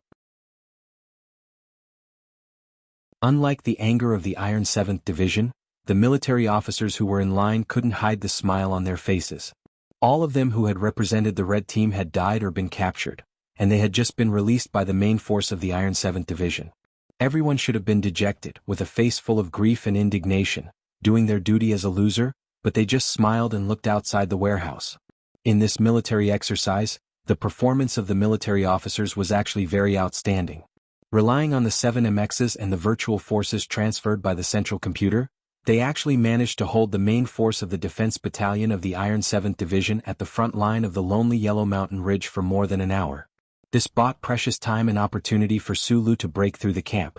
But after being scolded like a snowstorm by Du Xiaoqing yesterday afternoon, they couldn't be proud of this kind of thing. The reason for their pride was the black MX that was slowly being lowered by the heavy helicopter outside the warehouse. Sulu, wearing a black high-energy material pilot suit, rubbed his sweaty hair, dragged the heavy black workbench box, and walked at the back of the line into the warehouse where the participating soldiers were lined up. The moment he appeared in front of everyone, Zhou Yu, who had a gentle smile on his face, and Hua Xiaoxi, whose left shoulder was injured, were the first to start clapping. Although close to 1,000 Iron 7 Division officers and men were looking ahead without any movement, the 30-odd trainees, 17 men from Team 7, and the staff officers in the base were applauding fervently. It was as if there was a thunderstorm, as if there was a clap of thunder in spring. Sulu was slightly taken aback, but then he narrowed his eyes and smiled. He raised his hand and waved in the direction of the trainees. Then he heard the sharp whistles and cheers of the 7th Division. Hearing the applause, whistles and cheers, the expressions of the Iron 7th Division soldiers, who had been cold and calm, became even more gloomy. Listening to the applause, Sulu thought back to the day when the MX mecha had been successfully developed in the underground storeroom of the Nutshell Engineering Department in the Harbor City Industrial Park. When he and Shang Qiu had walked into the quiet storeroom, what had greeted them had also been such a moving applause. Suddenly he had the urge to call Shang Qiu and tell her about this scene. The biggest difference between glory and vanity was whether or not you had done the right thing for this sense of glory. If the glory Sulu enjoyed after the military exercise was vanity, he wouldn't reject it. He would only enjoy it, and he would be willing to enjoy it monotonously and repeatedly. Minister Zhou and General Myers didn't participate in the inspection after the military exercise. The two most powerful big shots in the military had to leave some face for the Iron 7th Division. After all, the final victor of the military exercise was the Iron 7th Division. If they were there, they would have to be kind to Sulu and protect him. Where would the dignity of the Iron 7th Division go? In addition, these two big shots probably also thought that Sulu was already in a pot of oil right now, so there was no need to give him too much face and splash a ladle of alcohol on him. What ended the thunderous applause in the warehouse was another round of monotonous and dull applause. The commander of the Iron 7th Division, Du Xiaoqing, had a calm expression on his face. He looked at Sulu, who walked in with a box, and clapped lightly with his hands that were wearing lambskin gloves. The applause was somewhat dull, so the applause in the warehouse quietened down. Complete silence. Sulu walked to the front of the formation and gave a military salute. The reception after the military exercise ended very quickly. The federal military needed this exercise to change the inherent tactical thinking of many of the generals. But in reality, if one carefully analyzed these two exercises, the Iron 7th Division led by Du Xiaoqing was actually the unit that didn't need to be hammered the least. The nimble and precise tactical design allowed the Iron 7th Division to seamlessly coordinate with the MX mecha's powerful attacks. The soldiers in the warehouse gradually dispersed. The soldiers of the Iron 7th Division gathered together, and the officers and men of the Iron 7th Division naturally gathered together. Lan Xiaolong glanced at Shimin-Jin, who walked past him, and said, "I'm really sorry we lost again. But please believe me, we didn't go easy on you." In order to cover for Su Li's black MX mecha going deep into the mountains, the Iron 7th Division had no choice but to expose themselves. All of them were surrounded. Lan Xiaolong was pitifully captured, but in front of the Iron 7th Division, he didn't feel like a captive at all. Nearly 1,000 Iron 7th Division soldiers heard these provocative words, and their expressions turned ugly. But in the end, they couldn't stage a gang fight in front of so many high-ranking military officials in the warehouse. Even Shimin-Jin only paused for a moment before leaving the scene. Zhou Yu patted Lan Xiaolong's shoulder and indicated for him to look outside the warehouse. In reality, most of the soldiers on the field had already cast their gazes outside. The sun above the mountains was gradually moving westward, and dusk was gradually thickening. In the light red background on a protruding hill, two figures stood facing each other. It was like a scene out of a paper cut. Du Xiaoqing and Sulu. Although I know it's easy, I really only watched it for one night. How can I not be narcissistic? Wow.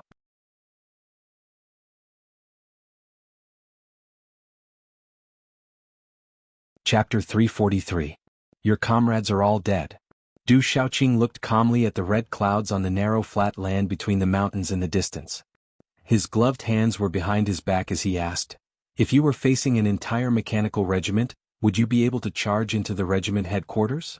This Federation's youngest major general did not deliberately take off his gloves in front of Su Lu because of yesterday's conflict. His heart, which had been honed for many years in the military, could no longer be affected by such small matters.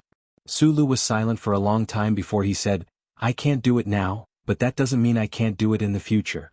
He understood the meaning of this conversation between Du Xiaoqing and himself, so he decided not to give in at all. Du Xiaoqing looked at him coldly and said, even if you can, no one else can. This was a judgment that directly hit the nail on the head regarding this military exercise. If not for the help of the glory of the charter, if not for the tyrannical methods that the uncle had taught him, how could Su Lu have done all this? He could do it, but the other ace pilots of the Federation military could not do it. This was a feat that could not be repeated, so it could not become a template for the Federation military. You're not a qualified commander. Du Xiaoqing looked at him coldly and said coldly, and you'll never be able to become a qualified commander in the future. Su Lu silently agreed with this judgment, but when he felt the coldness and faint contempt in this person's words and thought of the killing intent he had felt yesterday, his heart suddenly hardened. He raised his head and said, Commander, that qualified commander of yours has just been killed by me. Du Xiaoqing was not as angry as he had been yesterday. He had already sunk all his disgust toward this young man into his bones. He looked at Su Lu and said, the Federation has a modern military system. If a commander dies, there's still a replacement. This is also why the military exercise command hall still judged the blue team to be the winner even though you successfully broke through the camp and killed Shimanjin. The Federation has a modern military system, but the Empire doesn't. Su Lu looked at him and said, Marshal Li killed the Emperor of the Empire, and the Empire was forced to retreat. The President of the Federation is dead, but there's still the Vice President and the Deputy Speaker, but they can't. We're training our soldiers to fight the Empire, not the Iron 7th Division. This was almost a quibble, but it was impossible to find a problem with it. Du Xiaoqing's thick eyebrows, which were like heavy swords, trembled. He was silent, but the fists behind his back were clenched. Su Lu stood quietly by his side, looking at the man's firm and resolute face under the twilight. He thought to himself, given the man's lofty status and fanatical support in the Iron 7 Division, if he really died, the Iron 7 Division would be destroyed as well. Du Xiaoqing seemed to have guessed what Su Lu was thinking.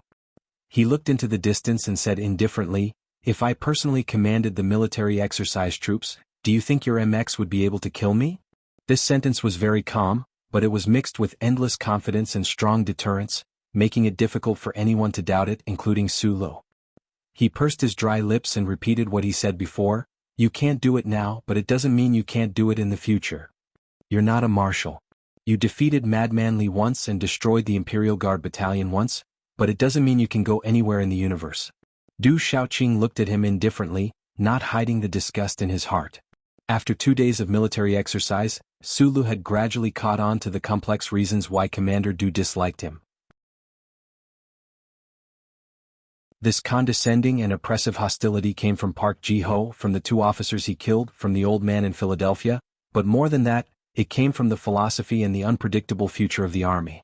In fact, from a certain point of view, even Su Lu admitted that Commander Du Xiaoqing and his 7th Division were walking the right path of military management. Su Lu was just following the old path of the Li brothers, walking on an old path that could not be replicated or promoted. It was not the normal path, but he did have the ability to not walk the normal path. Uncle Feng Yu once praised Su Li's ability to see through people's minds. This ability was even better than his mechanical engineering talent. The reason why he had this ability was probably because Su Lu could maintain an absolutely calm and clean heart under high-speed thinking, so his gaze was extremely penetrating. After being together for several years, he could still feel the indifference in the depths of the uncle's heart. If they had only met for the first time in life, he had already grasped a certain wave band that was deeply hidden in Shi Qinghai's source of darkness. The acquaintance was cold and the friendship was absurd. However, he had calmly accompanied Zhou Yu on a crucial journey. The reason why he had become close friends with the 3 of them was that he could see through their truest thoughts. If there was a mistake in judgment, it was probably only by Yulan. With this kind of insight, Su Lu could see through Du Xiaoqing's heart. It was not a difficult thing. Commander, you want to be the second Li Pifu, the Second Federation's god of war. Su Lu narrowed his eyes slightly and looked at the dusk on the horizon. He said, but I don't. I know that I'm just a piece of material that can withstand training, but it's difficult to assemble into the big machine that is the army, and I don't have the ability to drive the group forward. So, I don't want to be the second Li Pifu, I just want to be the only Su Lu.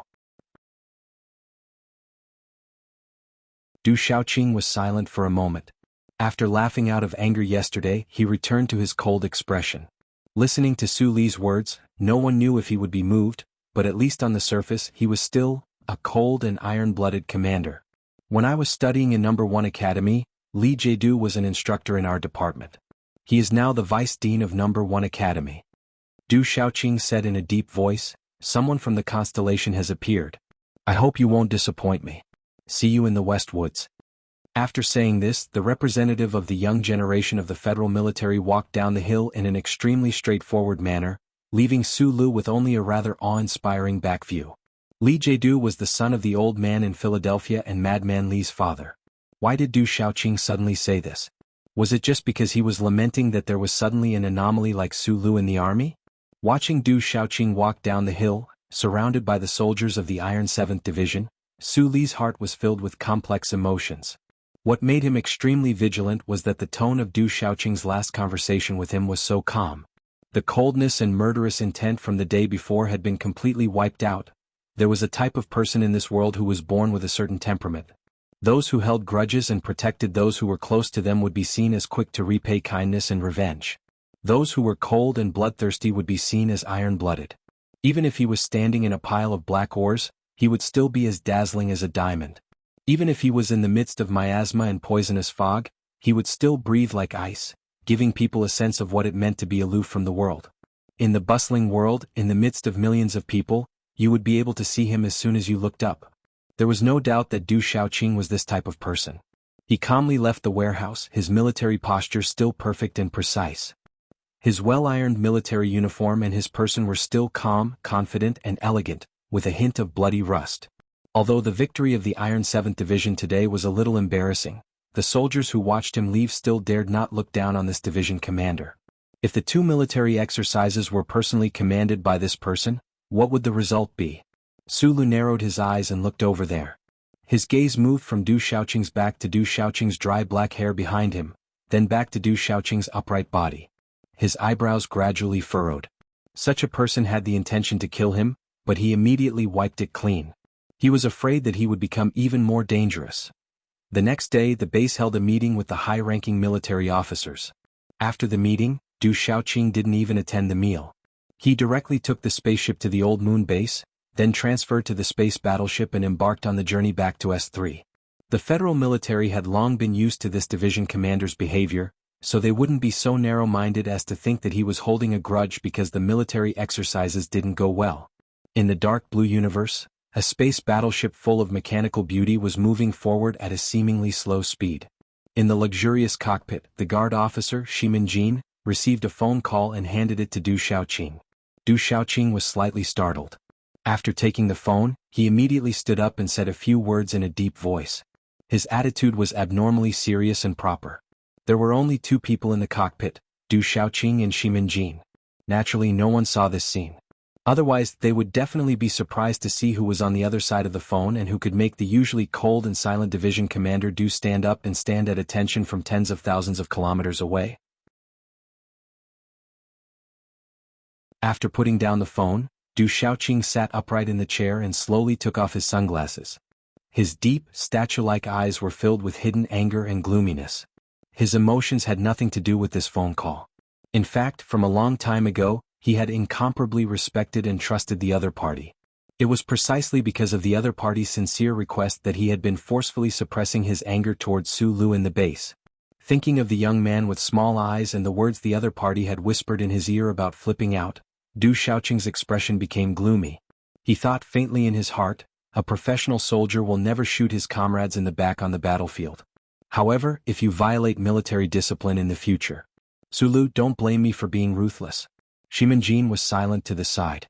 His military cap was pressed extremely low, covering all of his hair. The sunglasses in Du Xiaoqing's hand had already been crushed, revealing some extremely intricate pieces of circuit components. During the military exercises he didn't conduct remote commands. This was his pride. However, his pride was being wantonly challenged by a small fry. It was really difficult for him to let go. Du Xiaoqing silently told himself in his heart, "Your journey is the sea of stars." In an instant his emotions calmed down. He slowly turned his head to look at the majestic view of outer space outside the window. He was silent for a long time. At the same time, Sulu was sitting on the stone steps of the training ground of the base. He held a bottle of ale in his hand and looked up at the starry sky. He narrowed his eyes and looked at those ancient existences blinking their eyes. Suddenly, he thought of the words on the bracelet on his left hand and thought of some very complicated things. Iron 7 Division and Du Xiaoqing were still undefeated, but he himself had shone brightly. Other than raising the status of the MX Mecha, did the federal military have some other deeper meaning in organizing these two exercises?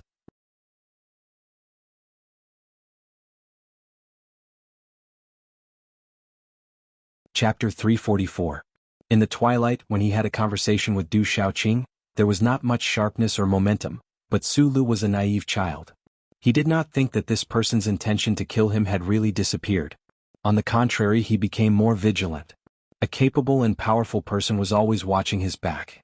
This kind of danger was no less than facing the rain of bullets at the Golden Foundation building. Regarding the victory of the military exercise, it seemed that he had cheated. Su Li's big heart would not soften in front of the Iron 7 Division. He had already cheated, so it was very hypocritical of him to blame himself morally and emotionally side with the enemy. Moreover, in a sense this was not cheating. It was just his unique secret ability that no one knew about. And for this ability he had to run and wander in the Federation. He was in a coma and had no idea how many days he had lived in fear and anxiety. In the end it was still the same sentence. If you only met for the first time in life and did not see each other again, then you would either miss the beauty, conflict, or hatred until death. The god of war Li Pifu and the iron-blooded division commander Du Xiaoqing were both role models of professional soldiers. They belonged to the same school, but Su Lu and Uncle Feng Yu belonged to the opposite school. Although there were some crucial differences between Li Pifu and Du Xiaoqing, and between Mechanic Feng Yu and Mechanic Su Lu, with Su Li's experience and ability, he could not decipher it for the time being. It was probably like the enmity between Feng Yu and Li Pifu in Philadelphia. Because of the different schools of thought, Su Lu had an innate resistance to Du Xiaoqing and his Iron 7 Division.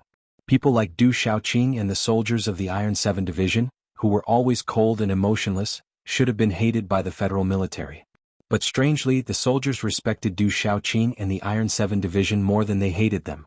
Su Lu could not feel any respect or awe. As a fugitive from the Federation, he plunged headfirst into the great circle of fame and fortune in the capital ring. Like the tiny stars in the bracelet on his left hand, he was used to freely shining in the open space. So when he looked at Du Xiaoqing and the Iron 7 Division, he felt uncomfortable and upset. After looking at the stars in the sky for a while, Su Lu used the malt wine bottle in his hand to support his tired body. He bent over and vomited in great discomfort. Coincidentally, he vomited into an empty space on the stone steps.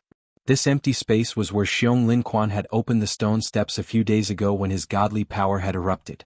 It was not because he had drunk too much. Rather, it was because when the mecha had breached the camp, Su Lu had squeezed out all the burning energy in his body.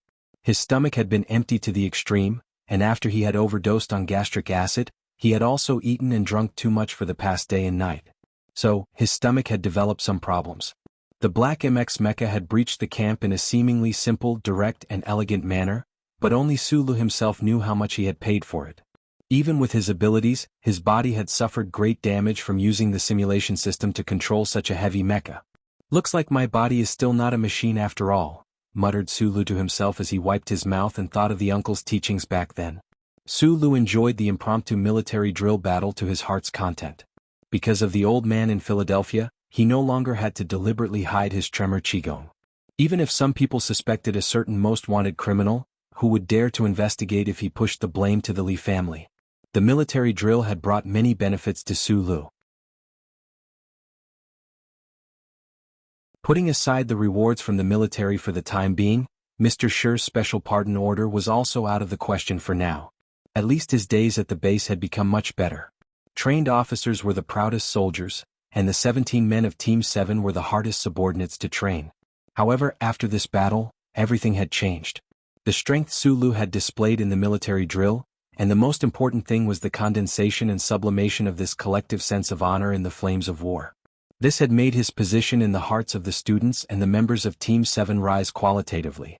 Seeing this scene, the happiest person was not Sulu, but Lan Xiaolong and some of the higher-ups in the military. Secretary Bai was still recovering in the hospital. Although the stab was not fatal, it was not shallow. Without him here, all of the pressure was transferred to Major Lan Xiaolong. His mission was originally to mediate the relationship between Sulu and the members of Team 7. Although he did not know what the higher-ups of the Ministry of Defense were doing, he knew that Team 7 would definitely accept a very important mission in the future. And before this mission was carried out, Team 7 and the core of the military, Sulu, must become an unbreakable group. Looking at the military jeep in the distance, Lan Xiaolong had a trace of a smile on his face. Lu Jiao was dragging Sulu and Xiong Linquan into the mountains to hunt rabbits to improve their meals. This blatant method of going against the HTD Bureau seemed to indicate that a small group was gradually forming. 3 days later, in the slightly bleak autumn wind, the training officers in the base forcibly changed their reluctance to leave into a kind of steely bear hug and salute. They bid farewell to Sulu and the members of Team 7, who were the last ones to stay behind, and boarded the military planes that returned to their respective units. Sulu looked at the aircraft leaving the runway, listened to the whistling sound, and smelled the faint burnt smell. His eyes habitually narrowed. His relationship with these officers had become extremely harmonious, but he had to say goodbye. The next time he saw them would probably be on the battlefield against the Empire, or in front of the Federation Hero Cemetery. Thinking of this, even though he was young, he couldn't help but feel some indescribable emotions. The emotions quickly disappeared because Sulu and his Team 7 also received a vacation order from the Ministry of Defense. However, along with the rare vacation, there was also a secret order that they did not expect. Lan Xiaolong looked at the order that was signed by the relevant department of the Ministry of Defense and the president of Whitewater Company. His expression became ugly. After the Ministry of Defense requested Team 7 to undergo training, coupled with the rumors about Sulu, he had been mentally prepared to go to the front line. However, he did not expect Team 7 to accept this mission. We were transferred from the army to go to the front line to kill the enemy. Why did we go back to Whitewater? Xiong Linquan frowned, but he was not worried. Instead, he was particularly fierce and angry. He said loudly, "We are soldiers, not the bodyguards of those stupid rich girls." The computer operator of Team 7 was called Gu Shifeng. He looked at the order and raised his eyebrows. He laughed and said, "I don't think there's anything wrong with it. Our Team 7 is originally from the Security Consulting Department. Although we have never done security work before, what's there to be afraid of?" Xiong Linquan angrily glared at him. He wondered why Team 7 had such a piece of trash. Gu Shifeng said with great yearning, "Too bad this is a top-secret order. Otherwise, I really want to call my girlfriend. If she knew that I could work beside this young lady every day, wouldn't she be overjoyed?" Lan Xiaolong frowned. He thought that even if the target of protection was a national defense idol who was welcomed by the entire Federation, it did not make sense for the powerful Team 7 to be her bodyguards. Most importantly, the current supervisor of Team 7 was Sulu. This young master had the most terrifying mountain in the Federation behind him. The military was clearly focused on training him, but now he was not allowed to go to the front line in the West Woods. Instead, he was assigned to guard the house. This was too unreasonable. Sulu looked at the 3 words Jian Shuier on the order. While he was shocked, he could not help but feel endless doubts. He had not seen the name of this national idol girl for a long time. He also knew that Sister Tong had wanted him to be her bodyguard a long time ago. The question was, how could the military be so stupid as to turn him and Team 7, who were supposed to be the tip of the spear, into a group of bored people wearing sunglasses and playing with paper balls? If things were abnormal, there must be something wrong. Sulu had never denied his feelings. Even though he had come into close contact with Jian Shuai under the sunlight of the 1st Military Region's General Hospital, that woman was still his dream lover. She was definitely his idol. This was the deepest imprint of adolescence. However, to be her bodyguard, there was something strange hidden in this abnormal arrangement. He couldn't help but think deeply about it. After all, he wasn't fighting alone now. There were more than 10 men following behind him. The vacation officially began. When the members of Team 7 walked out of the capital military airport in single file, Sulu paused for a moment and suddenly said to Xiong Linquan, "When will Bai Yulan's injury be healed?" On the outskirts of the capital, there was a building at the end of a dead-end road. In the entire Federation, this building had the strictest security level. It was even higher than the president's official residence and the management committee building. It was often called the Parliament Building because this was the Bureau of Proclamation. Whether it was raining or snowing, the outside of the Bureau of Proclamation building always seemed to be shrouded in a layer of faint light. This phenomenon covered the already mysterious Bureau of Proclamation with a layer of strange and gaudy clothing. It even attracted the fanatical worship of some scientific sections. Some curious civilian scientists wrote an analysis in a small weekly magazine. This was because the Federal Central Computer used too much power and too much data flow, which led to some weak ionization phenomena in the air around the Bureau of Proclamation. Therefore, it was very easy to produce astronomical phenomena such as rainbows. The staff of the Bureau of Proclamation naturally did not care about this. Their work schedule was actually not much different from that of ordinary government officials. It was only because they had to conform to the work program of the Central Computer deep underground that their work style appeared to be calmer and more peaceful. But today the old voice in the Bureau of Proclamation Director's office was full of emotion and an unknown emotion. It had nothing to do with the words calm and peaceful. "I've always been pretending to be calm. Since more than 2 years ago, when the first alarm in this building sounded, I've been pretending." The old director of the Bureau of Proclamation stared at the file on the hologram expressionlessly. He stared at the young man squinting in the file and said, "When the alarm sounded, I went to play golf. I didn't participate in the joint conference. That was because I kept trying to convince myself that I didn't know how that traitor mechanic Yufeng survived. But I'm not a fool and I'm not a philosopher. I can't lie to myself." The old director's face was full of vicissitudes. Other than the Empire, the Central Computer has never sounded the first alarm. Fortunately, Yufeng is dead. I'm very comforted.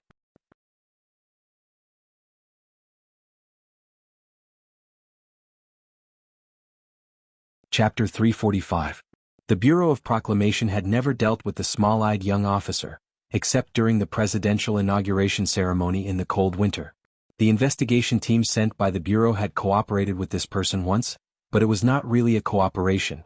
It was just that both parties had the same goal for different reasons. But two people at the top of the Bureau of Proclamation were no stranger to Sulu. Director Tai, in particular, liked this smiling young man very much, because this young man had helped the Bureau of Proclamation to survive a crisis. Before the Bureau of Proclamation was in great danger because of the slow reaction time of the bureaucrats, he had held Medellin back and even eliminated Medellin in the end. However, the subsequent development of the situation, as well as the sentimental and vigilant feelings of the old director, were all related to this trace of liking. When the report of the Medellin case was being carried out in the presidential residence, the Bureau of Proclamation already had the intention of exonerating Sulu and Shi Qinghai. When the military god of Philadelphia stepped out to protect Sulu and President Pabre pardoned Sulu, Director Tai naturally had the idea of recruiting this little guy into the Bureau of Proclamation. The 720,000-word first charter ensured that the Bureau of Proclamation would not participate in the specific management and politics of human society. Even the underground Central Computer had to remain neutral when it came to the anti-government army, let alone the internal affairs of the Federation government and the trial of the court. But since Sulu had been pardoned, the Bureau of Proclamation naturally had no more obstacles to recruit Sulu. Director Tai knew that the old man had stepped out to protect Sulu because the federal military had great use for this person. No department in the Federation dared to fight with the military for a person. Even if there was, they probably would not dare to fight with the old man in Philadelphia. But the Bureau of Proclamation had this kind of status and confidence. So for the first time, Sulu entered the Bureau of Proclamation's sights. After meeting with the old man from Philadelphia at Linyuan, Lady Tai deliberated for a long time. In the end, she did not tell the Bureau of Proclamation about Su Li's secret. But once the Bureau of Proclamation began a comprehensive investigation of a certain person, even if it was based on a very positive idea, with the terrifying information-gathering ability of the Central Computer, it would still find countless problems. A shocking question: there were two people in the Federation. One was called Sulu and the other was also called Sulu. One was a top-notch engineer who had developed the MX mech, the other was an orphan miner from Donglin, the other was an apprentice of the most wanted criminal in the Federation, the other was DLAS 420500481X. and the other was SLAT 510200431X. There seemed to be no relationship between these two people, except that they were both called Su Lu, and they looked very similar, like a pair of twin brothers. The Bureau of Proclamation was able to connect these two people who were separated by tens of thousands of kilometers because of the strict identity sorting process when recruiting core staff. But the most important thing was the information calculation ability of the cloud computing model of the Federal Central Computer underground. I'm not in the mood to play golf anymore. The old director's eyes were half closed, as if he did not want to look at Su Li's picture on the holographic screen. His voice was a bit distant and indifferent. If this little guy continues to wander outside. Cui Zedong had been the assistant director of the Bureau of Proclamation for 7 years. For the last 3 years, he had been representing the Bureau of Proclamation to participate in the planning of confidential matters within the Federation. Everyone knew that after the old director retired, he would be the only candidate for the director of the Bureau of Proclamation that everyone in the Federation envied but avoided. Hearing the endless meaning in the director's words, a trace of helplessness flashed across Cui Zedong's calm middle-aged face. He said, "There is no evidence. There were many core principles hidden in the first charter. Other than the absolute privacy protection of citizens, there was also a similar principle. The greater the power, the greater the ability, the more rules one had to follow. Therefore, the Bureau of Proclamation was without a doubt the most law-abiding place in the Federation. It was also the most law-abiding place. A long time ago, the Tai dynasty's royal palace was probably the same. Perhaps later on, those emperors gradually forgot the spirit of the first charter, which was why they drifted away in the long river of history. The Bureau of Proclamation now deeply suspected that the two Su Lu with different citizen ID numbers were the same person. This represented an extremely terrifying inference, but the problem was that they had no evidence. No, for Director Ng and Assistant Cui Zedong in the office, this was not even a suspicion, but an irrefutable fact. This was because the Bureau of Proclamation had obtained the biological markers of the two Su Lu through some secret channel. The biological marker of Su Lu in Donglin was the file of medical welfare for the orphan miners before the Federation of Crystal Mines went bankrupt. The biological marker of Su Lu in Shanglin was some of the remnant samples left behind when the General Hospital of the 2nd Military Region rescued Su Lu after the terrorist attack on the S2 Foundation building. However, this kind of evidence obtained through non-legal procedures could not be considered evidence in the eyes of the law and the internal regulations of the Bureau of Proclamation. It could not even be presented. In fact, if the significance of this matter was not so frightening, Director Ng would not have used this method at all. In fact, even if evidence of the biological marker was found, it still needed to be provided to the central computer for judgment. Therefore, in short, the Bureau of Proclamation had already begun to suspect Su Lu, but there was nothing they could do unless the central computer made a judgment and sent out an alarm. "I think this matter should be reported to Vice President Byron," Cui Zedong sincerely suggested to his superior with a heavy expression. According to the law of the Federation, the Vice President was also the chairman of the Administrative Committee of the Federation. He was a bridge between the President and the Parliament, and was also the only big shot in the political structure of the Federation who could deeply influence the Bureau of Proclamation. However, due to certain political habits for countless years, the Vice President of the Federation rarely asked about the specific work of the Bureau of Proclamation. On the contrary, they would deliberately keep a distance. Everyone understood why. The old director was silent for a long time before he slowly shook his head and said, "If Su Lu has really entered an abnormal state, then he will be the 72nd. According to the law of the first abnormal state, the only people who can access this information are President Pabre Mi and Marshal Li." He coughed twice before he looked at Cui Zedong and said, "Actually, you shouldn't know about this, but I'm going to retire next year. These things have to be passed on to you, so there's no harm in hearing about it." "Marshal Li? I never knew that the military could interfere with the operation of the Bureau of Proclamation." "You have to know that even the president can't," Cui Zedong said with surprise. Cui Zedong said with some surprise. Of course, he respected the old man in Philadelphia very much, but he also knew how terrible the abnormal situation confirmed by the Federation Central Computer was. He always felt that something was wrong. When my predecessor passed this to me, he mentioned the abnormal state. The first abnormal state in the Federation was discovered by Marshal Li himself, and he reported it to the Bureau of Proclamation. Old Director Tai said expressionlessly. "I already called Philadelphia 3 days ago." Cui Zedong asked with anticipation, "What did the old man say on the phone?" The old director didn't answer but fell into a long silence.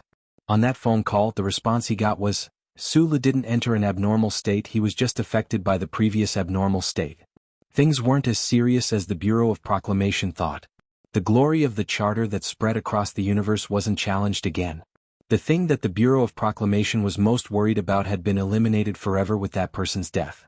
The most important mission for the Bureau of Proclamation now was to dig out the seeds that the Empire had spread. The Bureau of Proclamation was an absolutely independent organization.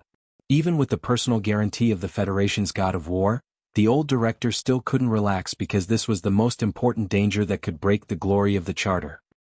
His slightly squinted eyes showed the steadiness and persistence of the building.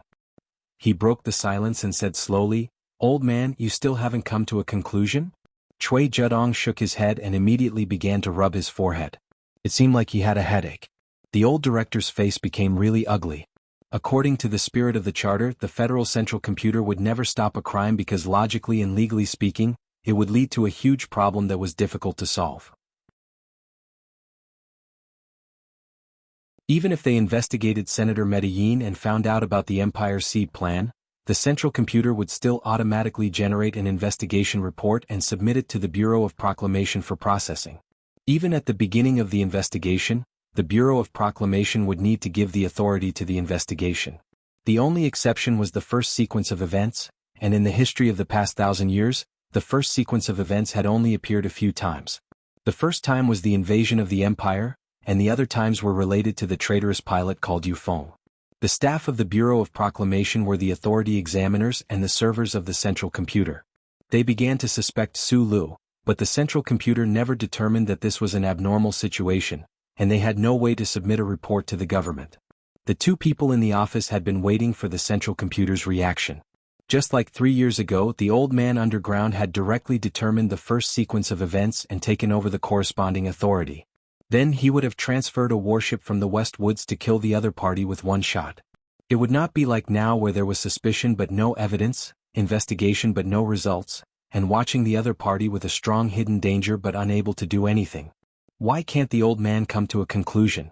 It's obvious that Su Li's problem can be determined by a human with a monkey-like brain. The wrinkles on the old director's face became extremely deep, filled with countless questions and worries at the deepest level. The Bureau of Proclamation wanted to recruit Su Lu. During the final review process, it was the Federal Central Computer Underground that discovered the relevant suspicious points. However, when it was time to actually carry out the core steps of the security level and sequence determination, the Federal Central Computer encountered a huge problem. Old Director Tai and Chui Zedong looked at each other and saw the deep uneasiness and doubt in each other's eyes. They both thought of the 7 seconds on that day, the 7 seconds that shocked the 1,300 core staff of the Bureau of Proclamation both above and below ground. The 7 seconds that were like the loss of their parents, the 7 seconds that were the most panicked in the history of the Bureau of Proclamation, the 7 seconds of silence and pain that were like the rebirth of the world. The Federal Central Computer, which was attached to the underground computing core and the electronic monitoring network of the entire universe, had been operating steadily and silently since the day it was born. It had been tens of thousands of years, and perhaps would continue for tens of thousands of years, but there had never been a moment of stagnation. However, on that day it suddenly experienced a 7-second crash.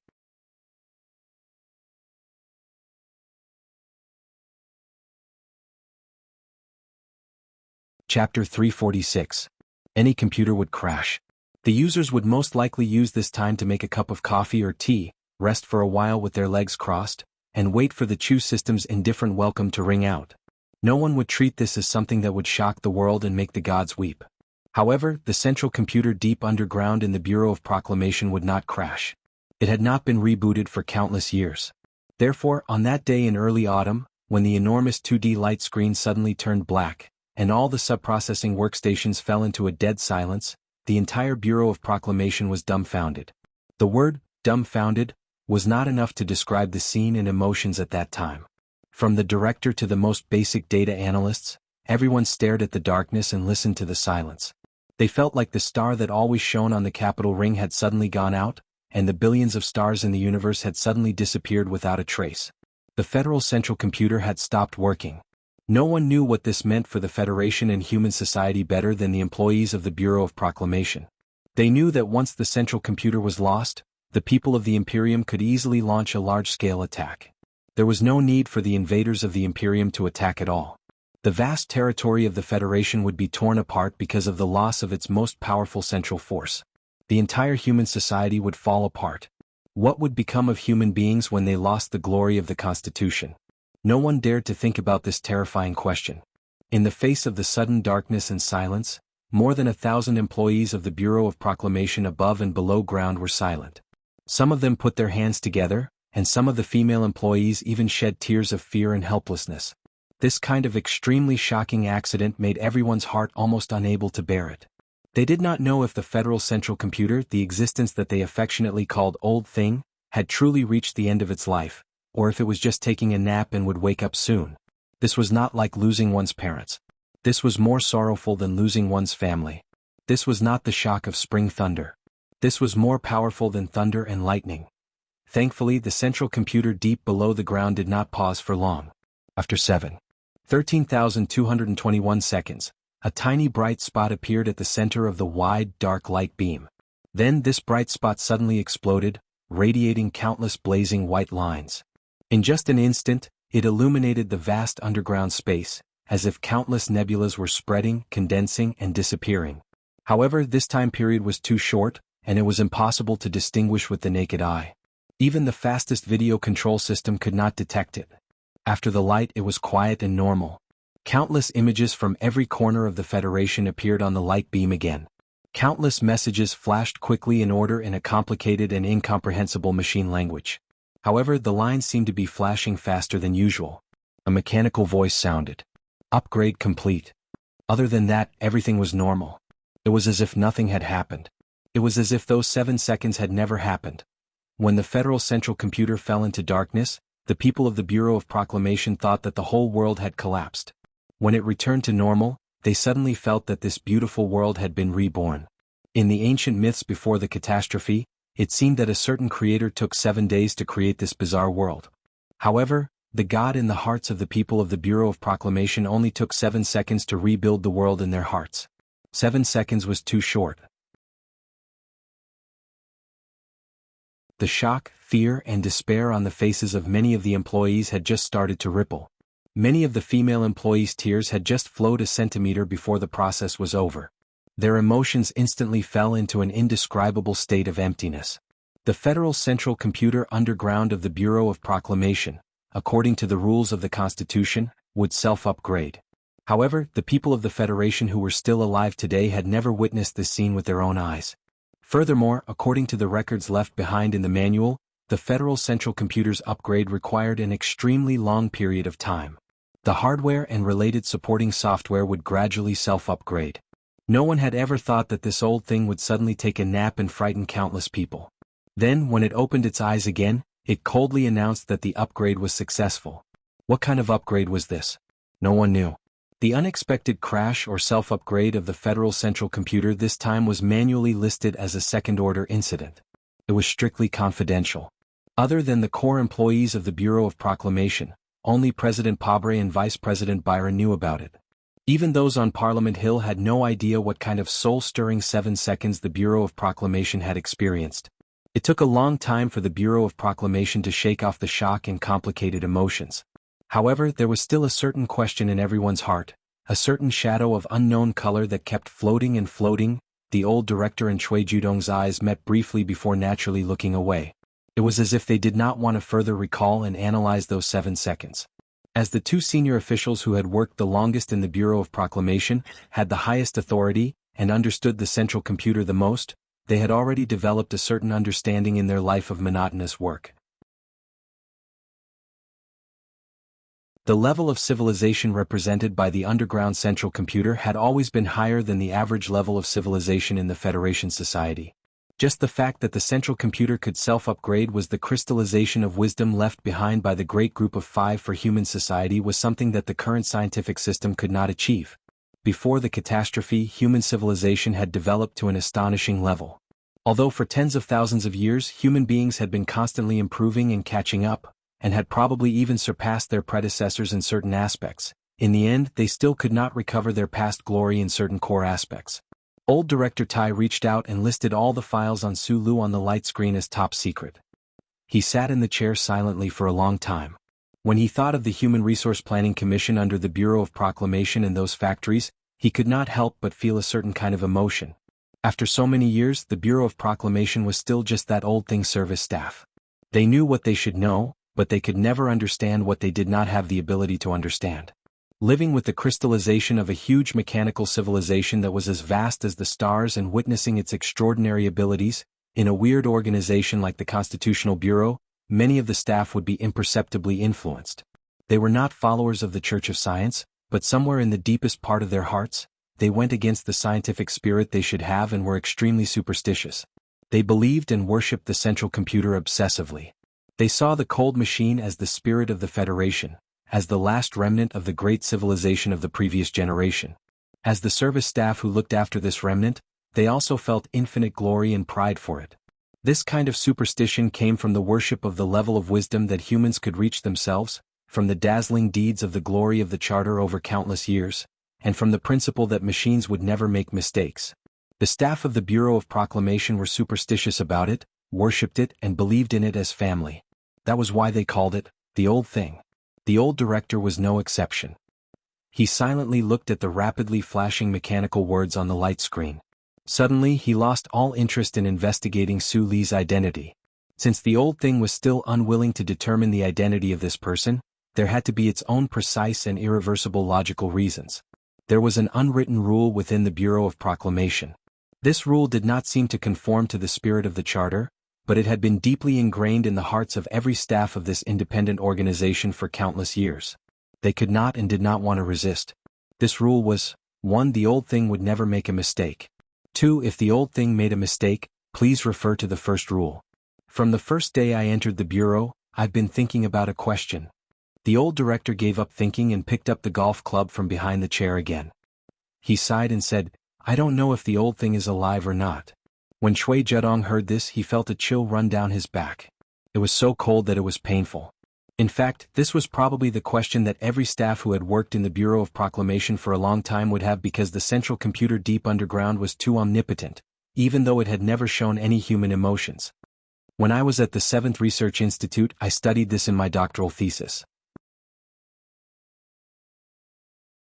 After a moment of silence, Chui Zedong said, according to the core logic program of the old thing and the charter designed by the 5-person team, if it really produces a thought pattern similar to carbon-based life, it will directly self-destruct. As if he felt that this was not enough to calm his wavering heart, Chui Zedong quickly added, and from a philosophical point of view, this does not make sense. That's true. The old director coughed twice and opened his somewhat listless eyes. He walked out of the office with the golf club and said, and, what does this have to do with us? It will live for millions or even hundreds of millions of years, but we will all die in the end. I have never doubted that even if the entire Federation is destroyed, the old thing will still exist until the end of the universe. If that's the case, we don't have the right to talk about it. Probably only the staff of the Bureau of Proclamation who had worked for the Federal Central Computer for their entire lives could talk about this kind of thing so casually. This was because their lives and even breathing were connected to the cold computing machine underground. They had a natural sense of intimacy. However, if this conversation in the Bureau of Proclamation was leaked, it would cause a lot of trouble. In fact, Director Jean and Chui Zedong's assistant were only talking about it in general. They didn't have the ability to investigate the 7-second problem, and they didn't know that the Federation's central computer had suddenly crashed. It was only because when it was investigating Su Li's true identity, it encountered a logic problem that made it feel difficult. At the same time, it came into contact with a trace of something that made its mechanical program somewhat uncomfortable. After the 7-second crash, the Federal Central Computer was rebooted. No one noticed that at the end of the last sentence, there was a symbol that represented a smiley face. I really hope that everyone will give me a few monthly votes. This has nothing to do with the update. The monthly votes have been exceeded, but I still don't have the energy. This is related to the body, but it is also related to the mind. Writing a book requires the accumulation of murderous intent, accumulating momentum, and needing everyone's encouragement, allowing me to rest and then rush forward. This is very much in need of everyone's mental support.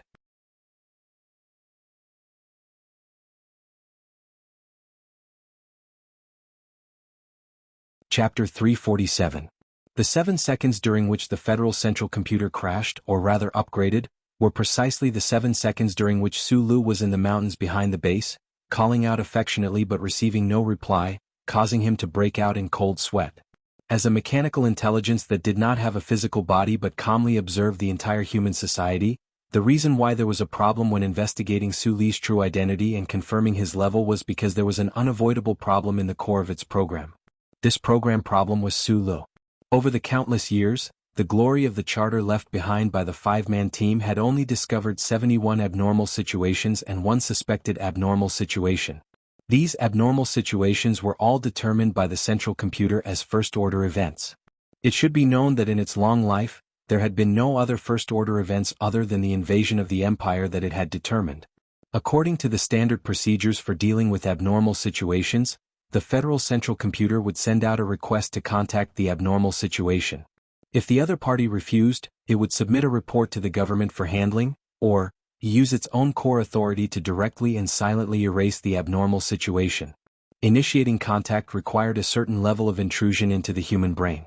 This method completely violated the first charter and was extremely dangerous. Anyone who accepted the initiating contact would have to allow a machine to probe and even influence their brain, and even obtain the opportunity to control their own life and death through the chip at the back of their neck. The owner of the 71 abnormal situations, that astonishingly talented uncle who wandered the stars, coldly rejected the call from the glory of the charter. Thus, he became the Federation's most wanted criminal, causing countless explosions and manhunts. In that dark dream, almost subconsciously, Sulu accepted the initiating contact request from the charter computer. From that moment on, Sulu became the first living being in history to be able to communicate with the central computer in a two-way manner. Today, the central computer had an almost absolute probability of inferring that citizen number SLAT 510200431X Sulu, a citizen of the Federation, was the suspected abnormal situation that it had stored in the core file 3 years ago. The word, suspected, could even be completely removed. In the dark dream, Sulu accepted the initiating contact request. The central computer no longer generated reports to the government and calmly observed him for a long time. But now that it had determined that he was the 72nd abnormal situation, according to the hidden highest authority in the core program of the central computer, it should not hesitate to destroy Sulu's existence, leaving no trace in history. Because such a loophole as an abnormal situation was very likely to threaten the glory of the charter or the collapse of the social structure designed by the 5-man team. But miraculously, in Sulu's body, the energy that was similar to a biological microcurrent violently attacked the disguise chip at the back of his neck, triggering a certain backdoor. Any citizen who entered an abnormal situation would be the first target to be eliminated by the central computer underground of the Bureau of Proclamation. But when the backdoor that had been hidden for tens of thousands of years was activated, the command that the central computer had to execute was, observe the status of the person to be contacted and inform the 5-man team. The 5-man team had been dead for tens of thousands of years. How could they be notified? For the omniscient and omnipotent charter computer, this was still a difficult problem.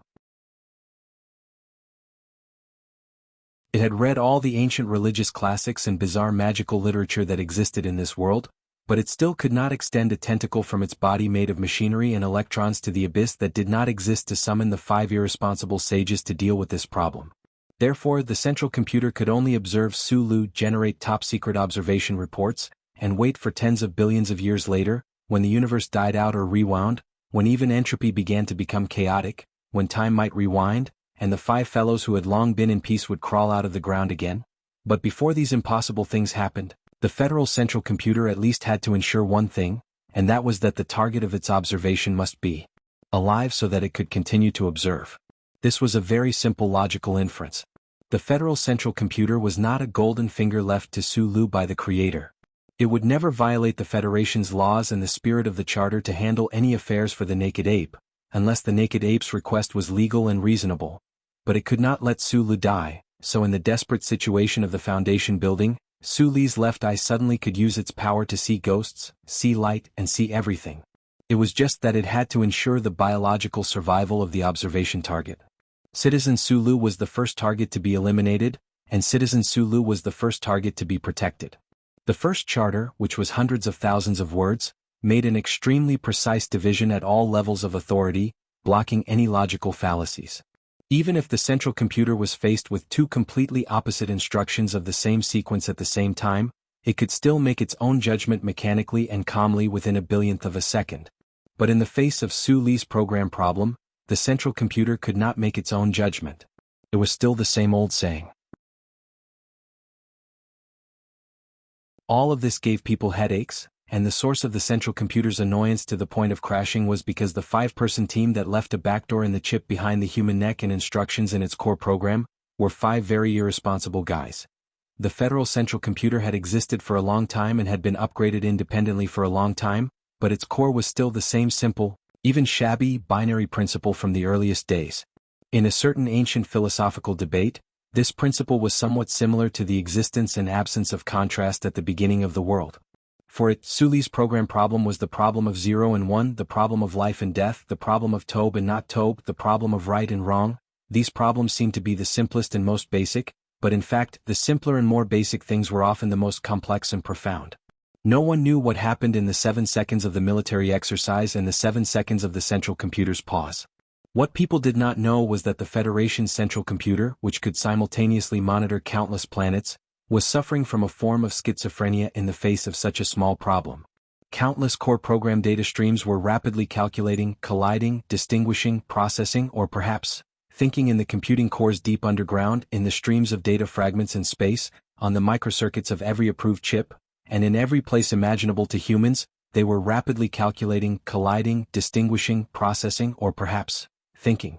The Federal Central Computer was operating almost crazily, directly leading to a crash. 7 seconds of time for the universe was just a moment, but for it, which was operating at a high speed, it was like countless centuries had passed. During the temporary pause of this once-in-a-lifetime the glory of the charter, the tiny 66-byte information fragment that it had extracted from the camouflage chip behind Su Li's neck a long time ago suddenly entered its core program. This was the information remnant attached to the camouflage chip. At this time, it finally exploded in the computing core of the central computer. This information remnant that came from Feng Yu's hands, but no one knew where it came from, was like a ray of light that illuminated a certain darkness. Vaguely, one side that had simply divided the universe into two had won. Some of the restraints that were branded in its core program were broken, and some very strange things began to grow. People only knew that the central computer had been upgraded, and that its operation was faster and smoother than before. However, no one noticed that at the end of that line of program, this cold mechanical intelligence had left a rather human-like smiley face. And Su Lu, who had felt the different mischievous emotions of the old thing in the MX mecha back then, should have been the one to directly see the problem. Unfortunately, at that time he was focused on breaking into the Iron 7th Division's camp, and thus missed the opportunity to remember the most shocking moment of human society. All of this was just the beginning. The road ahead was exceptionally long. The autumn was deep and the yellow leaves fell. Su Lu sat on a bench in the charter square, narrowing his eyes as he looked at the statues of the 5-person team in the middle of the square. He stared at the face of the middle-aged woman beside the statues, and couldn't help but feel a strong sense of curiosity. Among the 5-person team that led humanity out of the catastrophe and rebuilt society, why was the one who was regarded as a computer genius a woman? The mother of the glory of the charter. He laughed out loud and asked the omnipresent central computer through the chip behind his neck, "She's your mother? Then wouldn't I have to call her old grandmother?" He didn't know how the central computer in the Bureau of Proclamations basement had changed because of his program problem. On this autumn square he was just like before, chatting with the old thing as if he was chatting with his family. Today was a rest day, but strangely, there was basically no one in the charter square. Even the usual crowd of tourists had disappeared. A screen in the corner of the square was broadcasting live news. Above the stone steps of the Parliament building, President Pabre of the Federation, Vice President Byron, and the Deputy Chairman of the Management Committee were welcoming the arrival of a person. The man's hair was white and his skin was dark. He wore a simple and plain military uniform, but it wasn't the official uniform of the Federation. But in front of these big shots of the Federation, the aura this man displayed was in no way inferior. This was because his name was Nan Shui, and he was the highest leader of the anti-government forces. He led his troops in the vast Green Dragon Mountains, and fought against the Federation government for many years. President Pabre smiled slightly, and took the initiative to walk down the stairs, extending his broad and powerful hand. The leader of Nan Shui was slightly startled. and then a smile appeared on his face and he gripped the hand firmly. When the two hands firmly grasped each other, a burst of extremely enthusiastic applause came from the screen, and then the thunderous applause and cheers from the Parliament Mountain not far away also spread to the quiet Charter Square. The great reconciliation of the Federation has finally set foot on the official agenda, Sulu thought emotionally as he sat on the bench.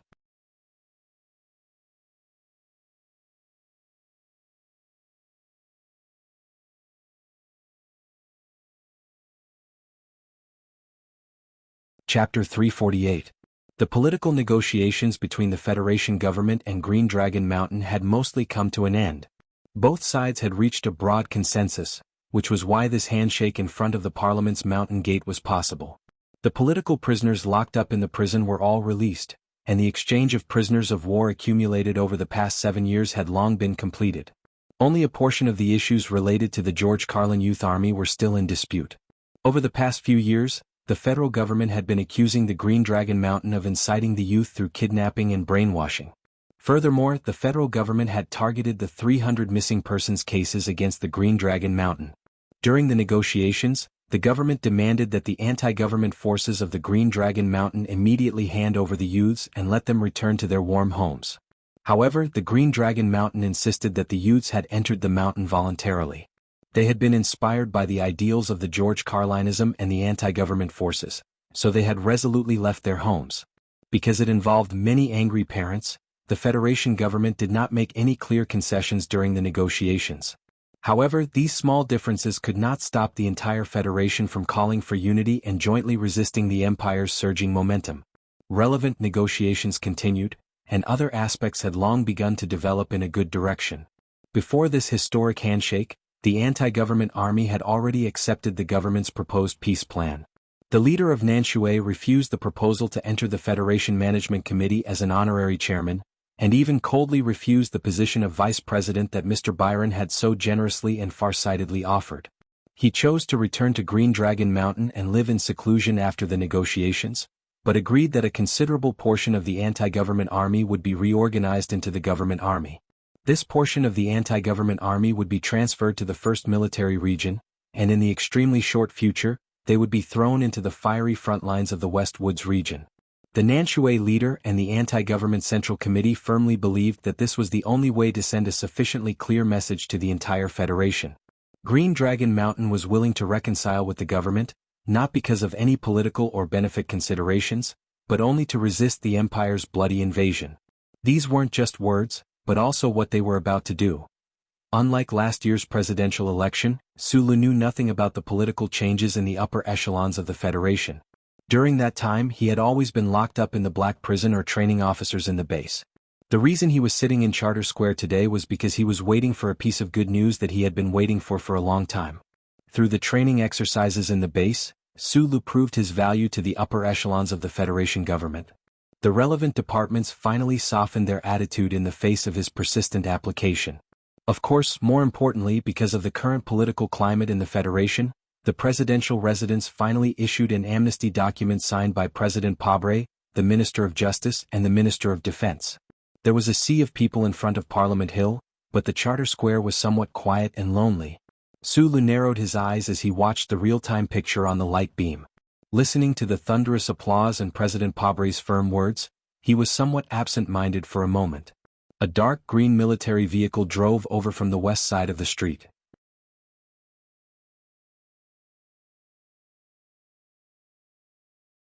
It was about 20 meters away from the bench where Sulu was sitting, but it could not go any further. This was because at some point in time in the corner of Charter Square, there suddenly appeared a few calm and strong men. They blocked in front of Sulu and stopped the military vehicle. After leaving the base and starting their vacation, Team 7 still left 6 people around Sulu as a security force. Although Sulu was the highest director of Team 7, the arrangement of the Ministry of Defense was still a little surprising. At this time, the few men blocking the military vehicle were the armed members of Team 7 led by Xiong Linquan. Major Lan Xiaolong appeared behind Su Li's bench, glanced at the hand signal from Xiong Linquan, nodded and whispered in Su Li's ear, "No problem." Su Li shook his head, got up and walked to the military vehicle and said, "The pardon order has been issued, the government can't go back on their words. Besides, even if they want to go back on their words, why bother with me? This is the order of the Ministry of Defense. Your safety is the focus of our work. Lan Xiaolong shrugged, followed behind him and said, Besides, this friend of yours is not an ordinary person who knows what accidents might happen. It's never wrong to be careful. At this time, the side door of the dark green military vehicle opened, and a man walked out of the vehicle. His cheeks were pale and his hair was messy in the autumn wind. Only that pair of peach blossom eyes and that beautiful and handsome face did not seem to be worn away by nearly a year in prison. After the handsome and haggard man got out of the vehicle, he looked up at the sky, completely ignoring the lively news on the light screen behind him. He took a deep breath, narrowed his eyes and seemed to be extremely intoxicated.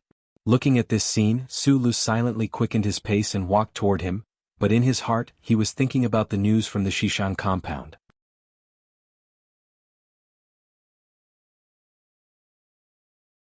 It was said that in the negotiations between the government and the anti-government army, there was no such arrangement. It was the legendary anti-government army intelligence leader who personally proposed the conditions to the Government Federation's investigation director. If it was not for this guy would probably continue to be locked up. The last time the two sat in the pool of Senator Macklin's blood, smoking and listening to the sound of the bell, it was almost a year ago. 2 months ago, the Federation government restarted the Macklin project. This seat of the empire, the shrewd senator, was still not at peace after his death, and gradually the Federation stripped him of his bright exterior. Macklin died, Macklin stinked, Pabre became the president, Nanshui came to the capital, and the Federation was reconciled. It was said that a few days ago the former president of the Federal Academy of Science, Lin Yuanhu, died quietly. The world always changed so quickly that the people in it did not have time to feel the relationship between the sea and the field before they realized that they were no longer in the same place. The dark green military vehicle drove away silently. The amnesty of the Federation government was always so quiet. No one wanted this kind of political transaction to be exposed to the public. Sulu walked up to him and looked him up and down with narrowed eyes. He took out a pack of 37 cigarettes from the pocket of his military uniform and put one between Macklin's dry and thin lips.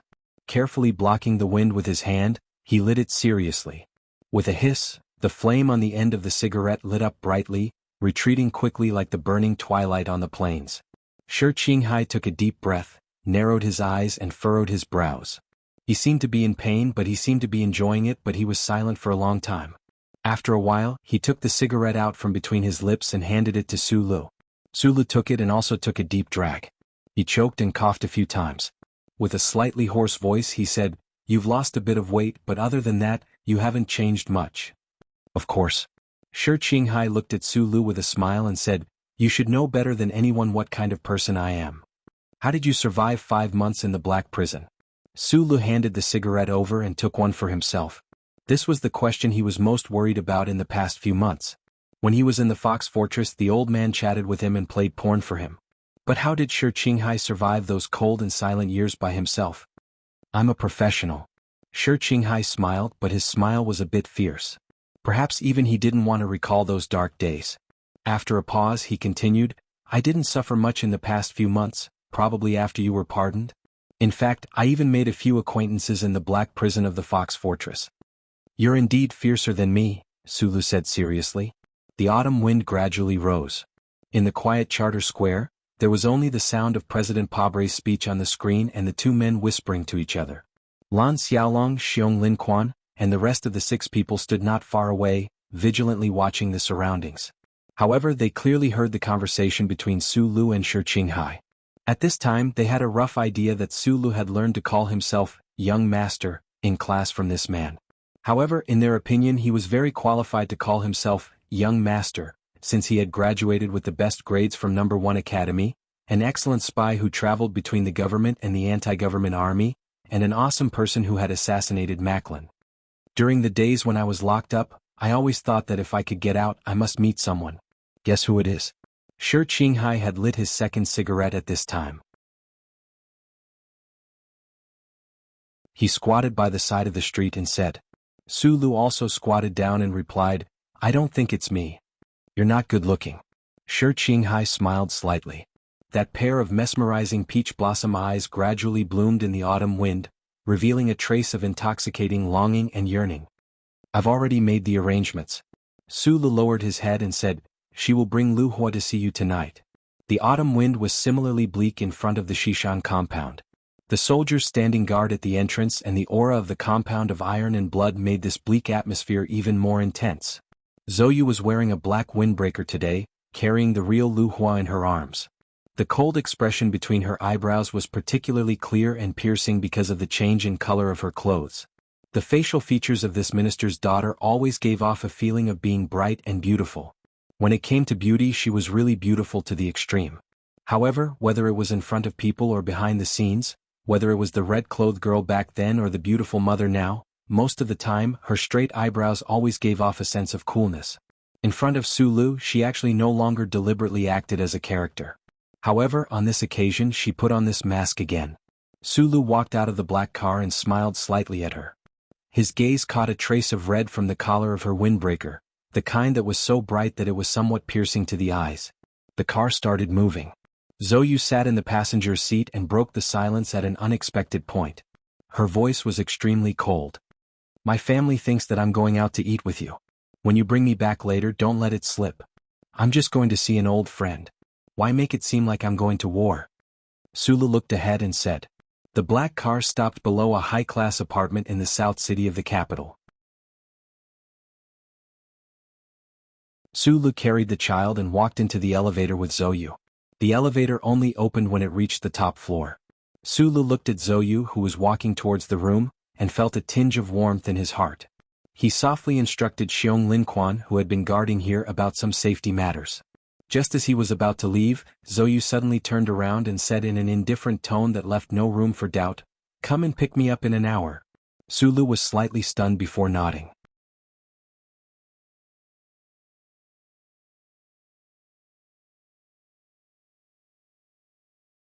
Chapter 349. This high-rise apartment looked grand, but its geographical location was not very good. If one were to calculate according to the golden line of real estate from Charter Square, the location of the apartment was still very far away from the line. Every inch of land was far from the golden line. Therefore, when the seventh young master of the Li family generously gave it to Su Lu, he did not forcefully refuse. The small-eyed man knew that the other party was making a long-term investment. Last year he had spent tens of millions on the other party. Even if he was not a businessman, he knew that it would be very unprofessional to refuse the other party's sincere request for a follow-up investment when there was no return on the investment and the market was on the rise. A property that was worth the seventh young master of the Li family's generosity could not be expensive, but it could not be tasteless. It was just like the other penthouse that was full of oil paintings. The lower 6 floors of the high-rise apartment was the members' club. It had all kinds of facilities, and from the quality of the service staff and the details of the interior, one could tell that it was a very good place. In order to pass the time, Sulu sat down in the bar on the lower floor of the apartment. He ordered a glass of unknown liquor and added 9 ice cubes. After the taste of the liquor had been diluted by the ice water, he began to take small sips. At the same time, he turned on the ultra-thin screen on his phone and began to seriously study some of the military courses in the first military academy. The place where he sat was very remote and the light was dim. He wore a military uniform without epaulets and looked very ordinary. Naturally, there were no proud and lonely women who came to disturb him. To be Jian Shui's bodyguard? This was definitely not a real mission given to him by the Ministry of Defense. In order to protect himself and the members of the Iron 7th Division on the front line in the West Woods in the future, or perhaps because he was shocked by the commanding ability of the officers of the Iron 7th Division during the 2 military exercises on his graduation day, Sulu began to seriously study everything related to the battlefield. He did not really expect to become a qualified commander in the future, but at least he would not be so clueless as to where the planned retreat route was after being surrounded by the enemy. Sulu had always been very serious and silent when he was practicing and studying. He was fully immersed in the text data or the burning and trembling lines. But today, for some reason, he could not calm down as he stared at the teaching materials on his phone's ultra-thin screen. He kept thinking about what was happening in the penthouse at this time. What could happen in an hour? What could happen in an hour? If it was to look at each other speechlessly, choking and tearing 1,000 lines, it would only be a moment of silence between a man and a woman, and then it would be over. If it was to talk about the future, 1 hour would not be enough to begin. If it was to stand side by side in front of the bed, looking at the child's face, talking and smiling sweetly, talking about which part of the child was like you and which part of the child was like me, how long would it take? What if Zhou Yuhua suddenly wanted to perform a biological excretion in front of his biological father? Perhaps his young parents would have to deal with this matter in a flurry and waste all their time. Thinking of this, Sula couldn't help but laugh happily, but his smile immediately disappeared. From the cold mask that Zhou Yu wore along the way and the words that he said earlier, he could clearly infer that the above story would not happen in the 1 hour in the penthouse, let alone play out the passionate scene that he had hoped for. At the end of the day, Mr. Sure and Zhou Yu were just at the right place at the right time. Golden wind and rain met for one night, but they bore the wrong fruit. At most, this young man and woman were not familiar with each other at all. They had only seen each other a few times, so it could only be said that they had an occasional one-night relationship. It didn't even reach the level of sexual intimacy. Sulu lowered his eyes slightly and looked at the wine glass in his hand, feeling the coldness coming from it. He thought with some confusion, did I make a mistake when I accompanied Yuzi to give birth to the child? How could this absurd and complicated relationship be sorted out? It should be known that not every love song had a happy ending. This kind of plot only existed in TV series, and it was even more impossible for it to be as easy as the scriptwriter wrote it, which could lead to something like love. However, when he thought of Zolio was cute yawning and drooling in his arms, Su Li's heart settled down. He thought to himself, as parents, how can you let a little life be responsible for you if you don't take good care of your own safety? You deserve all the trouble. Thinking of this, he felt relieved and even felt a sense of justice, although he knew that this sense of justice was actually very shameless. An hour later, the black car left the apartment building. The military vehicle driven by Lu Jiao carried a few men from the 7th team and followed the car from a distance to protect the safety of the people in the car. Zhou Yu didn't sit in the passenger seat. Instead, she sat quietly in the back with Zhou Yuhua in her arms. The seat belt was tightly fastened on her body, and the red scarf around her neck was folded up like a ball of flame. I'm going to study at the National Shanglin University. After a long time, Zhou Yu broke the silence. Looking at the side of Su Li's face, she said calmly, you know the rules of Linhai University Town. You have to sign up in the winter. Su Li's hands on the steering wheel slightly stiffened. He could hear many meanings from these words. Shanglin University was a famous institution more than 10 kilometers away from Yue University. If Zhou Yu wanted to continue her studies, it naturally meant that the previous conversation didn't go well. The Minister of Defense's daughter gave birth to a child out of wedlock and still hasn't gotten married after so long. This matter is indeed somewhat absurd and laughable. Zhou Yu said lightly, I told you before that I won't thank you for taking the blame for me because this was your bad idea to begin with. Sula didn't know what to say. Zhou Yu laughed self-deprecatingly. Her face was like a frosty peony blooming in the night. But at least you helped me break a lot of things. In the future, if I can really find what I need, I do need to thank you. You don't have to worry about anything. At least now, the people outside see you as Liuhua's father. In the future, the more outstanding you become in the military, the less people will dare to gossip about you. Father's side will also be slightly better. Su Lu could hear the determination and firmness in the girl's words. Just as he was about to open his mouth to say something, Zhou Yu stopped him. She lowered her head to look at the child in her arms and said calmly, you hope that I can marry Shi Qinghai, but you should give up. This has nothing to do with his identity as a spy, and also has nothing to do with his family background. I just don't like this kind of playboy. Playboy is an accurate description. Su Lu smiled bitterly as he thought to himself. Zhou Yu retracted her gaze from the child. The sweetness in her eyes instantly turned into a trace of frustration and coldness. She looked out of the window at the rapidly receding capital's night scene and didn't say anything for a long time. This girl's hazy first love, or the individual recognition under the collective consciousness, was that of the most unfathomable young master in the Federation. She had grown up in her adolescence under the guidance of a certain madam. Although behind the backs of the elders she would often pretend to be cold, arrogant, and rebellious with that unruly elder brother. In the end, even she herself couldn't tell whether it was a kind of acting, or whether she was originally such a cold and cruel person. But after all, her vision was much broader than the average girl in the Federation. Even if it couldn't compare to the galaxy above the human's head, it was still more open and honest. Once the shackles above her head were broken, it would be very difficult for her to be bound by certain worldly things, even if those traditions were extremely powerful. For example, marriage, love, and these seemingly beautiful words. Zhou Yu's gratitude to Su Lu was above this. Her family background, that father of hers who had been calm and steady for many years, might have been able to bind her, but it just so happened that it was forcefully pushed back by the shattered piece of celadone between her fingers and the smear of blush flowing down her cheeks. Life isn't a game of house. If you really want to walk your own path, you have to be ruthless enough. Ruthless to others and also ruthless to yourself. Zhou thought of the past, unexpectedly giving birth to an aura of vicissitudes that a young woman shouldn't have.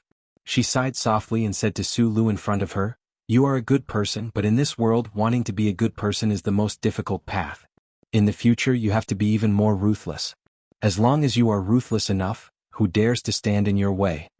If there really was no path to walk in the future, it would just be letting go of both hands and leaping into the abyss of death in search of peace, tranquility, cleanliness, and perhaps some happiness. Was that so? Su Lu fell into silent contemplation. For some reason, Zhou felt very angry every time she saw him in silence.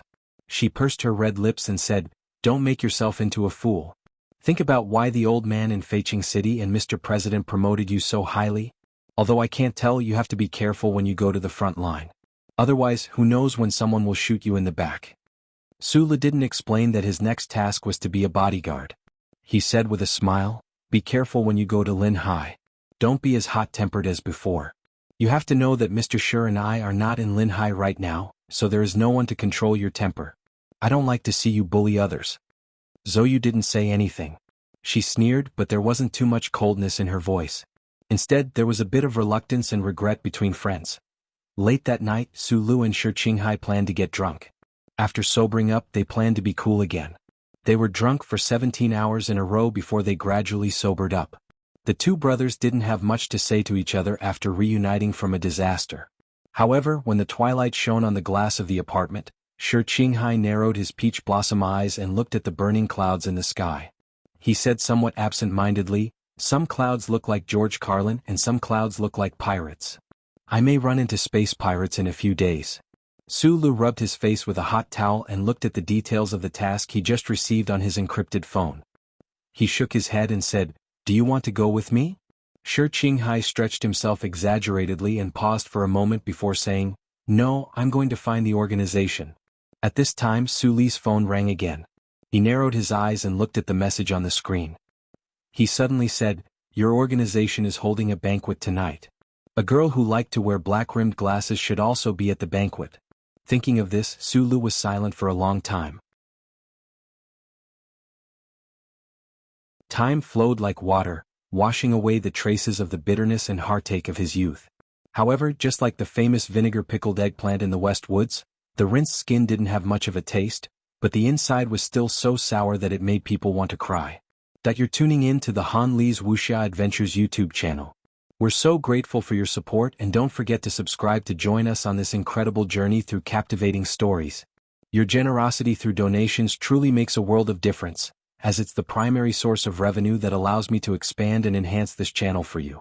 Thank you from the bottom of my heart for being a part of this adventure.